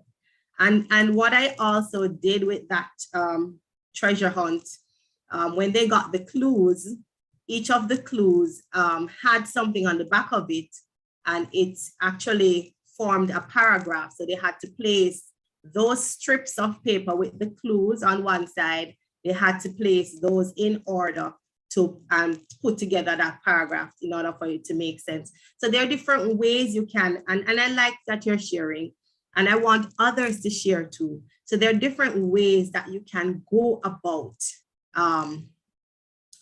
doing activities that allow the students to develop these skills of ordering the steps, developing their spatial reasoning, where they are able to communicate, where they are able to break down a big problem into smaller ones, right?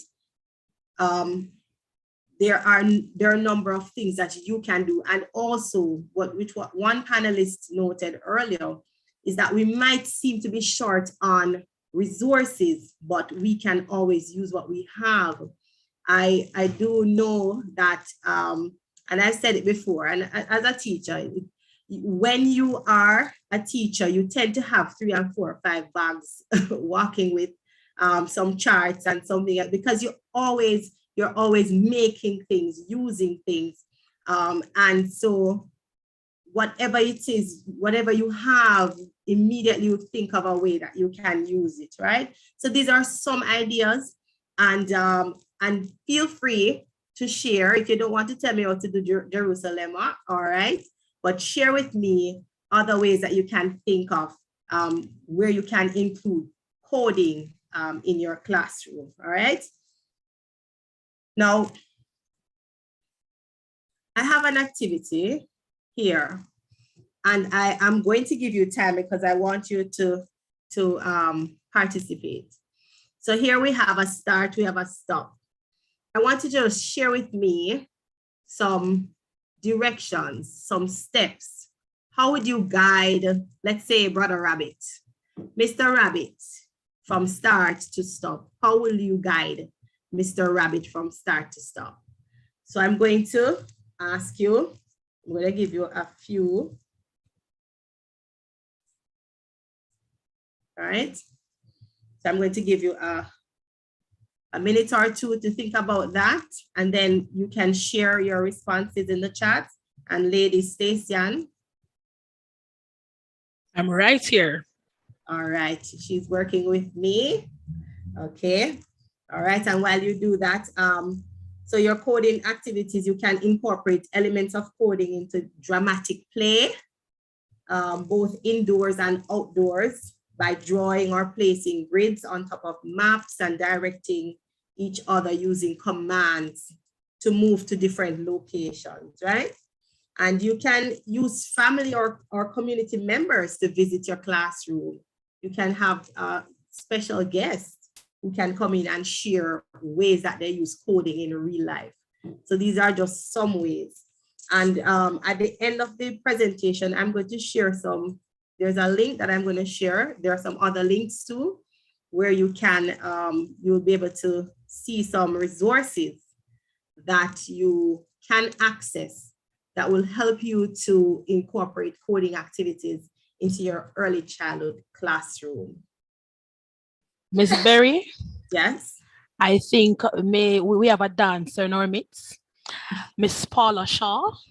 Mm-hmm. She has some numbers to the whole Jerusalem.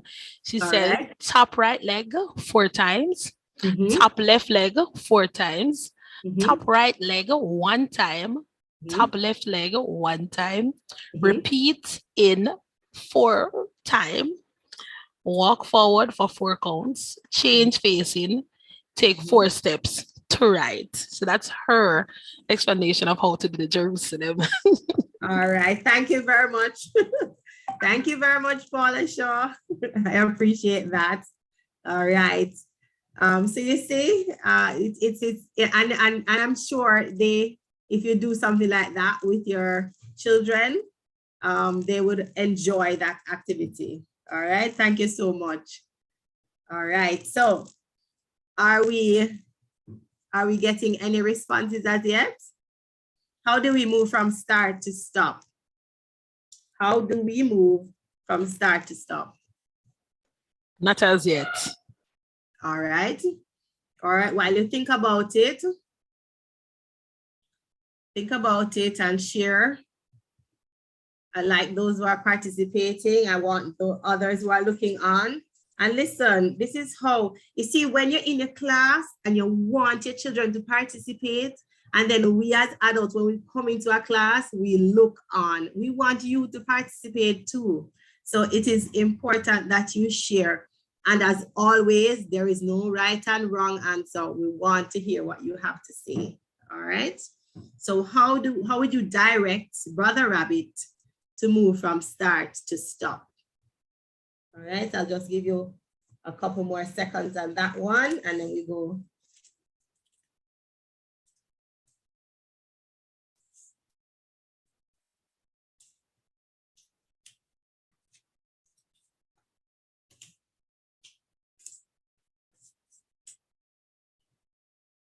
All right, any responses as yet? Not as yet. Not as yet. All right, I will give you another minute. I'll give you another minute. All right.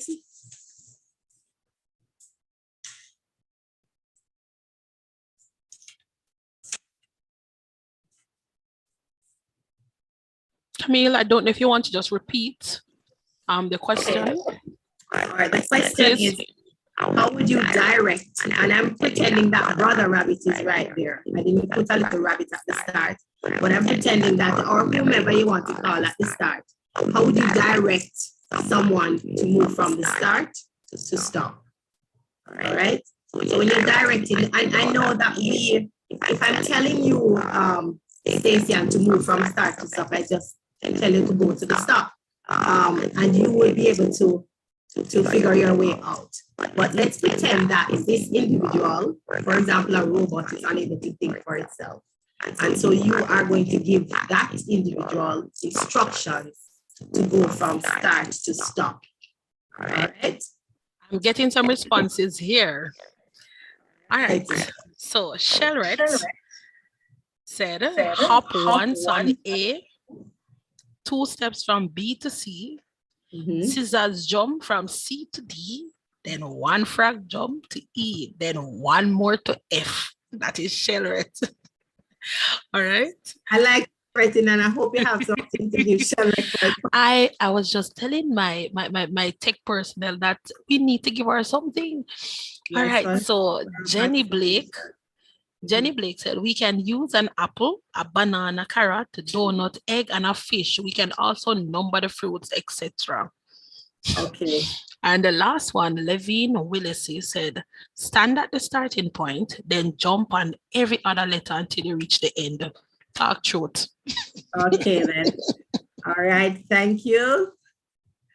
All right. So we can, all right. I know you're sharing. All right. So I have another. I have one more here. Okay, here we go. So now this one is similar, but there are some changes. So I want you to tell me now how you move from start to stop in this example. Then jump on there. All right. Thank you. Thank you for sharing the responses. All right. So it's the same thing, moving from start to stop. All right. So this time I have added a little twist to it. How do you move from start to stop in this example?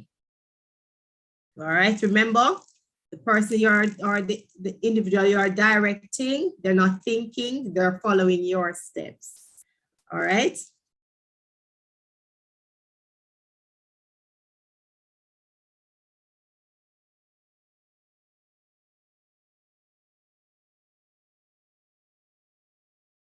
Think about it. All right. Our participants are thinking very hard. And I know they're going to come up with some answers. I realize that. So I'm going to allow them to do that. All right.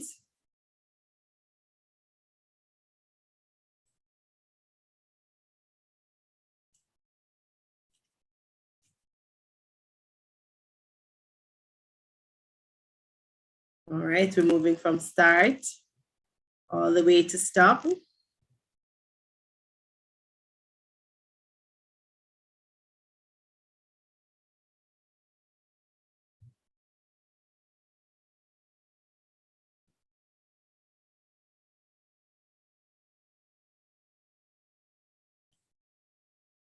I have a response. All right, thank you. From Granville Baker, well, Kerry and Baker. Stand on the start box. Jump start box to A box. Jump from start box to A box. Then long jump from A to B box. Hop from D, up from to D. Hop from D to E. Then jump from E to F. And next one from Karen Reed. Start A, B, C, D, F, fast or slow. Stop. That's what she has. Okay, okay. All right, so there are different ways you can do this. Okay. All right, and what is interesting too, you are sharing with me different ways I could use this particular activity, right? So thank you for that. Any other? All right. Yvonne Barrett Edmondson, jump from A to B, slide from B to C, twirl from C to D, crawl from D to F, skip from F to G, and cartwheel from G to J. Okay. Then you have Vinette McDonald. You could let children do it in twos. All right. You see, the answers are coming in sharply now. Latoya, run on the letters A, B, C, D, E, then crawl on letters F, G, H, then hop on I and J and walk to stop. Then Shelret, okay, start. Walk in a straight line from A to F, then turn left straight to G and H, then left walk to I, then J, stop. All right, thank you. That was Shelret. I said, yes, they're coming in like crazy. So should I continue reading? All right. All right, I'll let you read two more. All right. So I have Jenny's Bridson. Jump on each letter. Tell the sound of something that begin with the letter. You see this now? Jenny is getting creative here. Paula Hawes Farmer, start from the left at the bottom, move to the right by hopping on each letter. Take 2 hop up and move to your left by hopping to the word stop. Okay. And those are it.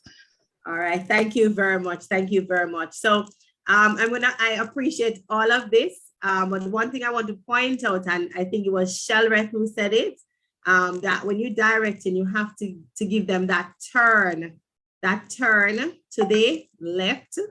And when you get to H again, you turn. So when you go from F to G, you have to turn and then you turn again. So you have to bear those things in mind. And you notice the arrows turning as well. All right. So you want to get them in that sense of direction, location. You see, I like how you're incorporating different movements in there as well. So they can move in different ways from one point to the next. Now, I have one other thing. But I don't know if I have time to get responses from them, or we want to, do I open to questions? So I have here, let's say we have a Brother Rabbit and a Miss Turtle. And here's a little path. So they would move from start to stop. But if you notice there, it gets to a point where you have a bridge and you have a river, right? So who would take the bridge? Who would take the river? What are the steps like? Which one of these steps would be longer? These are just some suggestions of activities you can do. But here I have deliberately put in some branching here. So here there is a choice here, right? So the whoever you're directing, you'll notice that there are options here. Which option is the best? For the turtle, I believe the turtle can take the river or go on the bridge. But Brother Rabbit, I believe, would have to go on the bridge, right? So this was just another activity. All right. So I know I don't have a lot of time, so I'm going to skip here. And I'll note, I'm going to ask Stacey to just share these resources. These links are online, and I'm sure you'll be able to get, you can go and seek them out. But this link here, where Google celebrated 50 years of coding with kids, and this was 2017. And they have a little program using Scratch where it's block based. So there's a little rabbit and there's the carrot, and you have to direct the rabbit to the carrot. And so at first it's very simple, where the rabbit will move to in a straight line, and then you have to put in some turns where the rabbit will turn, and the number of times the rabbit will turn when you get to the point of repetition. And it takes you from level to level to level. So you can try it. You can share the link so they can try it for me, please, Stacey Ann. And if there are any questions, any comments, anything you want to state, you can go ahead. I just want to say thank you for participating. I appreciate when you participate. I appreciate when you share, because it is through sharing that we understand that we are of the same mindset, working towards one goal. And I appreciate all of you, to have joined in the first place and to have participated. Are there any questions? All right, I'm looking at chat. I'm not seeing any questions. No questions. Any comments? Anything you want to say or state? Let me, I know that persons would have indicated that the session is very informative. Okay. Let me see. All right, let me look at, just Latoya Smith would have said you could use a tapping on the shoulders and the head. When you tap the head, it means you go forward. To turn left, you tap the left shoulder, and you go right, you tap the person on the right shoulder. All right, thank you. All right, I don't know if it's on our end. Linda Bates saying, can I have a copy of this workshop? I'm not hearing. So you're hearing me well, I can hear you. So I think maybe it's on her end. Linda Bates, I think it's on your end. Okay. Latoya said, I really enjoyed this session. Thank you for a job well done. You're welcome. Thank you. Thank you. All right, excellent presentation. I do hope I can watch that again. Very good. So these are some of the comments that are coming into the chat. Okay. All right. So you're finished, Miss Berry, right? Yes, I am finished. Look here. I will hand over to you. I said, Miss Berry, you have done it again. You have done it again. I am just elated. I'm very thankful just to be a part of this session with you. We have learned a lot. Different coding activities that we can use in ECC. This is what we need.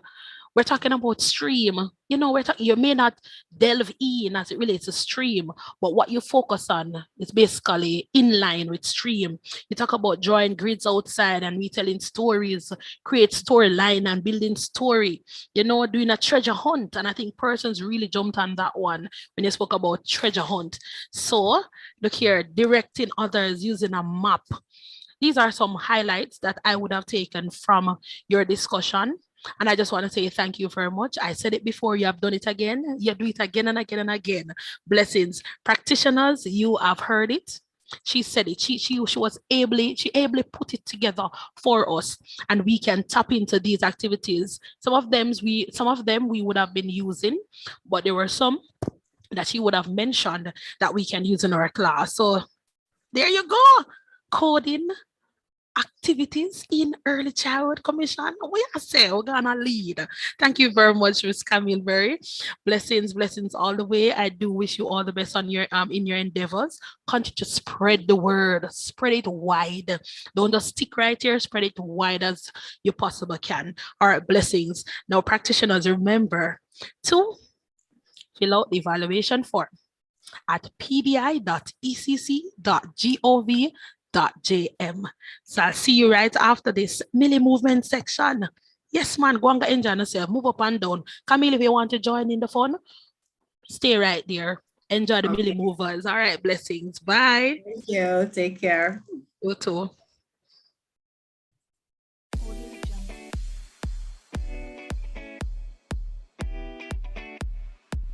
Hi, everybody. Welcome to Millie Little Movers. I want to thank you for joining me today. I hope you have cleared the living room spaces, the verandas, and the bedroom, because guess what? We are going to get ready to move. Join me now.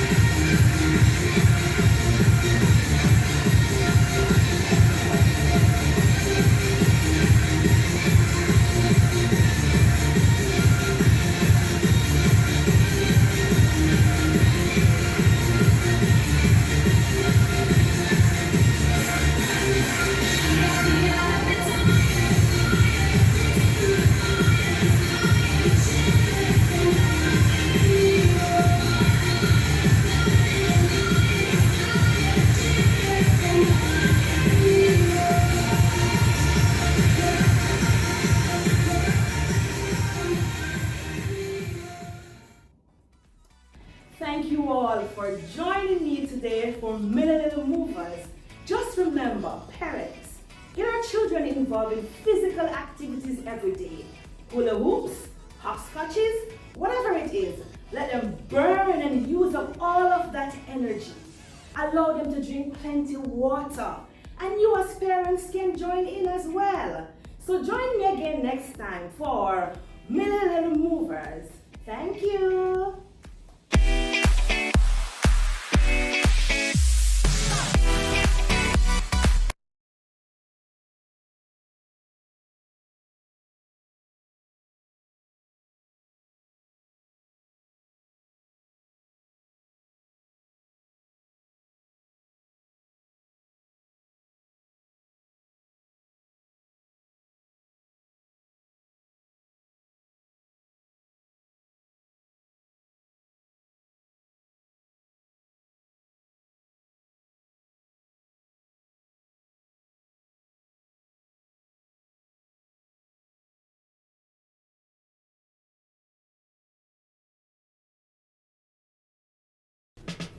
This is a message from the Early Childhood Commission.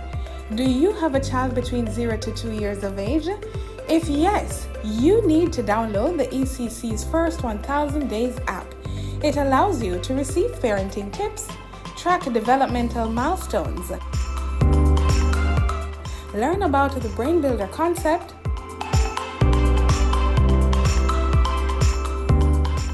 receive relevant articles and research,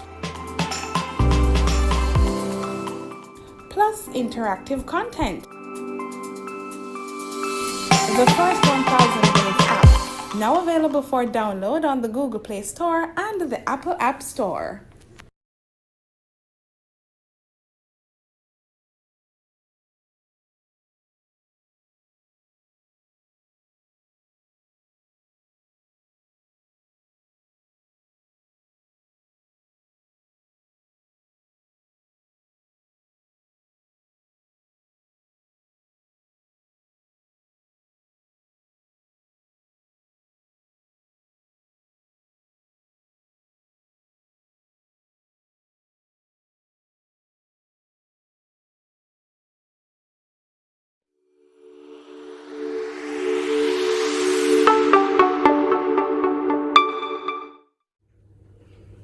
Hi, I'm Kadian.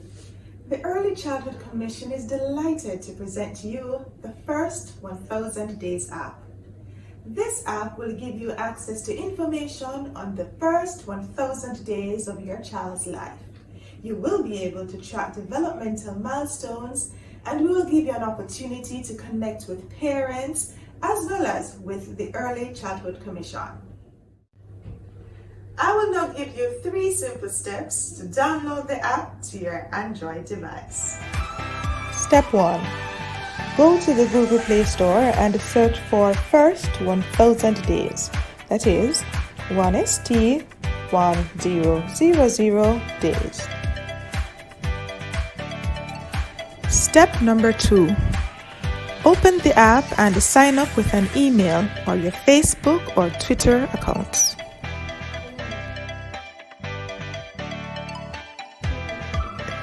Step number 3 is the easiest of them all.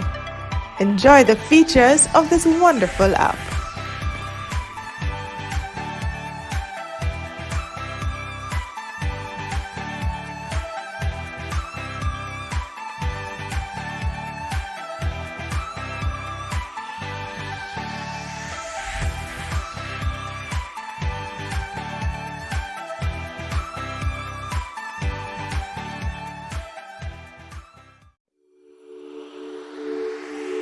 That was a message brought to you by the Early Childhood Commission.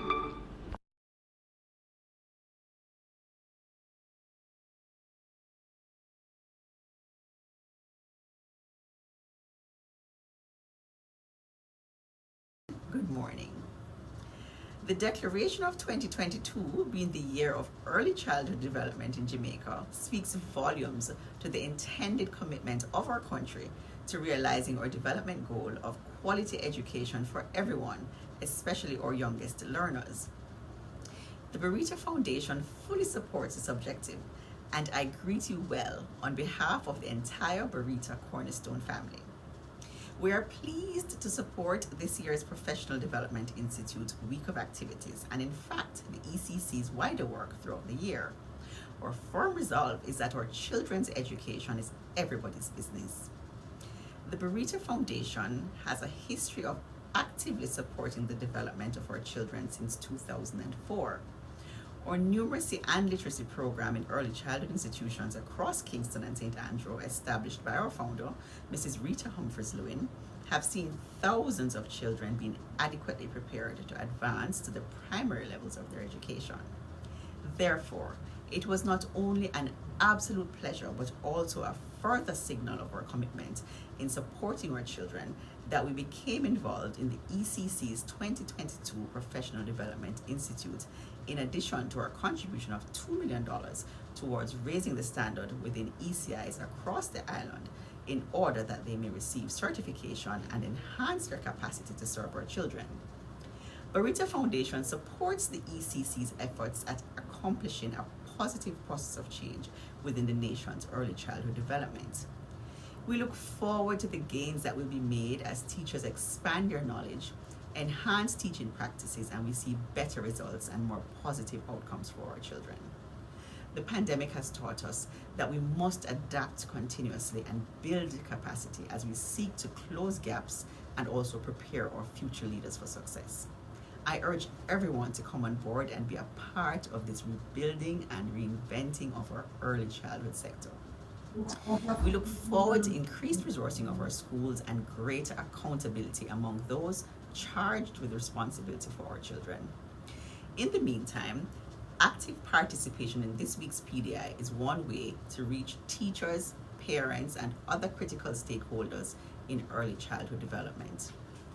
I wish for everyone a productive and meaningful week, and may we all together be empowered to do right by our children in their earliest, most fundamental stage of development. Thank you.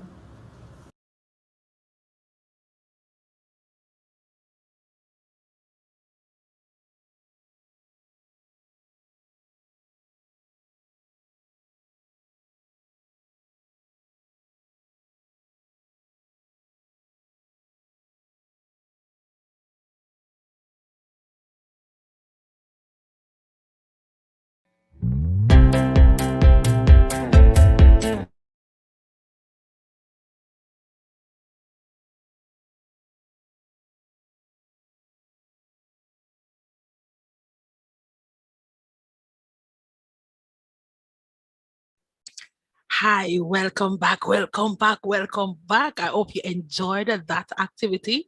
I hope you got some water and you're refreshed, because guess what? We're moving on to another whopper session. All right. Now we have with us Dr. Doreen Reed. But before I make her welcome, let me just give you a little background of who Dr. Doreen Reed is. Dr. Doreen Reed is an accomplished educator and an eclectic professional. She has a diploma in drama in education from Edna Manley College of the Visual and Performing Arts, a bachelor's degree with honors in education administration from the Western Carolina University, and a master's in government from UWI-Mona.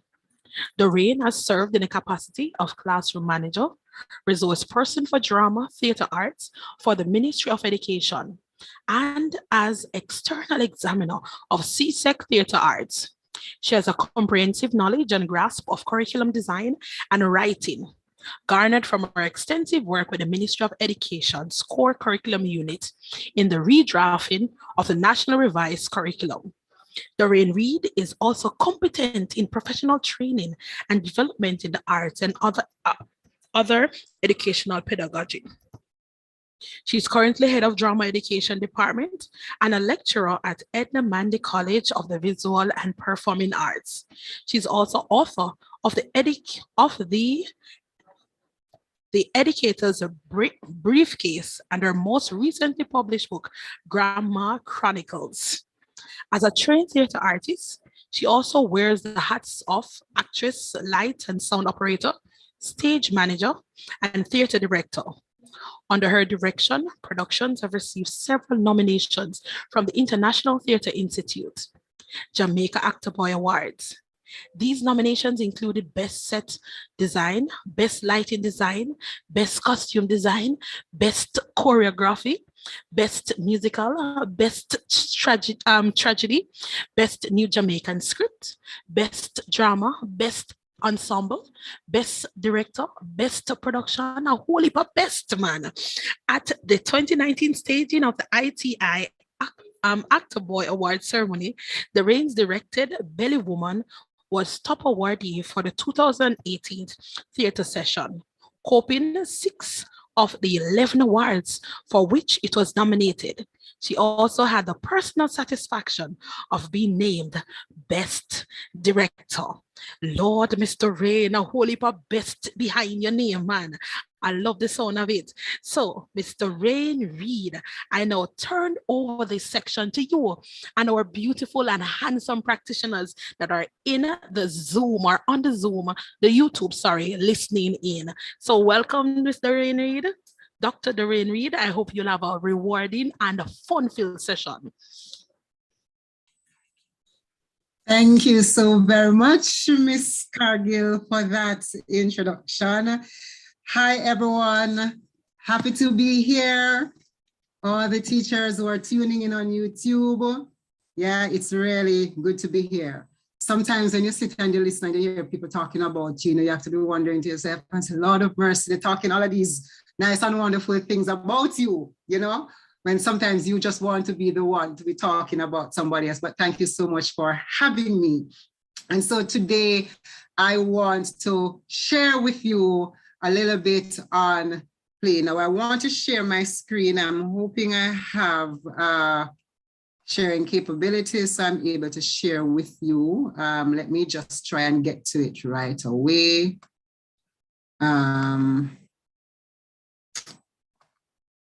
Hold on a second, I'm coming up with it. Share sound. All right, let me know if you're able to see my screen. I'm hoping you're seeing. Thank you so much. Yes, we can. Awesome, awesome, awesome, awesome. All right, so we are going to go straight in and we're going to be having our conversation now. So treat this, that's what this is, yeah? This is a conversation where you speak, and of course you're all the way over there on YouTube and I'm all the way in Zoom.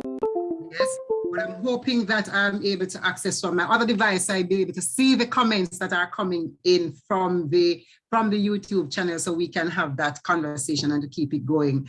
But just a quick question, Madam Moderator. Could you tell me exactly what is the YouTube page that I'm looking for, so I can be able to have a conversation with my teachers who are there listening with me? I'm going to ask my tech person to share it with you, so allow him, please. Thank you.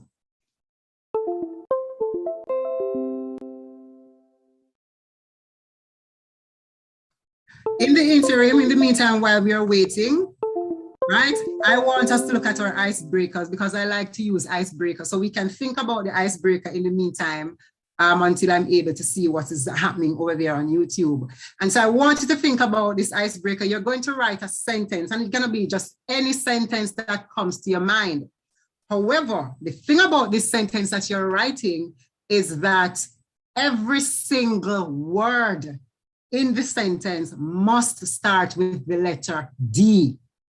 Again, every single word in your sentence, it must start with the letter D. Yes, so for example, what if your sentence is, don't destroy desks and, well, and would not have D, yeah? So don't destroy desks. Yeah, that's my sentence. All the letters there, all the words start with D. So start thinking about that until I'm able to see the page on YouTube on my other device. So Dr. Reed, it was shared into the chat, so you can click on it if you wish. Thank you so much. You're welcome. Let me just go right along. so I can see what's happening here.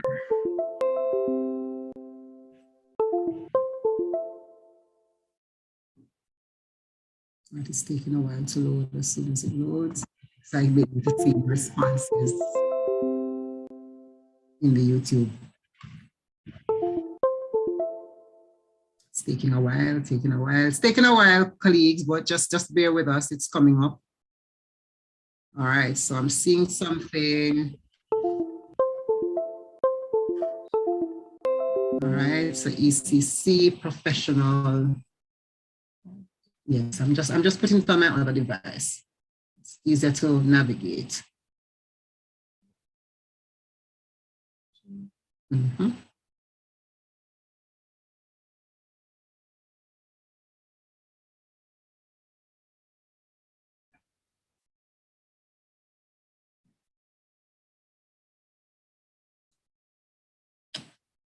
Great, so we are at day 3, track 3. So you'll see that coming up. So I can see what's going on here. Da-da-da. Nice.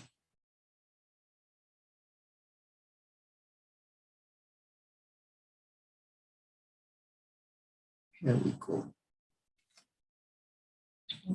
All right, so I'm able to see, now I'm back with you. I think I'm able to now see the comments that are all here. So now I want to see some of those sentences that you're writing. All your sentences, they must start with the letter D. All the words in the sentence must start with the letter D. Yes? So, let me see the sentences.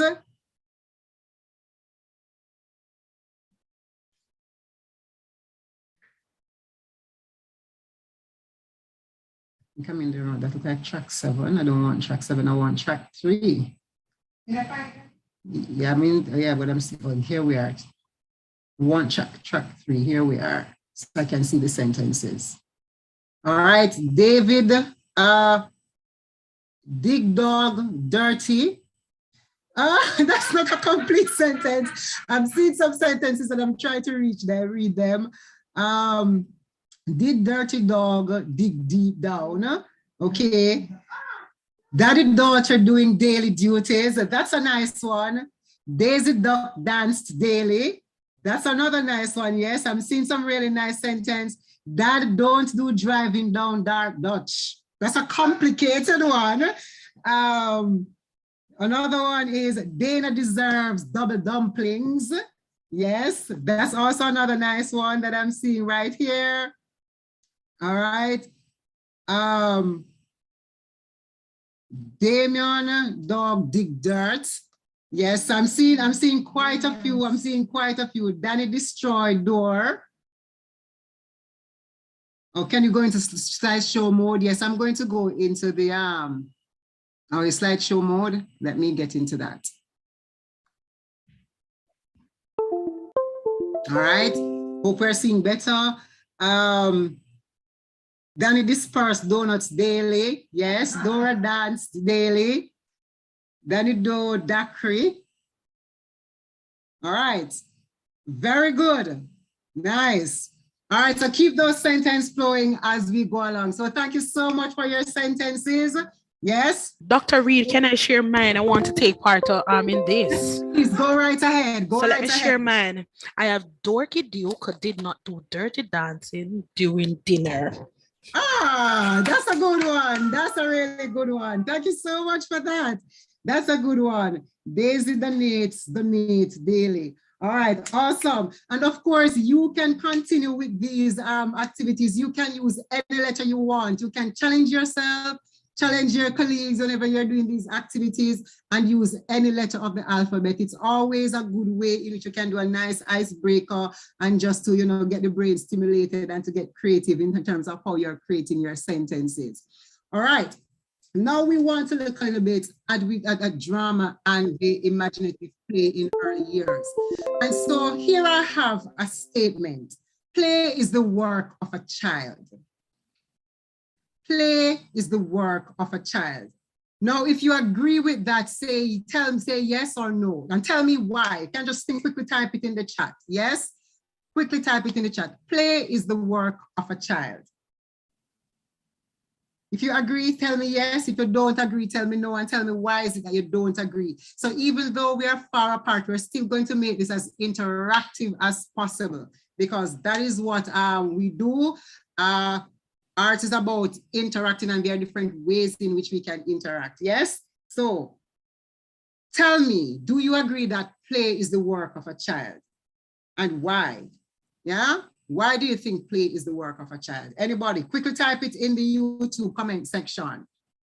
Yes, play is physical therapy and development. Thank you so much, blessed Tracy Pinnock. So Tracy is agreeing that yes, play is indeed the work of a child.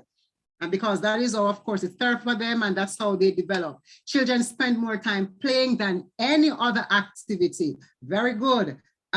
Yes, they never stop moving. That is so true. And if we all have younger children at home, whether they're our own or nieces or nephews, then of course we understand that they never stop moving until they are asleep, because even when they are eating, yes, they still want to play. That's the way mainly children learn. Yes, because children learn to manipulate their surroundings through play. Yes, I agree, because that is how children discover themselves and develop. That's from Felicia Phillips. Very good. All right. So I have another question for you. And here is the other question, another statement and question. Good parents and teachers are artists because they create. Do you agree with that statement? Again, I'm asking why. Good parents and teachers are artists. They create. Why do you agree? Or why don't you agree? Tell me again from the comment section. And of course, I know we have two colleagues on here. So Ms. Cargill, of course, your comment, you're welcome to share your comment again on Zoom, of course, so we can hear you. Yes, I do. That's the way they learn. Yes, play and develop. All right, so I want us to answer the other question. Good parents and teachers are artists. They create. Tell me if you agree with that. And if you don't, tell me why is it that you don't agree?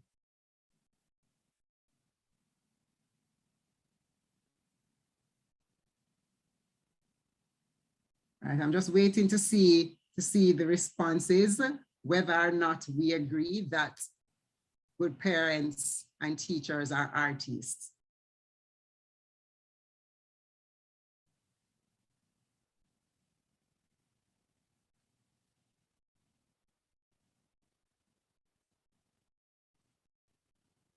All right, Ms. Cargill, do you want to share in the interim before I move on? Yes, I agree. Yes, Javila Brown said yes, she agreed.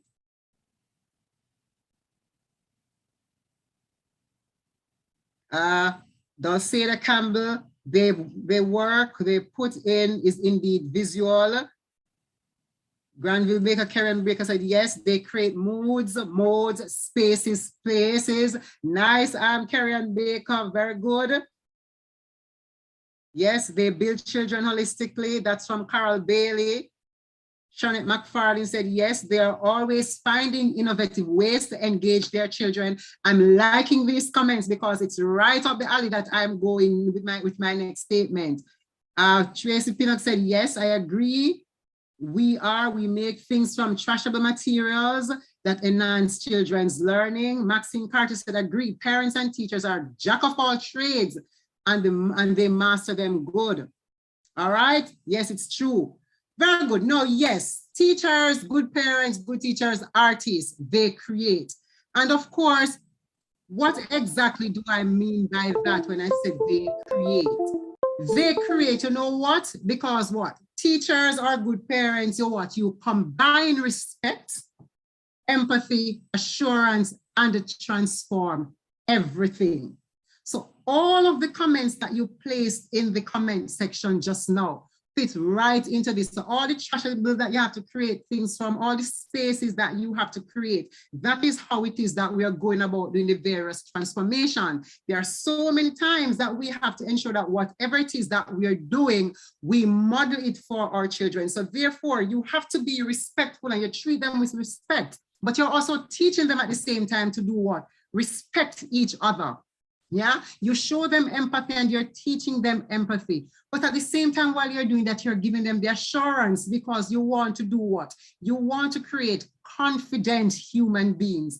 And it is through this kind of respect and empathy and assurance that you've combined that you're able to transform lives, you're transforming the situation. Hence the term create. That is why I said, good parents and teachers, you're artists because you create. And in this instance, when we talk about create, yes, we are not only talking about the things that you're creating in terms of the trustables, we're talking about the fact that you combine respect, empathy, assurance, and transform everything. Now, we're going to be working through this acronym CREATE as we go along, because as we are talking about children and dealing with children and dealing with education, is about creativity, it's about innovation. And so we have to continue at all times to create. Yes, we have to be innovating. We are innovative. So we always have to be doing what? Creating things. We always have to be improvising at the same time while we are inside the classroom. And so we're going to be working through these acronyms as we go along in order to see where exactly it is that we are. But in order for us to be able to transform the lives of the little ones that we are working with, there are things that we have to do. We have to model practices for them to be able to follow. Yeah. And so therefore, we want to take a little trip down memory lane. Yeah, to see where we are with persons. And I am going to call out some lines of some games. Now, I don't know about you, but when I was a child, I loved to play. I was one of those child who would run from morning straight back till night. And even when you said to me, say, come sit down, but I said, sit down and I'm sitting down, I'm gone again. My grandmother can tell you all the stories about that. So I'm going to state a line from a game. And when I state the line from the game, what I'm going to ask persons to do is to say what the name of the game is if you think you know what that game is. Yes, so I hope you're all ready. Yes, I hope you're all ready to take that trip down memory lane. I don't know how much playing our children do these days and how many of these games do we still play, but we are just going to go through a few of them, not a lot. So the first line is from, and this line is from the game. It's not necessarily the beginning. I'm not going to say it's the beginning or the end or the middle. I'm just going to call the line. And the line is, if I catch him by him color, yeah? If I catch him by him color, which game is this line taken from? If I catch him by him color. Yes, just type it in the chat if you know it. Type it in the chat. If I catch him by him color, which game? Anybody, which game? Anybody? The Jeopardy song is playing. If you know the game. All right, Ladi Muda Hala. All right.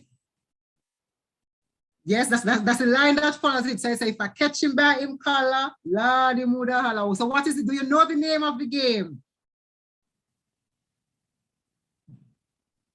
The name of the game is Shame, Shame, Shame. Very good pinups, of course. Shame, shame, shame. I will not go to masket anymore, more. And of course, you remember you used to do your shame, shame, shame with your hand. Yes. Yes. I don't want to go to Mr. anymore, more. Very good. It's not tweet, tweet, tweet at all. Not tweet, tweet, tweet. Right? Somebody said tweet, tweet, tweet. Now, if you don't know this one, ask somebody to teach you shame, shame, shame. Yes, ask one of your colleagues, ask your parents, ask somebody. Very good. Now we're going to move on to the next one. The lines is chain of it chain him, rope of it rope him. Chain of it chain him, rope of it rope him. Anybody know that one? Chain of it chain him, rope of it rope him. Anybody? Chain of a chain him, rope of a rope him. What is the name of this ring game? Yeah? Chain of a chain him, rope of a rope him. What is the name of this game? Yes, Tracy Pinnock, the name of the game is? McKay said, Old Mass Charlie. Yes, Old Mass Charlie. Very good. Me have a bulldog. Very good, man. So of course some of us used to play, right? Let's go to another one. It says, the line says, take a little girl and pat her on her shoulder. Now, this is very common. Many persons supposed to know this one quite easily. Take a little girl and pat her on her shoulder. No, it's not bullying a pen. Who's a bullying a pen? No, Simone Kelly. Not hold him, Joe. Take a little girl and pat her on her shoulder. That's the other one. That's the line. Take a little girl and pat her on her shoulder. Bluebird. Yes, that's what. Javilia Young. Bluebird, bluebird, bluebird, in and out the window. Very good. The other one, we are moving on quick. We are going through them real quick and then we move on to the other thing. Anything Mr. Do, Nikki do. Anything Mr. Do, Nikki do. What is that one? Anything Mr. Do, Nikki do. What's the name of that one? Anything Mr. Do, Nikki do. What is the name of this game? Brown girl in the ring. No, Simone Kelly. No brown girl in the ring. Simone, you have to talk to one of your colleagues about these games, yeah?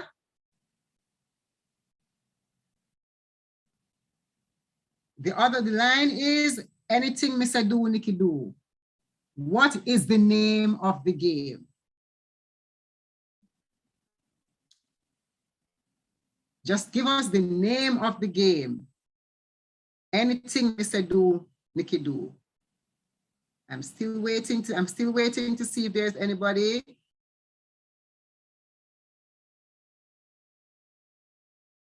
Anybody? Anything Mr. Do, Nikki do. Anybody?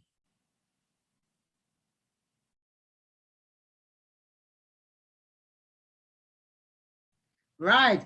What is this? Will I say, send me Nikki go to school? That is the name of this one. All right. Anything Mr. Do, Nikki do. And the name of that ring game is Send Me Nikki Go to School. Somebody said, do as I say. No, Sonia. This one is not do as I say. All right. Now we are going to jump to another one. Now here is another line. All right. Here's another one. Me no want no can. That's the line. Me no want no can. What is the ring game? What is the game? Me no want no can. That is the line. Me no want no can. What is the game? Me no want no can. That is the game. Anybody? What is the game? Me no want no can.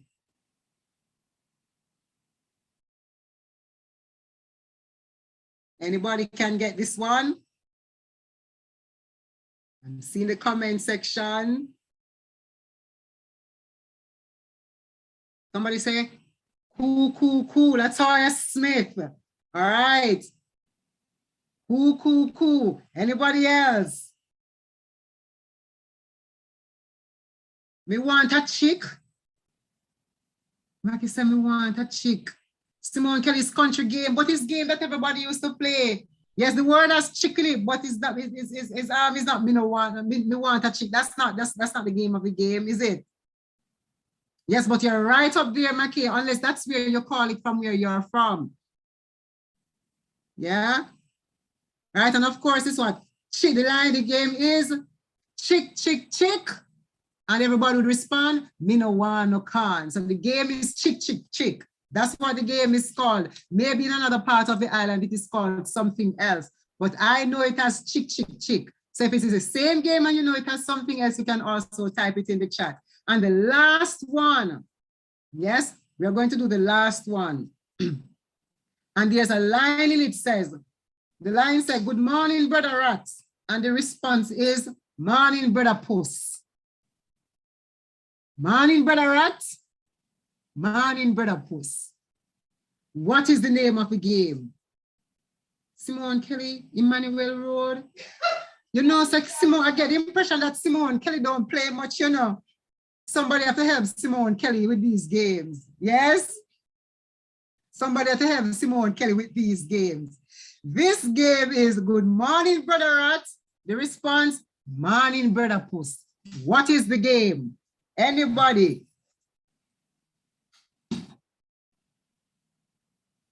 Anybody? Quickly.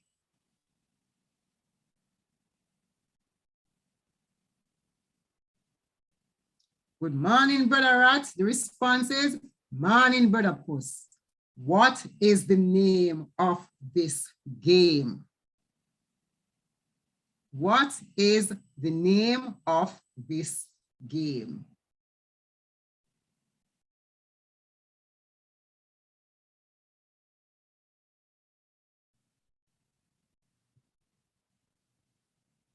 Yes, Balumba. Balumba is a, somebody said country rat and country post. No, Latoya. It's not country rat and country post, unless that's what you know it as. Yes, Balumba. Balumba is a different game. Oh, Simone, you say you used to go river, you're not playing a game. What is the name of this? Good morning, brother rat. And the response is, morning, brother puss. Yes, I'm seeing something in the chat. It says, run, brother rat. That's the name of it. And I'm seeing also in the chat here, Jason Henry is also saying, run, brother rat. And of course, Miss Cargill here is saying, run, brother rat. So the game is run, brother rat, brother pussa go catch you. Run, brother rat, brother pussa go catch you. And of course, they run all over the place because the puss are run down the rat. Run, brother rat, brother pussa go catch you. Very good. Now it shows that we are going down memory lane and why it is that we have to play. Now, one of the things that is important about us as early childhood people is that we are really gatekeepers for a number of these cultural influences on our children, because children learn so much through play and we engage so much with them. We also have a responsibility to help them with these games and the games that we can use for teaching, just for them that speak to a number of things within our culture. They explain things about how things happen, etc. And so we need to at least allow ourselves to develop in our arsenal a range of games, so we are also able to modify them in our own classrooms and as we continue to engage with our students. So yes, Kelly, I know, so you see a river you used to go, yeah? You used to go river and play a game, but guess what now? We have to go learn some game because they're an early childhood teacher and we want to teach the children these games so they also know a lot more games. So speak with some more of your colleagues so you can learn some more games. And while you're at it, you can share some more games that you used to play that we've not mentioned. Yes, Balumba was on my list, but because of time, we are going to be moving on. I saw somebody posted it in the chat and there are many others, a whole lot. If you probably sit down to have this conversation, you may never stop right now because people will share a range of games that they would have played. Yeah, all right, so let's just move on. And so we want to look very quickly at what are some of the general characteristics of play, because we said this is a child's world. This is the work that they do. And so while they're doing this naturally, a lot of things are developing within these kids. Now, one of the things about play, we want to just go through these characteristics real quickly, is that play is self-chosen and self-directed. So when the children decide to go on the playground or they're on the veranda, they're in the room, wherever they are and they're playing, they decide what they want to play. They also decide how it is that the game will be played, because they can also change the rules of the game to suit themselves within their group. And so it is self-directed. Plays have goals. Yes, either you go to, because if you're playing hopscotch, you want to make sure that what you go through the entire hopscotch box without getting out. You want to win. Yes, games are also guided by rules. If you're playing hopscotch, you don't want to step on the line. When you throw the thing in the box, you want to make sure it drops in the box and not outside of the box. So games are guided by rules. Play is imaginative. It moves away from reality. So there are things that the children will do while they're playing that's not necessarily realistic. And so it is their own imagination. And when they modify these games that they play to suit themselves, what it is that they are doing, they are gone into what? The imaginative, creating what they want. Play, active. Plays are active. Yeah, it's adventurous and it's risky. It's adventurous because there are so many things that the children will do. Yeah, they're on an adventure. Sometimes they go into the bushes, they're building things, etc. But it is also risky because with some plays that the students or the children will choose, what you find is that it runs the risk of sometimes them falling, maybe breaking a hand or getting some amount of hurt somewhere. Yeah, it's communicative because they have to communicate with each other. And of course, play is enjoyable. That is why children play, because they also want to do what they want to enjoy it. And that is why they can't stop. It doesn't matter what you tell them. Yes, they want to continue playing because it's enjoyable. Playing for them is quite meaningful. Yeah, it's meaningful. And the students, the children, they are very much involved. And that is why sometimes they get vexed because they are so involved. Even their emotions are tied up in this thing. And so when they don't get what they want, sometimes they kind of vex and then push up their mouth and then they have to work through that kind of conflict with each other.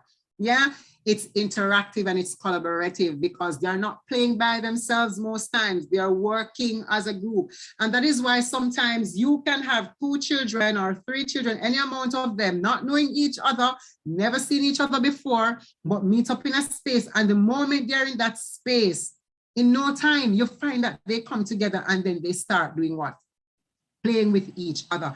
They form friendships, they become friends. And of course, play is symbolic. And we are going to talk some more about symbolic play later on. Now, I want you to watch this video. And after you see the video, then we are going to have a conversation about the video. Yes? Here goes. And I want you to give me a thumbs up if you're hearing.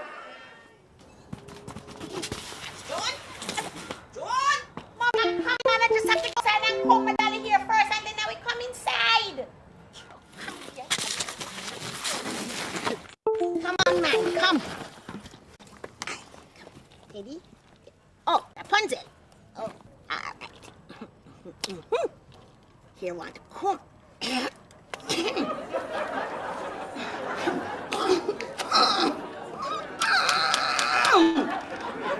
Rapunzel. Rapunzel. Rapunzel, today you and I are going to have that little mommy and daughter talk, you know? Rapunzel, you're such a pretty little girl. You're a nice little girl. You're kind and you're sweet and you're talented like your mommy.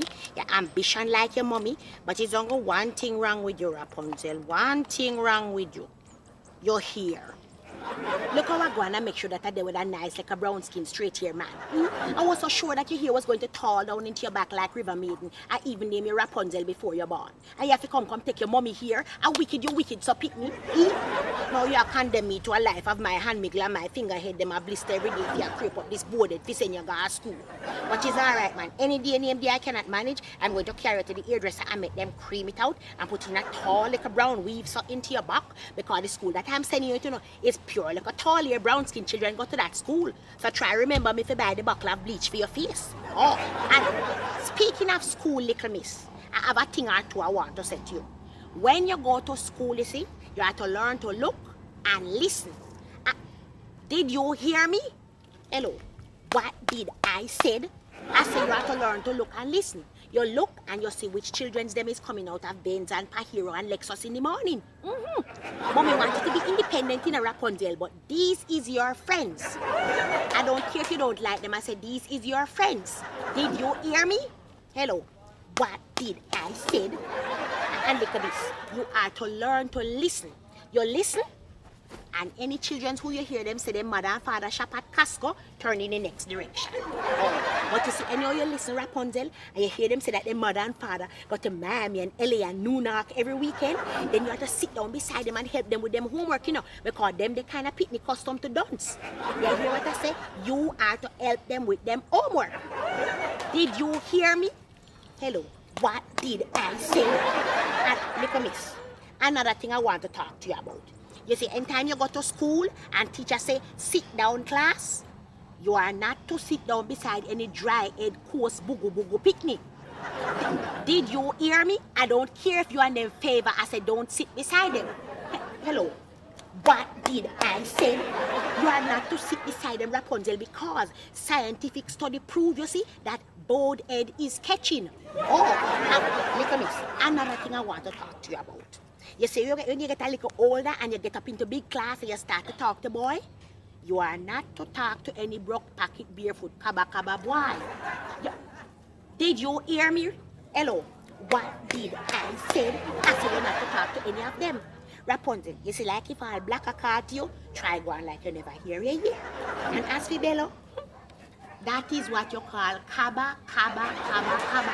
Rapunzel, Bello carry so sardine sandwich go school every day, you know. And Bello father drive ladder. That a car, That a car. I say you are not to talk to Bello and Blacker. I don't care if you don't come from the same district. Do not talk to Bello and Blacker. Hello, what did I say? But Rapunzel, you see like Tony now, Rapunzel. Rapunzel. Tony's the kind of boy mommy want to see talking to at school, you know. You see how Tony's skin pretty, and Tony hair pretty, and Tony eye fever puss. Oh, Rapunzel. So, Rapunzel, so what if Tony's a bum? And so what if his father is a consultant who thief money out of bank? That is not important. Tony have the right attribute, and Tony is not a kaba. Do not back answer me. I say you are to talk to boys like Tony. You hear? Hello. What did I say? Rapunzel, listen. You have to learn to put a little milk in your coffee. And remember, Tony is not a kaba. So, you don't know what is a kaba? Oh, you mean you don't know what is a kaba? You want to know what is a kaba? See one right here, so. That is what you call kaba. And Rapunzel, look at mommy good. If you ever come into this house with any kaba, I'm going to turn you over and I'm going to beat you until you look a bottom.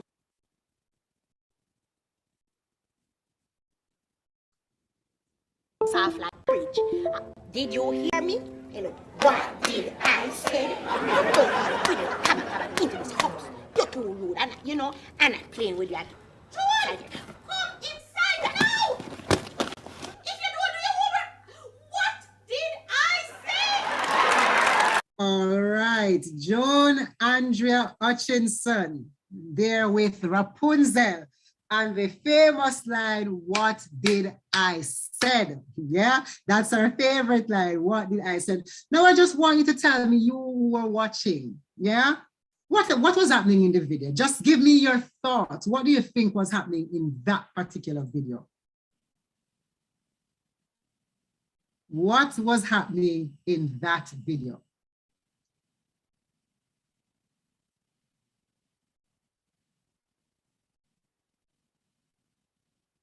Hi, Paula. Paula said some important lessons taught through comedy.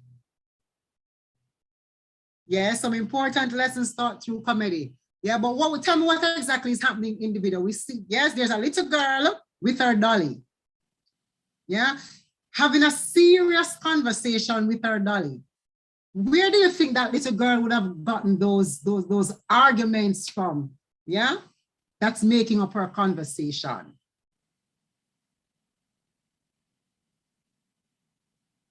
Where do you believe the child would have received those arguments from to have that conversation? Children live what they learn, yes? Most of the times, children play what they experience at home, and this was what being acted out in the video. Exactly. That's from Deborah Butler. Clayton said she was role-playing all that she heard around her. Very good. From her parents, things that was happening around her. The mother is contradictory, she downgrading that little girl. Joan was role playing, was talking about corporal punishment. The child was acting out what was being taught at home, reliving what happened at home. Somebody else said role playing what it is that she saw. She was acting out what her mom did to her and what she saw happening around her. And so, yes, all the comments and the feedback, they are along that line. Yes, the child was acting out what's happening around her. And so those are the things that happens. And so all the time, we are always teaching our children whether or not we want to believe it. And so remember at the beginning, we said, good parents, they do what? Good teachers and good parents, you're artists because you create. And so here again, by watching that video, we are all saying that the child was acting out what it is that would have been seen around her. And so here again, we are talking about creating. And we want to say that what? Children repeat everything adults teach every day. Yes.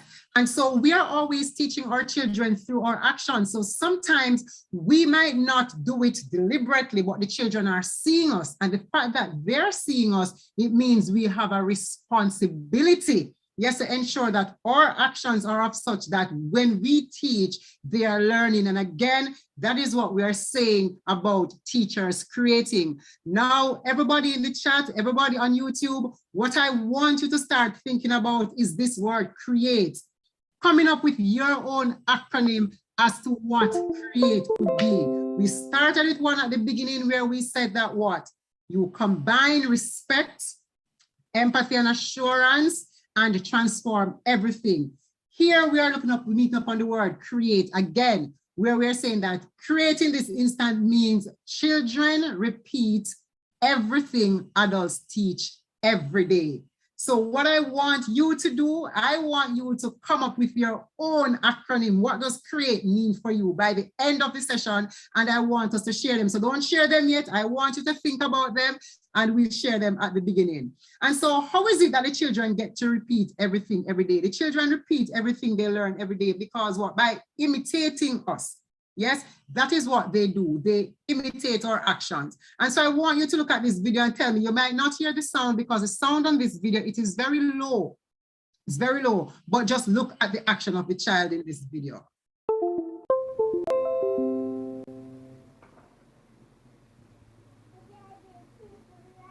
You're sleeping like me? Yes. So sleep like me, let me see now.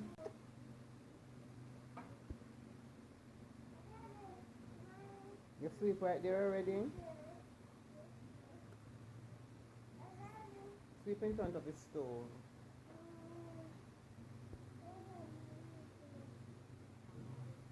Right there. Right there.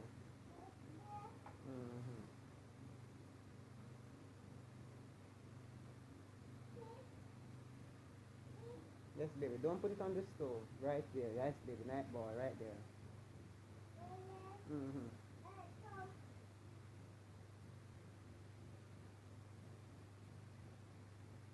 All right.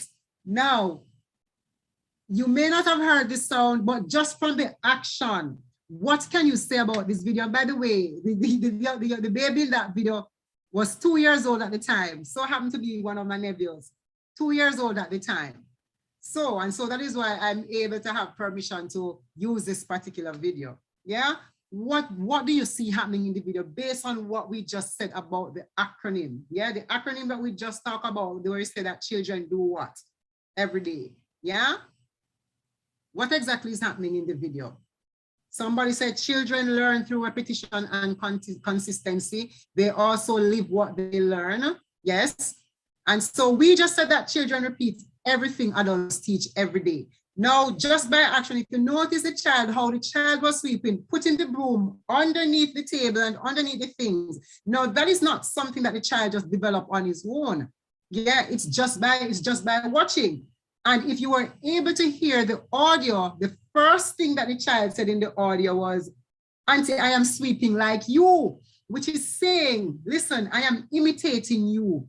I am practicing, I'm doing what it is that I see you do. And that is how it is that we are teaching children every day through our own actions. And then the children turn around and they imitate us. And so, yes, Sonia James, they're like sponges. They absorb everything that we do and we say. And so because children imitate people around them, it is from this kind of imitation that the concept of pretend play develop. Yeah, it's out of the imitation that the concept of pretend play develop, or sometimes we refer to it as imaginative play.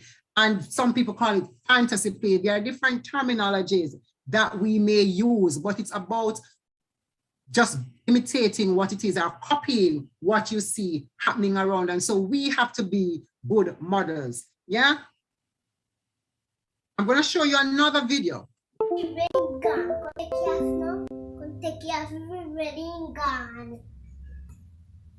feel me? Give me clothes. Now, in this second video, if we notice something, this is the same child that we saw in the first video with the broom. Yes, this is the same child we saw in the first video. The first video, he was 2. In this video, he is about 4 or 5 in this video. But we see that what? He continues to do what? Imitate, right? Notice how he is attired. The clothing he's wearing is completely too big for him, which means it's not his clothing, but he has dressed up in somebody's clothes. And here he is carrying on with his own antics. And so therefore, he continues to imitate whatever it is that is happening within his own environment. And of course, this is pretend play. And when children pretend play, you don't have to tell them what to do. And that is why we want to say some quick things about pretend play. That pretend play is voluntary. It's voluntary. Now, for those of us who have younger sisters at home, younger siblings, or even your own children, when they decide to dress up in your handbag, when they decide to dress up in your shoes, when they decide to put on your lipstick, when they decide to put on your wig, yes, when they decide to just dress up and put on your things, you don't have to tell them to do that. When they decide to start playing teacher or they decide to start playing doctor, you don't have to tell them. It's completely voluntary. They just go ahead and they just do what they want to do. Yeah. Another thing about imaginative play in this instance is that imaginative play is that the children utilize symbolic function. Now, what do we mean by that? We're talking about symbolic play here because they don't always use things as they are.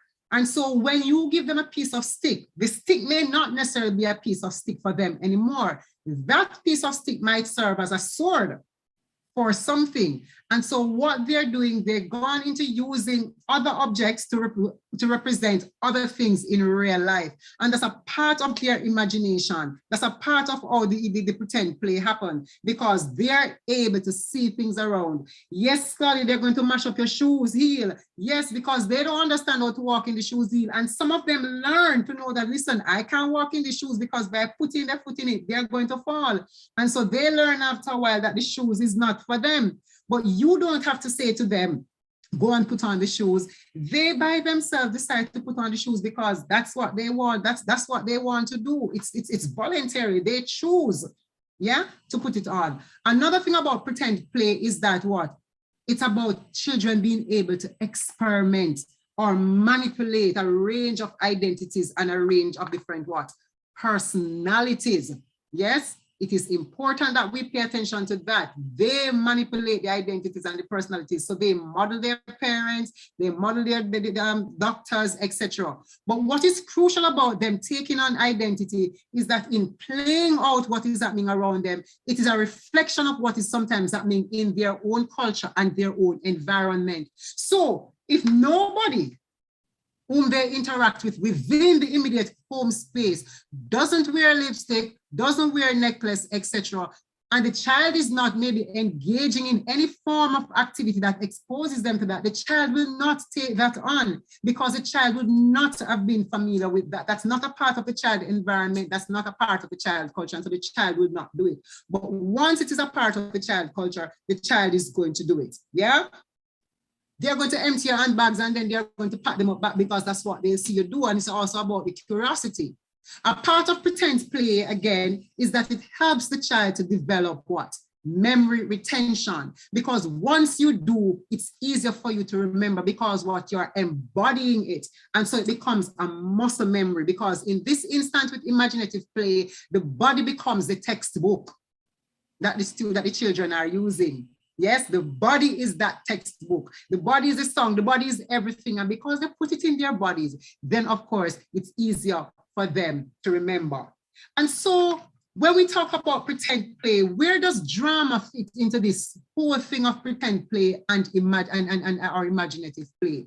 And so one of the things about learning is because you move from the known to the unknown in some instances, and pretend play comes naturally. And so what you want to do, there are things that the students learn or the children develop out of play just by being natural. And so you want to foster that. You want to create an environment that will allow the children to now take the play that they know so naturally and learn from it. And because of that, that is how we end up with dramatic play, because you are now moving into something where it is more structured. Yeah, so you're taking the known and putting it into the unknown where they're learning through it. So children in the dramatic play, what are we talking about? We're talking about where children accept roles that are assigned to them in given situations.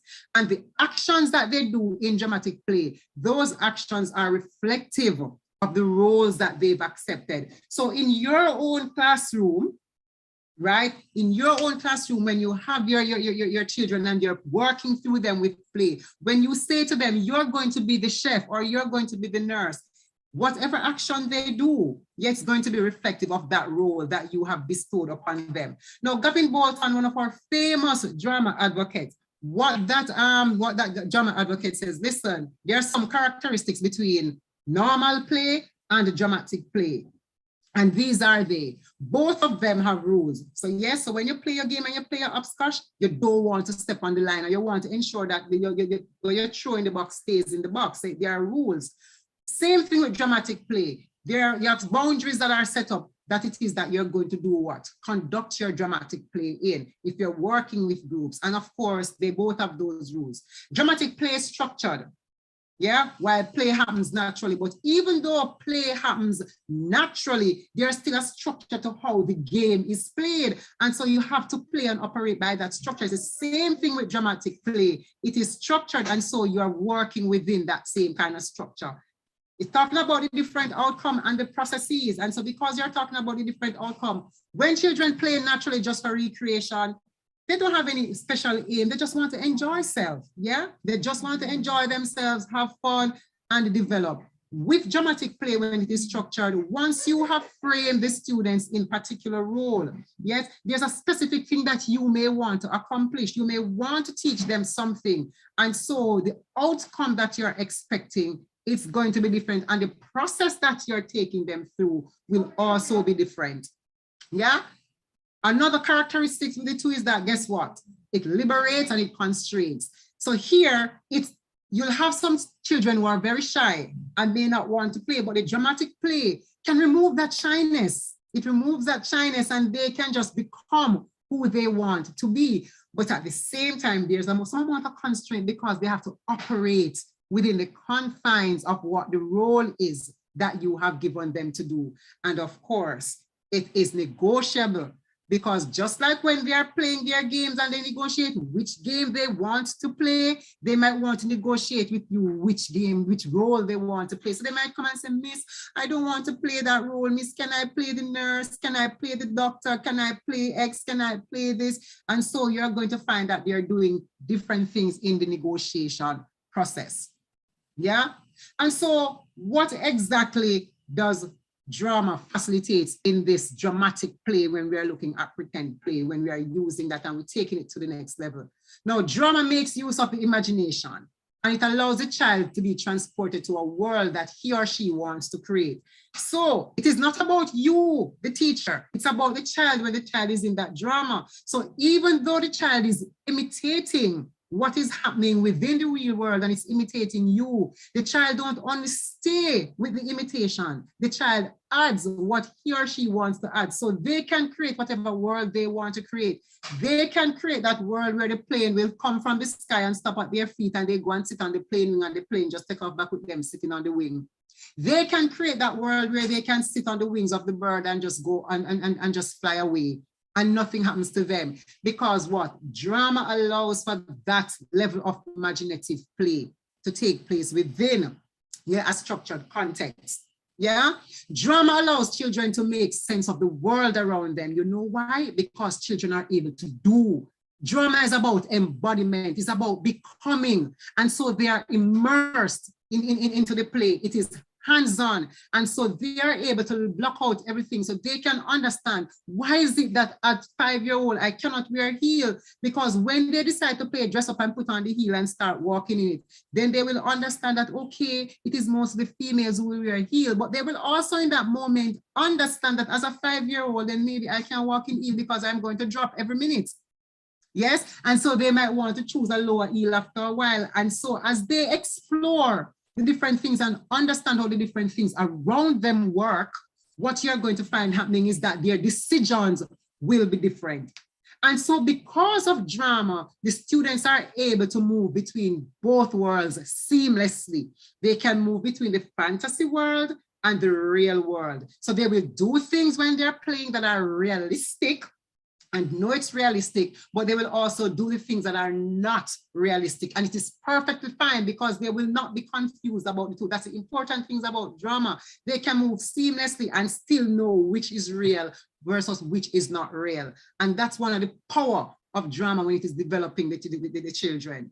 Drama is about knowledge and shared experience. Now, colleagues, I want you to take this one very seriously, about knowledge and shared experience. Now, all the children who come to you, regardless of their age, regardless of their backgrounds, they come to you with some amount of experience. And the experience that they come to you with, that is the experience that they will take to the drama. So when a child will come to you and say, you know, miss, my mommy is not at home because mommy went on the plane. And because mommy went on the plane, I have to go and stay with my auntie. Yeah, maybe there might be another student or another child whose mommy did not go on the plane. Yeah, but because another child talks about the plane, they are learning through that child's experience. And so in the drama, the children are allowed to bring that experience to the drama and it can be played out in the class. And so they all learn from each other as a result. And so the child who did not have that experience with their parents going on the plane will go home to what? To their parent and say, you know, mommy, you know that Marsha said that her mommy is gone on the plane. And so Marsha has to stay with her auntie. Whatever the lesson may be from that, but the shared experience gets shared. Yes. And of course, the knowledge comes about as a result of that. And that is how the drama is developed from these shared experiences. Again, drama also allows them to explore the what if, yeah? What happens if? No, because not all the children will come with the experience. As the teacher, when you guide them through the drama, what is happening is that they're getting an opportunity to become the person in a situation. So what if the thing is, what will happen? What if fire burn your hand? What if you put your hand in the fire? What is going to happen? Now, you can use the moment in the class to explore that kind of what if with the children. And out of exploring that, all of the children in your class may not have had that experience of putting their hand in fire and fire burning, but by exploring that what if in the class, they can then learn from that moment that, oh, if I put my hand in the fire, then this is what is going to happen. And these are the ways in which we can react. And also, I should not put my hand in the fire. So they get a chance to explore that. Another thing about drama and pretend play is that it meets the children wherever they are. And this again is very crucial. And that is why drama in of itself can be such a very potent tool when you're looking at differentiation and catering for different students, because it doesn't matter the level where you're at, all of you are able to participate in the same drama because drama allows that kind of leverage for you to be able to operate within the same space. And so if you have a child who has maybe some amount of learning disability, let us say the child might not be able to move around as fast as the others, yeah, because the child has a limp or whatever may happen, you can so structure the drama that the child gets a chance to still play a role in the drama that's equally on the level of the child who is able to move around real quickly, because drama allows all the worlds to meet. It allows all actions to meet. So it allows for the marriage of many things to happen within the drama. And so it meets the students where they are. And so nobody is left out of the play. Everybody can get a role to play in the drama. And so they are able to learn and they participate. I hope you're writing down your questions. So by the end, if you have any questions, we can take the questions real quickly. Yes.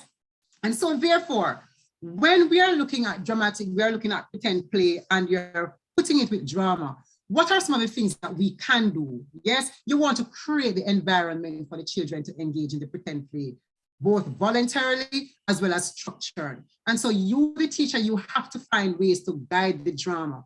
Yes, we all do reading in our classroom where we read the stories, and of course we have the students act out the stories. But as a teacher, you also need to practice vocal manipulation so you can play the voices of the various characters that you're reading and allow the students to do it. But also allow the students to tell stories and try to manipulate the voices at the same time, because then they come into that pretend play.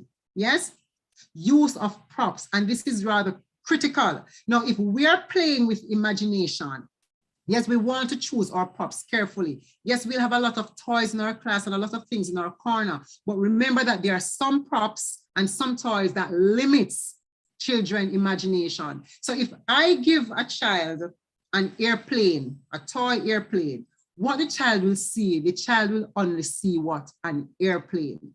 Yeah, that's all the child will see because that's what it is. So it doesn't allow the child to think beyond the airplane or use that object as something else. However, if I probably just give the child a piece of stick or give the child a plastic bag, the child may just see it as something that I now need to use as an airplane. But having used that as airplane, they can also take it and decide I'm going to use it as a towel afterwards. I might use it as a covering for something. And so you want to also choose props that are generic and general that will allow the student to be able to use it as anything that he or she wants to do, because that is what stimulates the imagination. So yes, you want to give them specific things sometimes, but if we're talking about building the imagination and developing that holistic child, then we would want to try and do that. Costumes. Children like to play dress up. And because children like to play dress up, you want to make sure that you give them whatever it is that will allow them to do the dress up. Frame them in role. Yes, my time is wrapping up. I'm just seeing the signal, right? You want to frame them into role. Allow them to take on as much role as they possibly can, right? However, as a teacher, you want to be a part of the role that you frame them in. And it's always good to take what? The lower role and give the student the higher status role. So for example, the teacher, you might want to become the sick patient and say to the child, you know what, you are now the doctor, and allow the child to make the decisions and you lead the drama from that. Yes, there are also other drama strategies you can use. Teacher in role. Yeah, that is where as the teacher, you're going into role and you're leading the drama completely as is. You want to ensure that as you're guiding the students through and using the drama, you're utilizing these things that will allow the children to develop as best as they possibly can. You want them to ensure that what? Their individuality is being catered to, their psychological needs being catered to, and the social need. So it's about their humanity. As the advocate Brian Way would have said, yeah, it's about developing the individuality of the child. And within the drama, if you utilize a strategy, then you're able to do that. And if you're able to utilize a strategy and get the children that way, what you're going to find happening is that the children would then create. What do I mean by that? The children would reflect each attribute teachers embody. Yes, if we do all of what we talked about earlier, what are we saying the children would do? We'll get to the place where the children are now the ones creating. And what does that mean when we say the children create? Children reflect each attribute the teachers embody. Remember, we did say that we were working through these acronyms. And so just to wrap up, I just want to remind us of these acronyms. What we said, good parents and teachers are artists, they create. The first one is that the teachers combine respect, empathy, assurance, and transform everything. And the other thing that would happen, we said that Children repeat everything adults teach every day.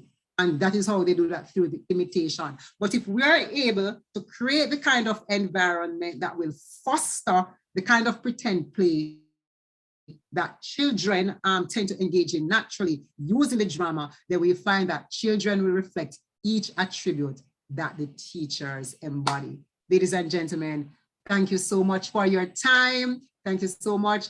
If you have any questions, I'll quickly take the questions if we have time. But moderator, it's over to you. I'm just gonna dramatize this, girl.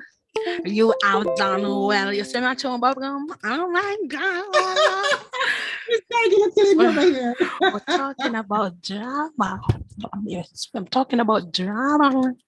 Okay, a bubblegum natural. Yeah. All right, just getting straight in. I had to put a gum no more because we're talking about drama. We're talking about play with children. And look here, this is just my alley. You have went up my alley. You know what I'm saying?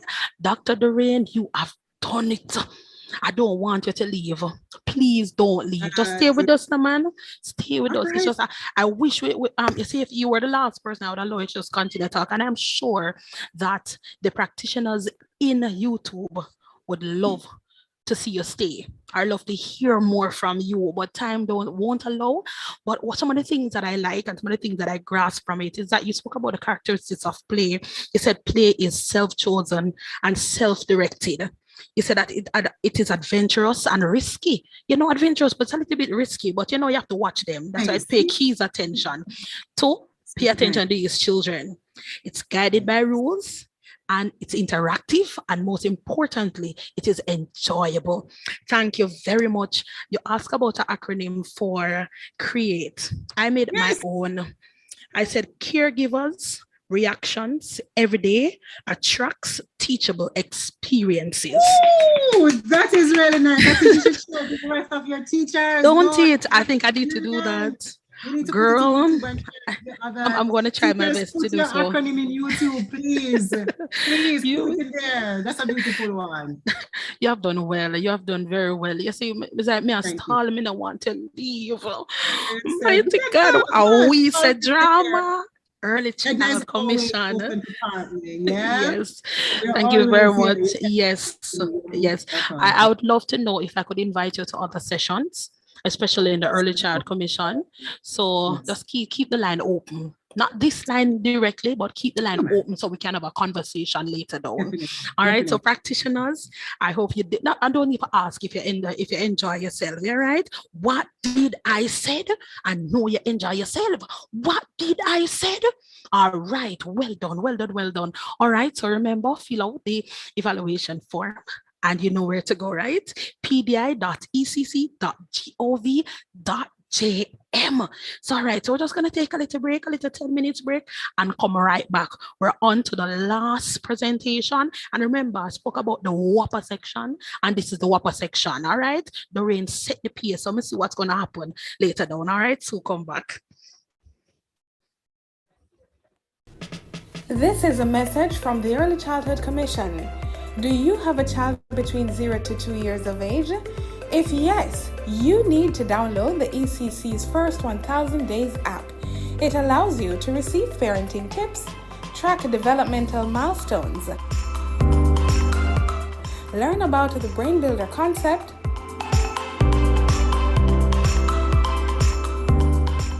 receive relevant articles and research,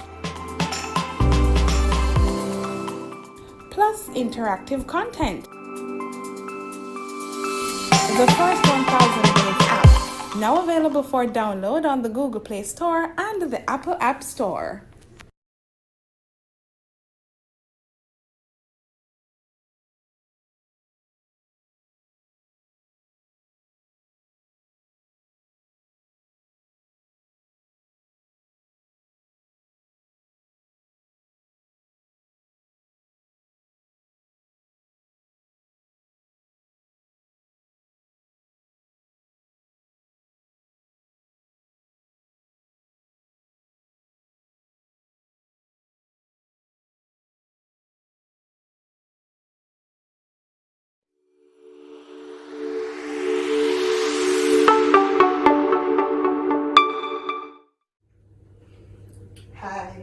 Gideon. The Early Childhood Commission is delighted to present to you the first 1000 Days app. This app will give you access to information on the first 1000 days of your child's life. You will be able to track developmental milestones, and we will give you an opportunity to connect with parents as well as with the Early Childhood Commission. I will now give you 3 simple steps to download the app to your Android device. Step 1. Go to the Google Play Store and search for First 1000 Days. That is 1ST1000 days. Step number 2. Open the app and sign up with an email or your Facebook or Twitter accounts.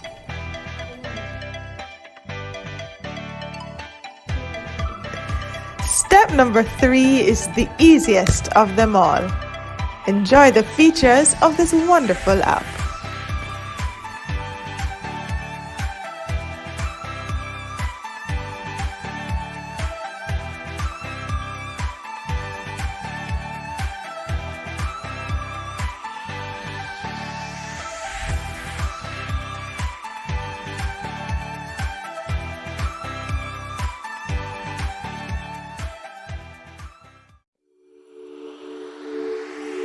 That was a message brought to you by the Early Childhood Commission.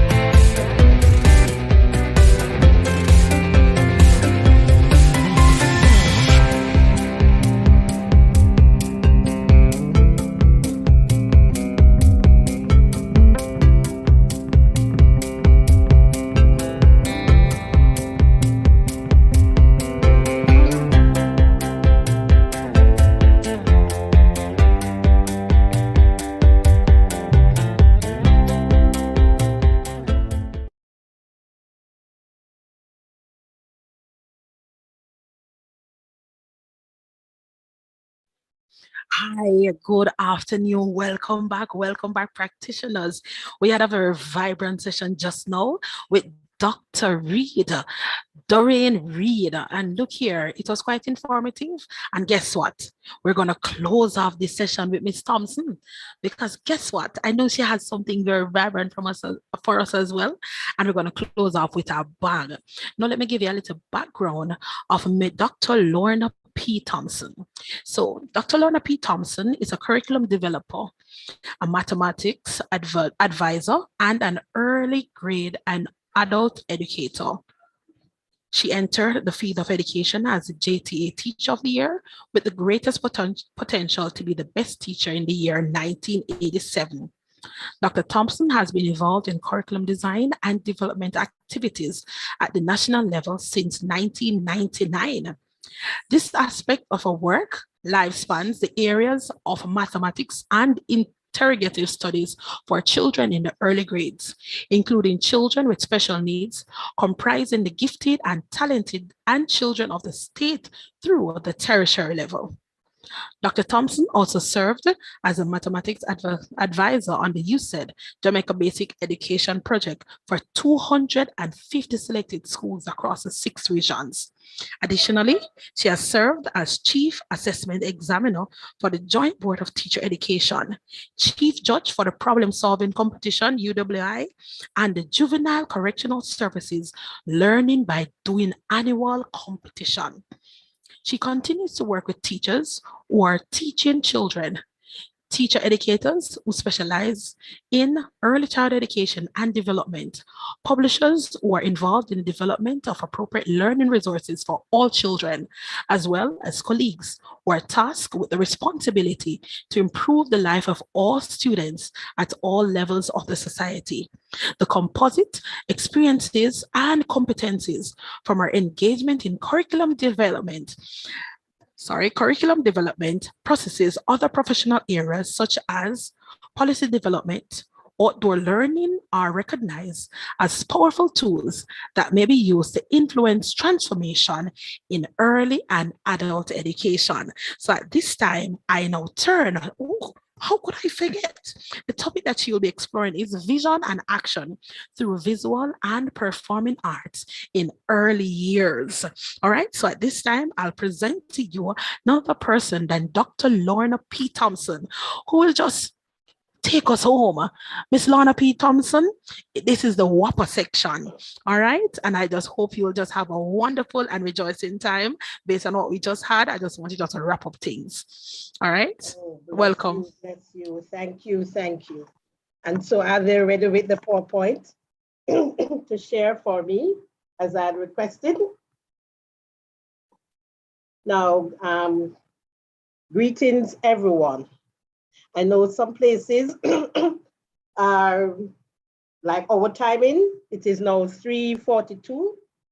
Some places are later or earlier. But we know we are coming to the end, as they say, of a beautiful day. Let's talk about vision and action and visual arts and performing arts. And we know as people, we are active beings. We can do all things, especially when we can see for ourselves, not just the natural side, but looking into things. So we are able to move because we can see. And persons who can't even see with their eyes, they can move because they can feel the vibrations. I'm told that the deaf doesn't feel the music like how we feel it, but they move because guess what? There's something inside of us that is telling us that when we see, we can do, we can act. And so as early child practitioners, we know that we have to be active learners ourselves. Not just action for the student, but actions for us. Every early childhood practitioner can move. And if they can't move, something is wrong. They're in the wrong field. Am I right or am I not right? So let's look at the vision through the performing arts. Move on, my colleague, yes? What comes to your mind when you hear the word vision? Vision, the burning, what a story about the burning bush. Suppose you are this person, as in the case of Moses, you see something burning, but yet it's not burning, it's fire. And many of us are faced with some sort of light, some sort of fire, something to ignite. We know about the sun, getting light from the sun rays. We know about lamp, and those who go up in my days, the tinning lamp. Who know about tinning lamp? We know about wood fire, the sources of light. Where do we get light from? For us to be able to see and to envision and to do the things that we are called to do. Sometimes when we see the siren, we know that there's something's gonna happen, something is happening. Emergency, fast movement. And then guess what? Candle. Most of us don't like the candle because the candle is, guess what? It is burning, but sometimes it's burned very slowly. Sometimes it's the flashlight. Where do we get light from in order for us to see? So as we pointed out, light comes into the eye for us to see, to give sight. Some of us cannot see with our eyes, so we need our hands. So we speak through our hands. We are able to see and feel and touch. And we have students like that. And many of us too are tactile learners. We have to touch in order to understand and in order to do. Oh, do you see? What do you see? What are you looking for? Some of us have to investigate things. Some have to investigate deeply. You know, we play the game I Spy. What do you spy? It's a regular activity for any set of students. So even us, the bigger ones, when we are being taught as teachers, we love to see for ourselves, understand for ourselves. So when we can see for ourselves and understand for ourselves, guess what? We're able to do. And as one of the slides, it shows that there's sight in view. I can see ahead. Now the story is told of the elephant and the blind man. Now these men could not see any at all, but they heard about the elephant. What do you know about the elephant, right? Here I have a book speaking about the biggest and the strongest and the fastest type of animals. And these are all animals in the Guinness Book of Records. And guess what? The elephant is inside there. The African elephant, they say, is the largest land animal. But here are these men fussing. They're not able to see. So they're asking, what is an elephant? What does it look like? Now you notice that one touched the tail. He said it's like a rope. The other one touched the body. It's like a wall. Another one touched the trunk and it's like a snake.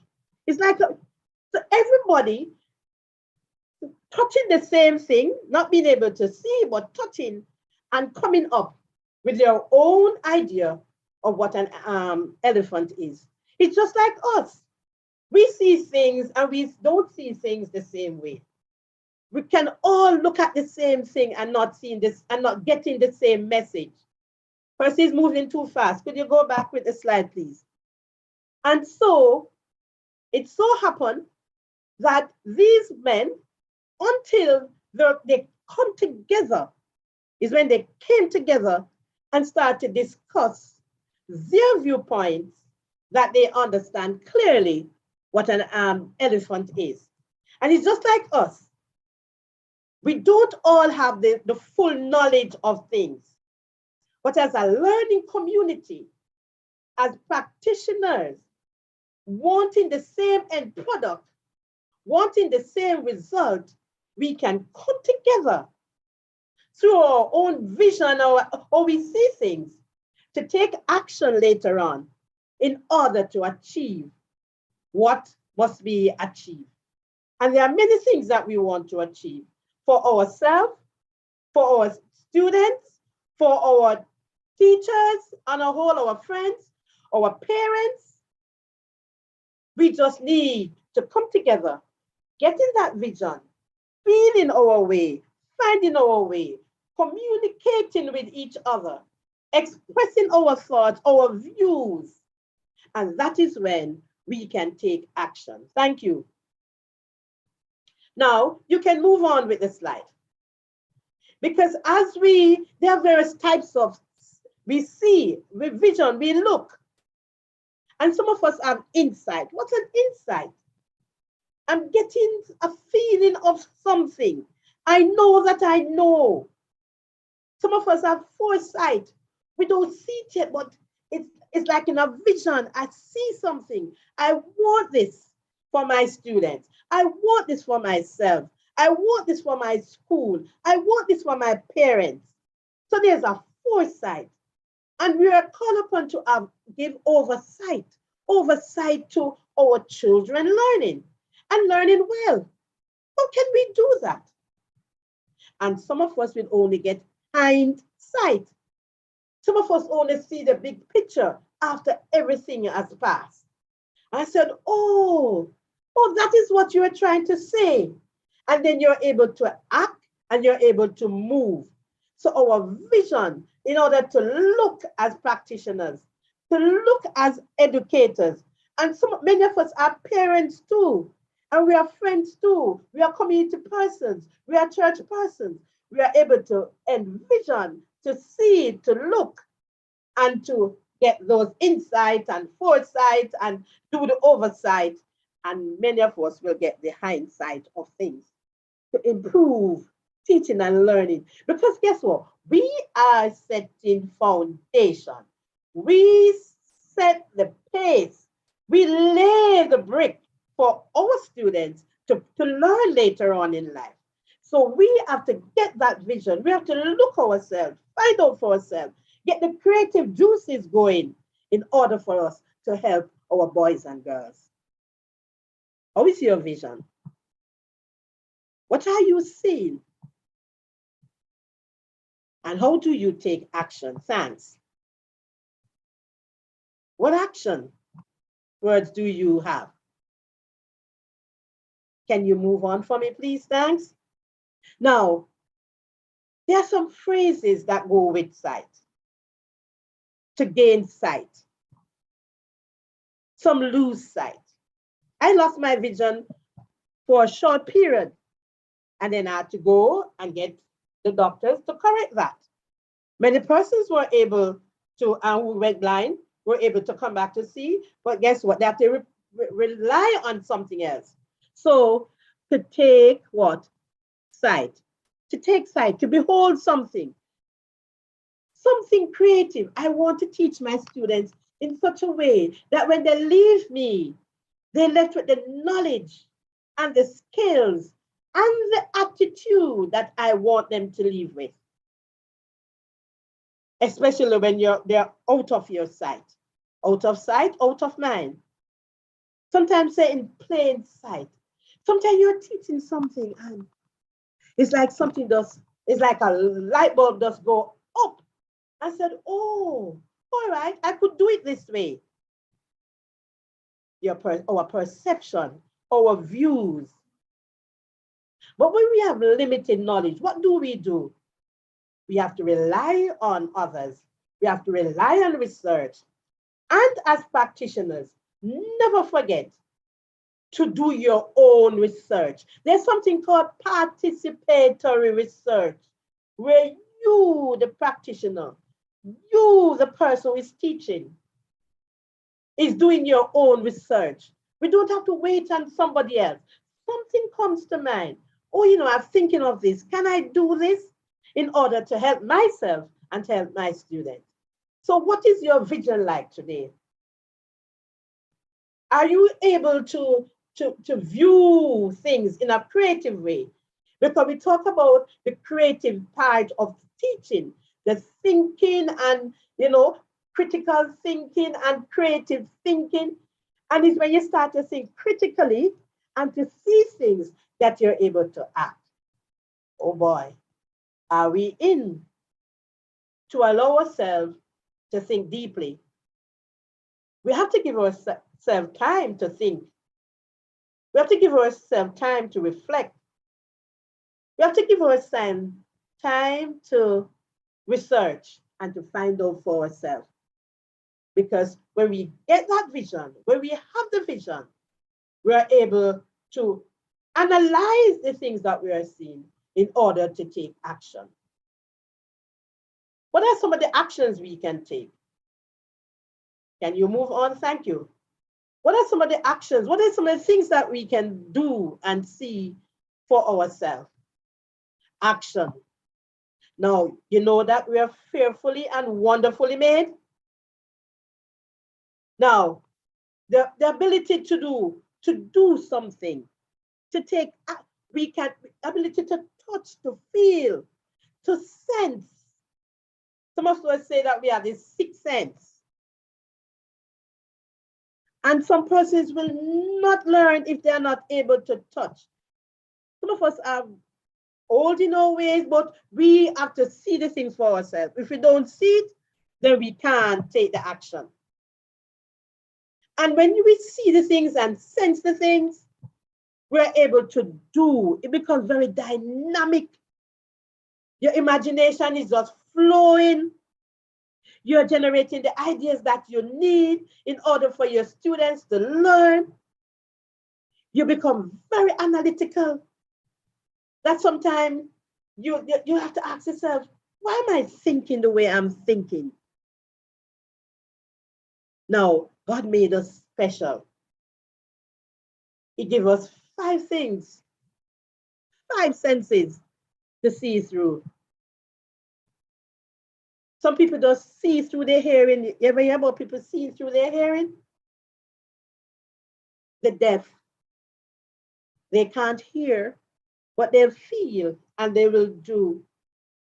Some of our students are nearsighted. Some are far-sighted. So we have to bring things to them in such a way that becomes meaningful. I love the word act, where we take action. When we take actions as practitioners and become the learners we are, then we know we get the changes that we need. They're always crying about, oh, setting it right at the early child level. We need the changes. The atmosphere is changing. Things are changing. But guess what? Even so, at the early childhood level, they still have to touch. They still have to feel. We still have to do the things that will help them to manipulate the things around them. So action changes things. So we as practitioners, we as educators, we are doing what? We need that strength. We need that as early child persons, we need that action, excitement. We are able to dance and to sing, or when we can't turn a tune good, we try our best, because guess what? We want the achievement, not just for our students, but for ourselves. Because you see, when somebody say, oh, I know about Sophia, I've gone to your class, I know about Paul. The children are learning, they're excelling in what they do. They're learning to read, they're learning to count. They can describe and they can analyze stuff. All because they have a teacher who is catching the vision, is taking active role in helping the students to achieve, and they themselves growing as well. So as practitioners, when we dream, when we have our ideas, oh yes, and we get that understanding, wisdom, knowledge, and understanding, then guess what? We are able to allow our students to gain knowledge. You know, some of us are accused of only wanting our students to be bright. Which of us don't want our students to be bright? That is what why we are teachers. It is so nice to hear the children move from the babbling and talking and then talking and putting their own sentences and writing and reading and telling you things that they think you don't know. And so it's a joy. And so for us to have that joy being extended, we too have to feel that joy through the actions that we're going to take. So we have the vision and we have the action. But the topic says vision through action, through visual arts and the performing arts. Visual to see. You know, the other day I was so taken aback. You know, I love mathematics.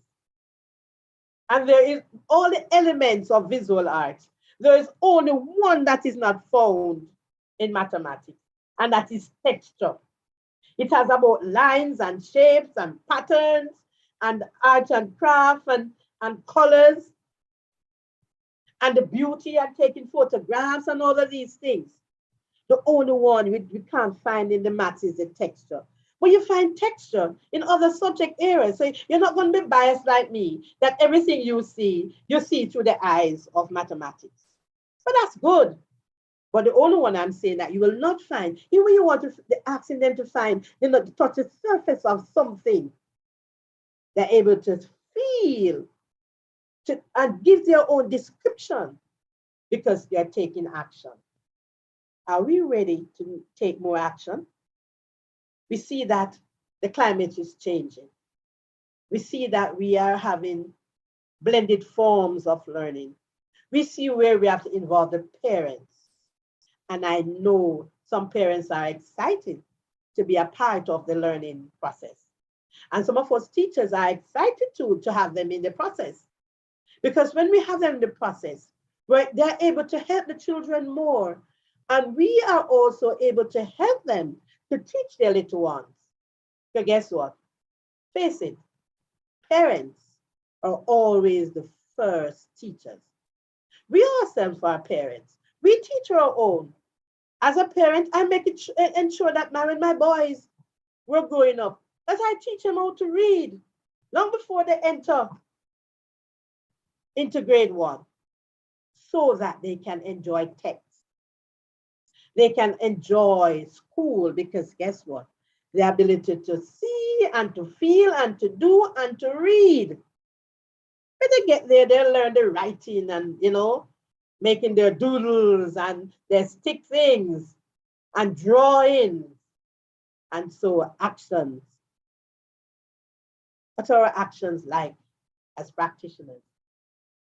Are we acting as actors, or are we acting as real persons that we know that we want to see a change in our children, in our society, in what is happening around us? Many of us are not pleased with what is happening.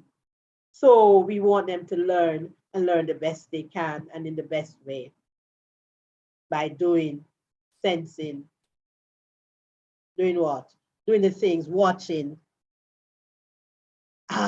Who doesn't like to dance? Go ahead. Who doesn't like to dance? All of us when we hear music. You can change the slide. All of us when we hear music, we just move. So we know the visual and the performing arts have to do with the art, the drama, the music, the games, physical education. Our children, they have to move. They have to dance. They have to play. They have to play ball. Come on, we can get them doing these things and listening to the music. Telling the parents, come on, play the appropriate music. Gives them the opportunity to be the children they ought to be. Naturally, as Jamaicans, I know we have other persons on the platform, but as soon as we hear a piece of music, we just start to move. Sometimes we don't even listen to the words. It's after we say, but my God, what is that I was listening to? So when we are teaching them the drama, heard you had a great time with the drama this afternoon. No, touching what we call tabletop games, outdoor games. Just taking their cameras, taking their phones, and they're going outside and taking pictures to investigate. We know that we love puzzles. In Jamaica, we play domino. We play football. What else we play? I went to school the other day, and all the children were playing chess. We may say, but some children are not able to play chess. Well, guess what? There are other games that they can play. And they don't have to just learn aspects of it, little by little. Sometimes you have to give them the things to explore on their own. Too many times we are taking what should I say, their own learning from them, where we want to teach them something. No, when we give them the things to play with, listen to them, and then we are able to take stuff from them and teach them. We call it teachable moments. Sometimes you may hear them saying something, and you said, who these 5-year-olds get that information from? But guess what? They are a part of society. They are not just a part of your classroom. And funny now, during the heavy part of COVID, they're at home, the parents are beside them, some adult is beside them. You take them out, they go on trips, they go to church. So they go to the supermarket, they are seeing things, they are hearing things. Some of them do things on their own. I saw you know to do that because I saw it on television. And so even though may have a set curriculum, teachers, there are times that we are going to go outside of the curriculum, not because you are taking them outside of the curriculum, but because they have taken themselves outside of the curriculum. Remember, in the early grades, you have gifted students too. And sometimes when we think our students are special, they are not gifted. That is a lie. Many of our special needs students are gifted ones. They may be lacking in maybe their mobility, they may be lacking in vision to see, but that doesn't say the brain is not working. Yes, we know some are mentally challenged. We know that. But guess what? They too can be stimulated. And many times when they are to be stimulated, they are stimulated through games and free play.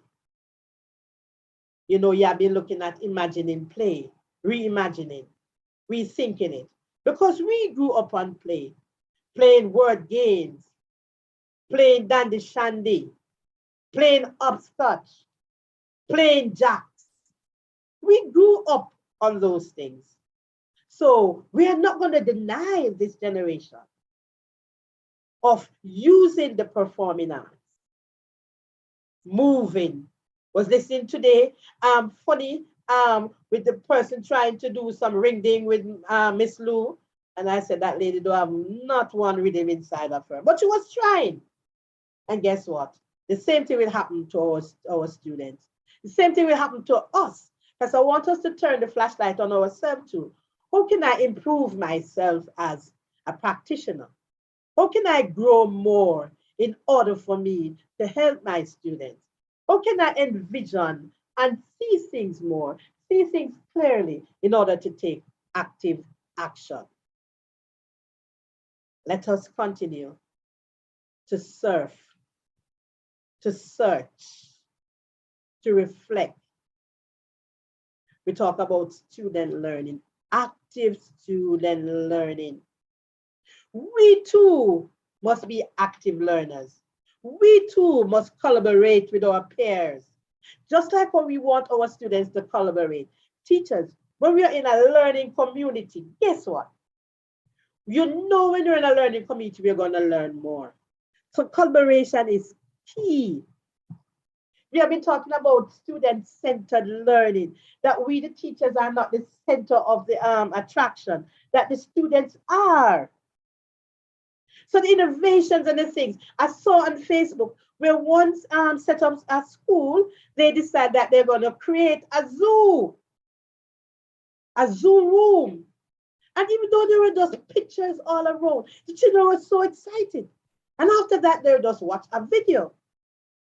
And so when you take that in consideration, their learning style, someone to see, someone to touch, someone to do, some children, they're not even looking at you and you say, oh, this child not paying attention. But when you ask the question, who is the person answering? The child who was not listening, you think wasn't listening. So we have the independent learners too.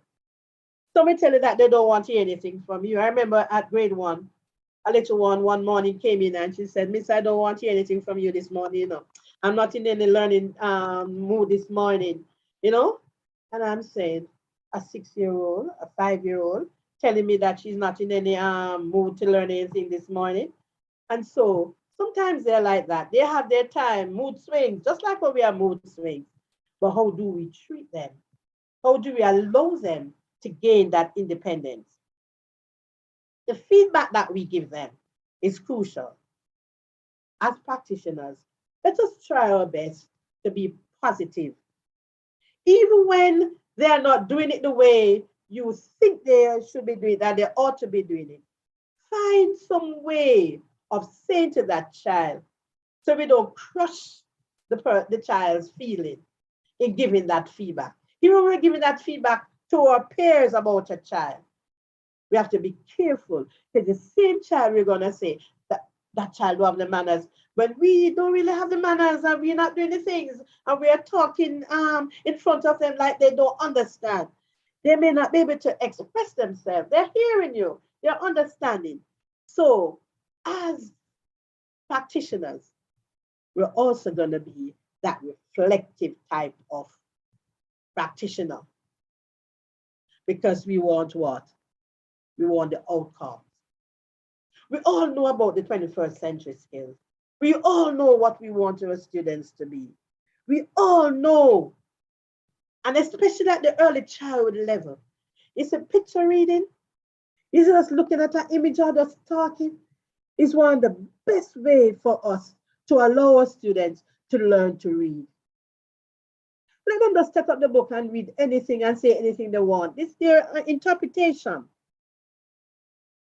Because guess what? We are setting the stage for them to be able to read and then analyze graphs because they're looking at pictures. But you're going to read a graph. Reading a graph is looking at it and see which tower is taller, which shorter, in the lines, in which direction they're going. It's the same skill that we as EC practitioners is teaching them when they are doing what? When they are seeing and describing the pictures and the things around them. So, what innovations comes to mind? Our innovations have to come through the active learning. Games, fun plus learning. When I saw this book, do you know, we talk about stream, and there are, in the stream, some persons take it for religious education, some take it for reading. But if you look at the arts, sometimes what we forget is that literature is a part of the arts. Storytelling is key. Many times when we plan our lessons, it would be very, very, what should I say, essential to have a story-based lesson. Because many of us will never forget a good story. And so here is it, 12 ways to make 11. It's a maths book. It's math story teaching maths. Or you put the numbers together. They have the 10 frame. And in this case, we need a 10 frame plus another frame because we're past 10 and we need 2 more. We also have them doing their little projects. They don't have to be writing up anything. Like they draw the stuff. They go out and they investigate. We're engaging our students in real-time learning. Be innovative. Problem solving. They can solve little problems for themselves. We don't, and sometimes we just leave them to solve the problem. Sometimes it takes days. Even like us, we may have a problem. When we have that problem, we can't find a solution. I remember when I was in college, I had this maths question to do, and I just could not solve the question. And I was getting so miserable. And my roommate said, Lorna, just leave the room, no man, just leave the room, just walk. And as I reached the door, I didn't even go outside. It's like a light bulb just went off. And I turned back and I went back to my bed because I'm a bed person and I solved that question. Sometimes it just needs a little time. And that's what it's all about, active. It's not present. It's not every time the information that you're going to need is at hand. So we have to learn to persevere. And it's a skill that we need our children to have. Sometimes you give them something to do. Miss, I want the answer, especially the older ones. I want the answer. All the parents will call. Teacher, oh, is this? No, try. Because when we try, guess what happened to us? You know that we feel much better because I found the solution for myself. So be innovative, do the games, use the literature, use the arts, use the drawing, the crayons, use the puzzles. Early childhood children thrive on puzzles. They thrive on playing games. They don't have to know the rule. As they get older, they'll understand better and better. But we're going to cushion them by allowing them to take the things that they see, put it into action through active learning. I know many of us are doing that. But sometimes we get criticized and so maybe you're not doing it this way. But guess what? We're still going to try. We're still going to do the research. We're still going to use the information that we have to get more. We're still going to form that learning community among our teacher friends. It doesn't matter if the person is in your school or another school or in foreign, pen pal. Communication is key. What is happening somewhere else in the neck of the woods? Many of us travel. Maybe our travel has been curtailed because of the COVID period we are in. But guess what? We travel through the internet as well. We travel through YouTube, finding ideas so that our students will become better learners, always seeking, always acting, always visioning, always moving to find something else in order for them to grow and to understand, which is the outcome that we need. So let us move on now, and let me look at fiveness. Fiveness came to me when I started to say, what if I were a practitioner and I want to do something creative? What could my theme be? At first I heard water and river, and I said, W-A-T-E-R, water, R-I-V-E-R, river. Oh, okay, because I know you have a water theme, right? And we know the children love water. So I said, we could do fiveness, domino, right? We can make those domino packs for them. Because in the dominoes, they're always able to do what? To find out for themselves, to match the numbers, right? There's the number 5. We can attach the numeral 5, right? All they need to do is you just leave them with the dominoes and they'll play with the dominoes. Fiveness, we talk about our 5 fingers, 1 hand. And then the other day, I was telling like the grade 1, grade 2 teachers, like guess what? You're talking about tables on your finger. This is 1 finger and it has 3 segments. 3 ones is 3. And if I put up 2 fingers, 1, 2, 3, 4, 5, 6, 3 twos is 6, 3 threes is 9, 3 4, and I can count. They have the fingers. And many times we don't want the children to use their fingers, right? Fiveness. God give us those things for us to be able to use. There's the first learning tools that they have on them that they can use. Rings, the Olympic rings. Found that there are 5. They can investigate. Yeah, wood and fire and water and metal and earth. The elements. Guess what? Things around us.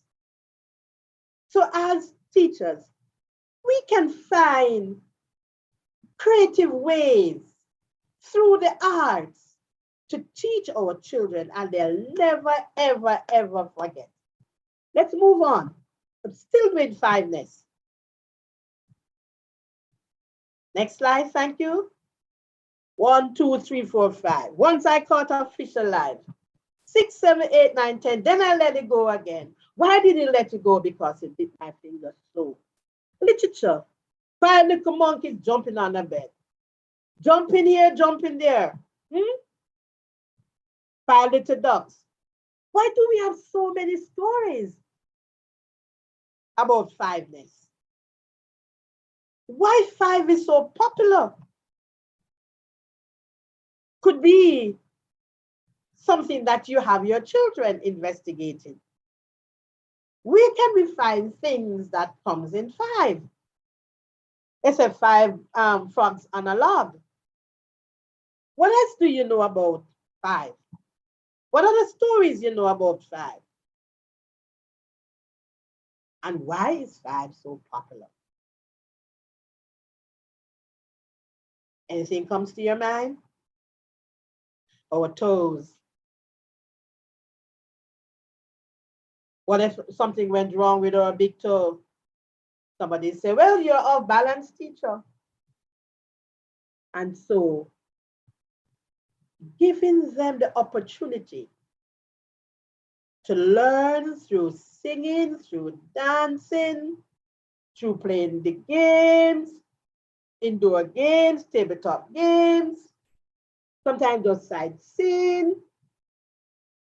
Sometimes you may find a branch out there with just 5 leaves on it. What about the ladybird, the ladybug? Is there something about fiveness about them? Where can we find five? And why is five so popular? Could be an investigation that your little ones, with their parents, with yourself, will also enjoy. Anything else about five? Can you go to this or the other slide for me? Thanks. Five, five, five. Now, who knows about the pentaminals? Now, there's a set, right? Are you aware of the set? And we know that penta, or pento, means 5. Zig is 5 squares. And these puzzle pieces are put together for them already. All you need to do is to just give them and see if they can fit it. You don't have to give them even the size rectangle that I've given here. But you yourself will find out there's a 6 by 10 or 5 by 12. 4 by what gives you 60? Because when you say, I'm saying 6 by 10, you're 60. And by the time I said 5 by 12, you know it's 60. So another combination has to give you that 60. But they don't have to. You can never give them 2 pieces. Or can you match them together? Or just give them the various colors. And they can make any shape that they want to make. And so it's a project that you can have your children, sorry, investigating. Have I whet your appetite? Are you ready to use visual and the performing arts a little more in helping our little ones be ready for more learning? Any questions? Sorry.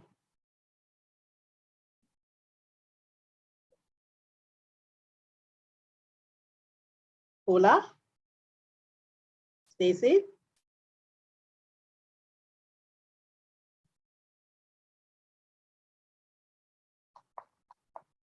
Stacy Ann?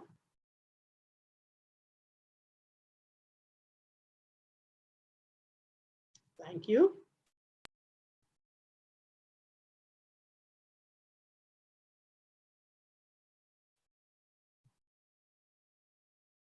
We will be checking the chat. You're checking the chat? Okay. Yes.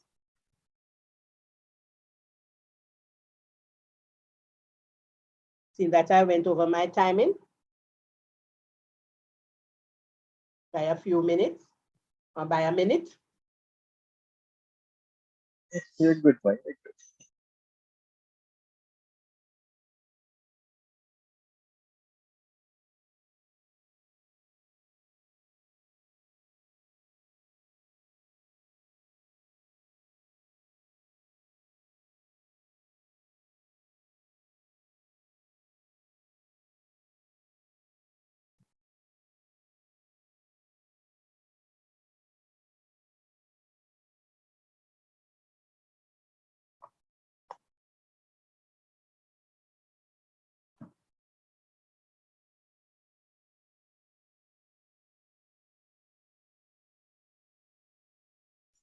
Okay, we don't seem to have any questions at the moment. Okay. Especially They're still pondering and reflecting. ask question in the chat. Wait, I'm not seeing any questions coming in.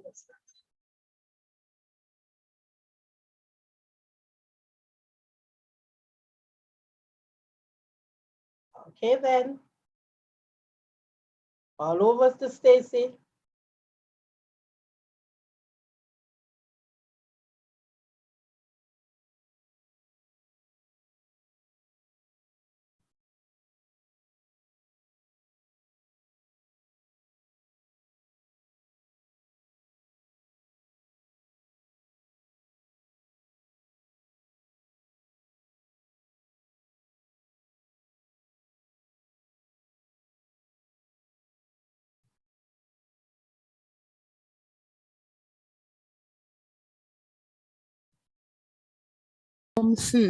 Look here, I have to step away. I have to step away for a little bit, but guess what? I am back, and I've heard as much as I could. And look here, man, I have a challenge for you. Okay. I was sitting here and I was like, yes, man, me and Miss Thompson now, because Miss Thompson has spoken expressly about dance. Yes. Yes, man. So I have a little Jamaican song for you. And I want you to jig and go on with your thing for me right now. All right, you ready? We catch you with him already, you know. You catch it already? All right, then. Make go about it now. Carry a kick on instead market, not a what you I see a big woman was singing out that tune. Yeah. Carry a kick on instead market, not a what you would sell. Oh, Lord. Instead market, not a what you would sell. Lord, what a night, not a bite, not a what you would sell. Yes. Lord, what a night, what a bite, what a what. Hey. Thank you very much. Thank you very much. You did well. You did well. You spoke about children learning in different ways, and I'm big on that. When I was in the classroom teaching, one of the things I tried to do was for the first 2 months, anytime the children come to my class, I try to understand their learning styles and try to cater to those learning styles. And I just want to say thank you very much. You express about dancing. I'm big on that. I like drama. Yes. Because one of the things that I look at, the whole idea of children just sitting down and just listening to you, sometimes it get very boring. And you want them to express themselves. So through dance, through creative arts, you get them going out and expressing themselves. So thank you very much for sharing today with us under the theme. Let me get my paper. Vision and action through visual and the performing arts in early years. Now, there's a question in the chat. It says, what are some best practices for implementing STREAM? That's a question. So remember what STREAM is, right? STREAM has to do with the science, right? The S there is to do with science. So you're going to ensure that they're investigating, finding those things for themselves, because you have themes like plants and animals in your curriculum, right? You have foods which is related to the science. So your curriculum already is written through the modality of STREAM. Because the scientific things that you have them doing, exploring for themselves, going out to look in the soil, going out to find out, oh, this thing can fit, if this can move or cannot move. The T is for technology, right? And so you have been using technology, but most of the time we don't even use the phone. The same phone that they have and the device that they can go out and take pictures with it and come back and talk about those things, even get those photographs, what should I say, processed in order for them to use it and to compare and contrast the things that they see. There are, right? As I said, some persons use it for reading, but I know when I came across it first, it had to do with the religious education, the morals and the things that the stories, right? The imaging. that the children need to know.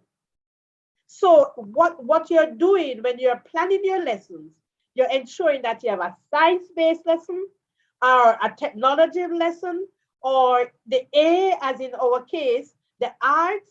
You have a little dance, you may have a little chant, the rhyming words, the nonsense rhymes. Let me go back into my EC days, right? The little things that you have them, the jigs, the jingles, right? That they will have to do. So you ensure that when you plan your lesson, these type of activities are inside. So the engineering part now is the doing part, right? The active part. So they are building something. They are making a product. They are putting something together. Or they look at how something comes together, right? Even if they're going to mix a little dough, right? And then don't talk about the mathematics, because mathematics is in everything. So when you're doing your activities, you're gonna go, you woke up this morning at a particular time, you talk about the circle, the line, you talk about the shapes around them, you talk about their colors, you talk about blending. It's all about maths as well. So whenever you are planning any lesson, your themes already place you either in a social study context, because you talk about your water, your transportation, and on those topics that you have, already put you in the social studies context. Now, when you in the science, as I pointed out, with your water, with your foods, with your celebration, all of those things, they are there already. So you're gonna pick up the theme. Can I find a song? Can I find a skit? Can I find a piece of music? Can I find a story? Because remember, when you talk about the arts, you must remember the arts involves literature. Literature-based learning is key for EC. All of us love story. No boring story either, no full story. Story that good storyline, right? Story that the children will enjoy, a narrative, right?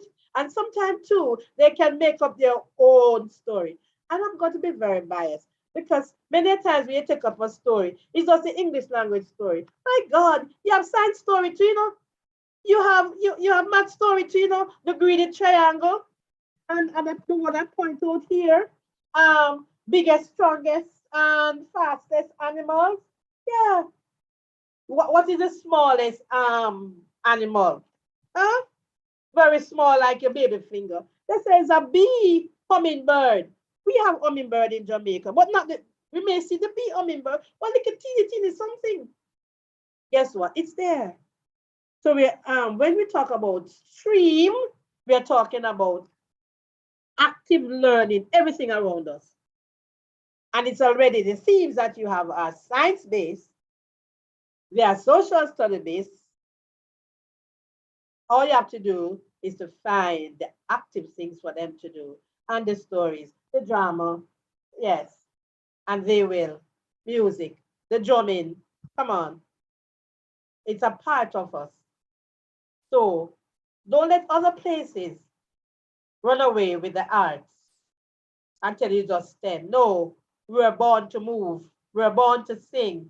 We're born to make noise, make a joyful noise. Even we can't sing, we sing. Everybody wants to cut a tune in this country. Yes, it's not just Bob Marley and the Wailers and those, you know, Toots and the Wailers and those people. And I don't even know the current ones, you know. But, and then two, the games. Guess what? All of us want to run. All of us want to play football. The cricket, yes, I remember we had little cricket, so we can go back to little cricket in EC, right? Playing the ball. Scotch, table games. That's what this STEMing is all about. Fine. It's actually, what should I say? It's integration. It's a thematic way of ensuring that you're teaching, which EC have under their belt. Right? Because you cannot teach, you want to teach a number 5. You're just going to teach a boring, so you're going to find a little song. 1, 2, 3, 4, 5. This old man, he play one, he play knick-knack and my. Come on, we find the things, we have it. Let the children be able to to learn in a very active way. Thank you very much, Miss Thompson. Janelle Chambers. I hope Dr. Thompson had answered your question and answered effectively. For me personally, she did and gave you additional information on it. Thank you very much, Dr. Thompson. And you are correct. When we speak about early child, we're talking about integration and a source of five. Integrate it, man. Make a look at something about it. Put oomph to it. Let the Yes. kids them and jump and skip and dance about 5 and you know. Talk truth, Miss Put the Thompson. things them together. We have what it takes. I like that, Miss Thompson. I like that. I love your To the vibes. shapes. Yes, Inside look at there, that. 5 squares and things come together. Come on.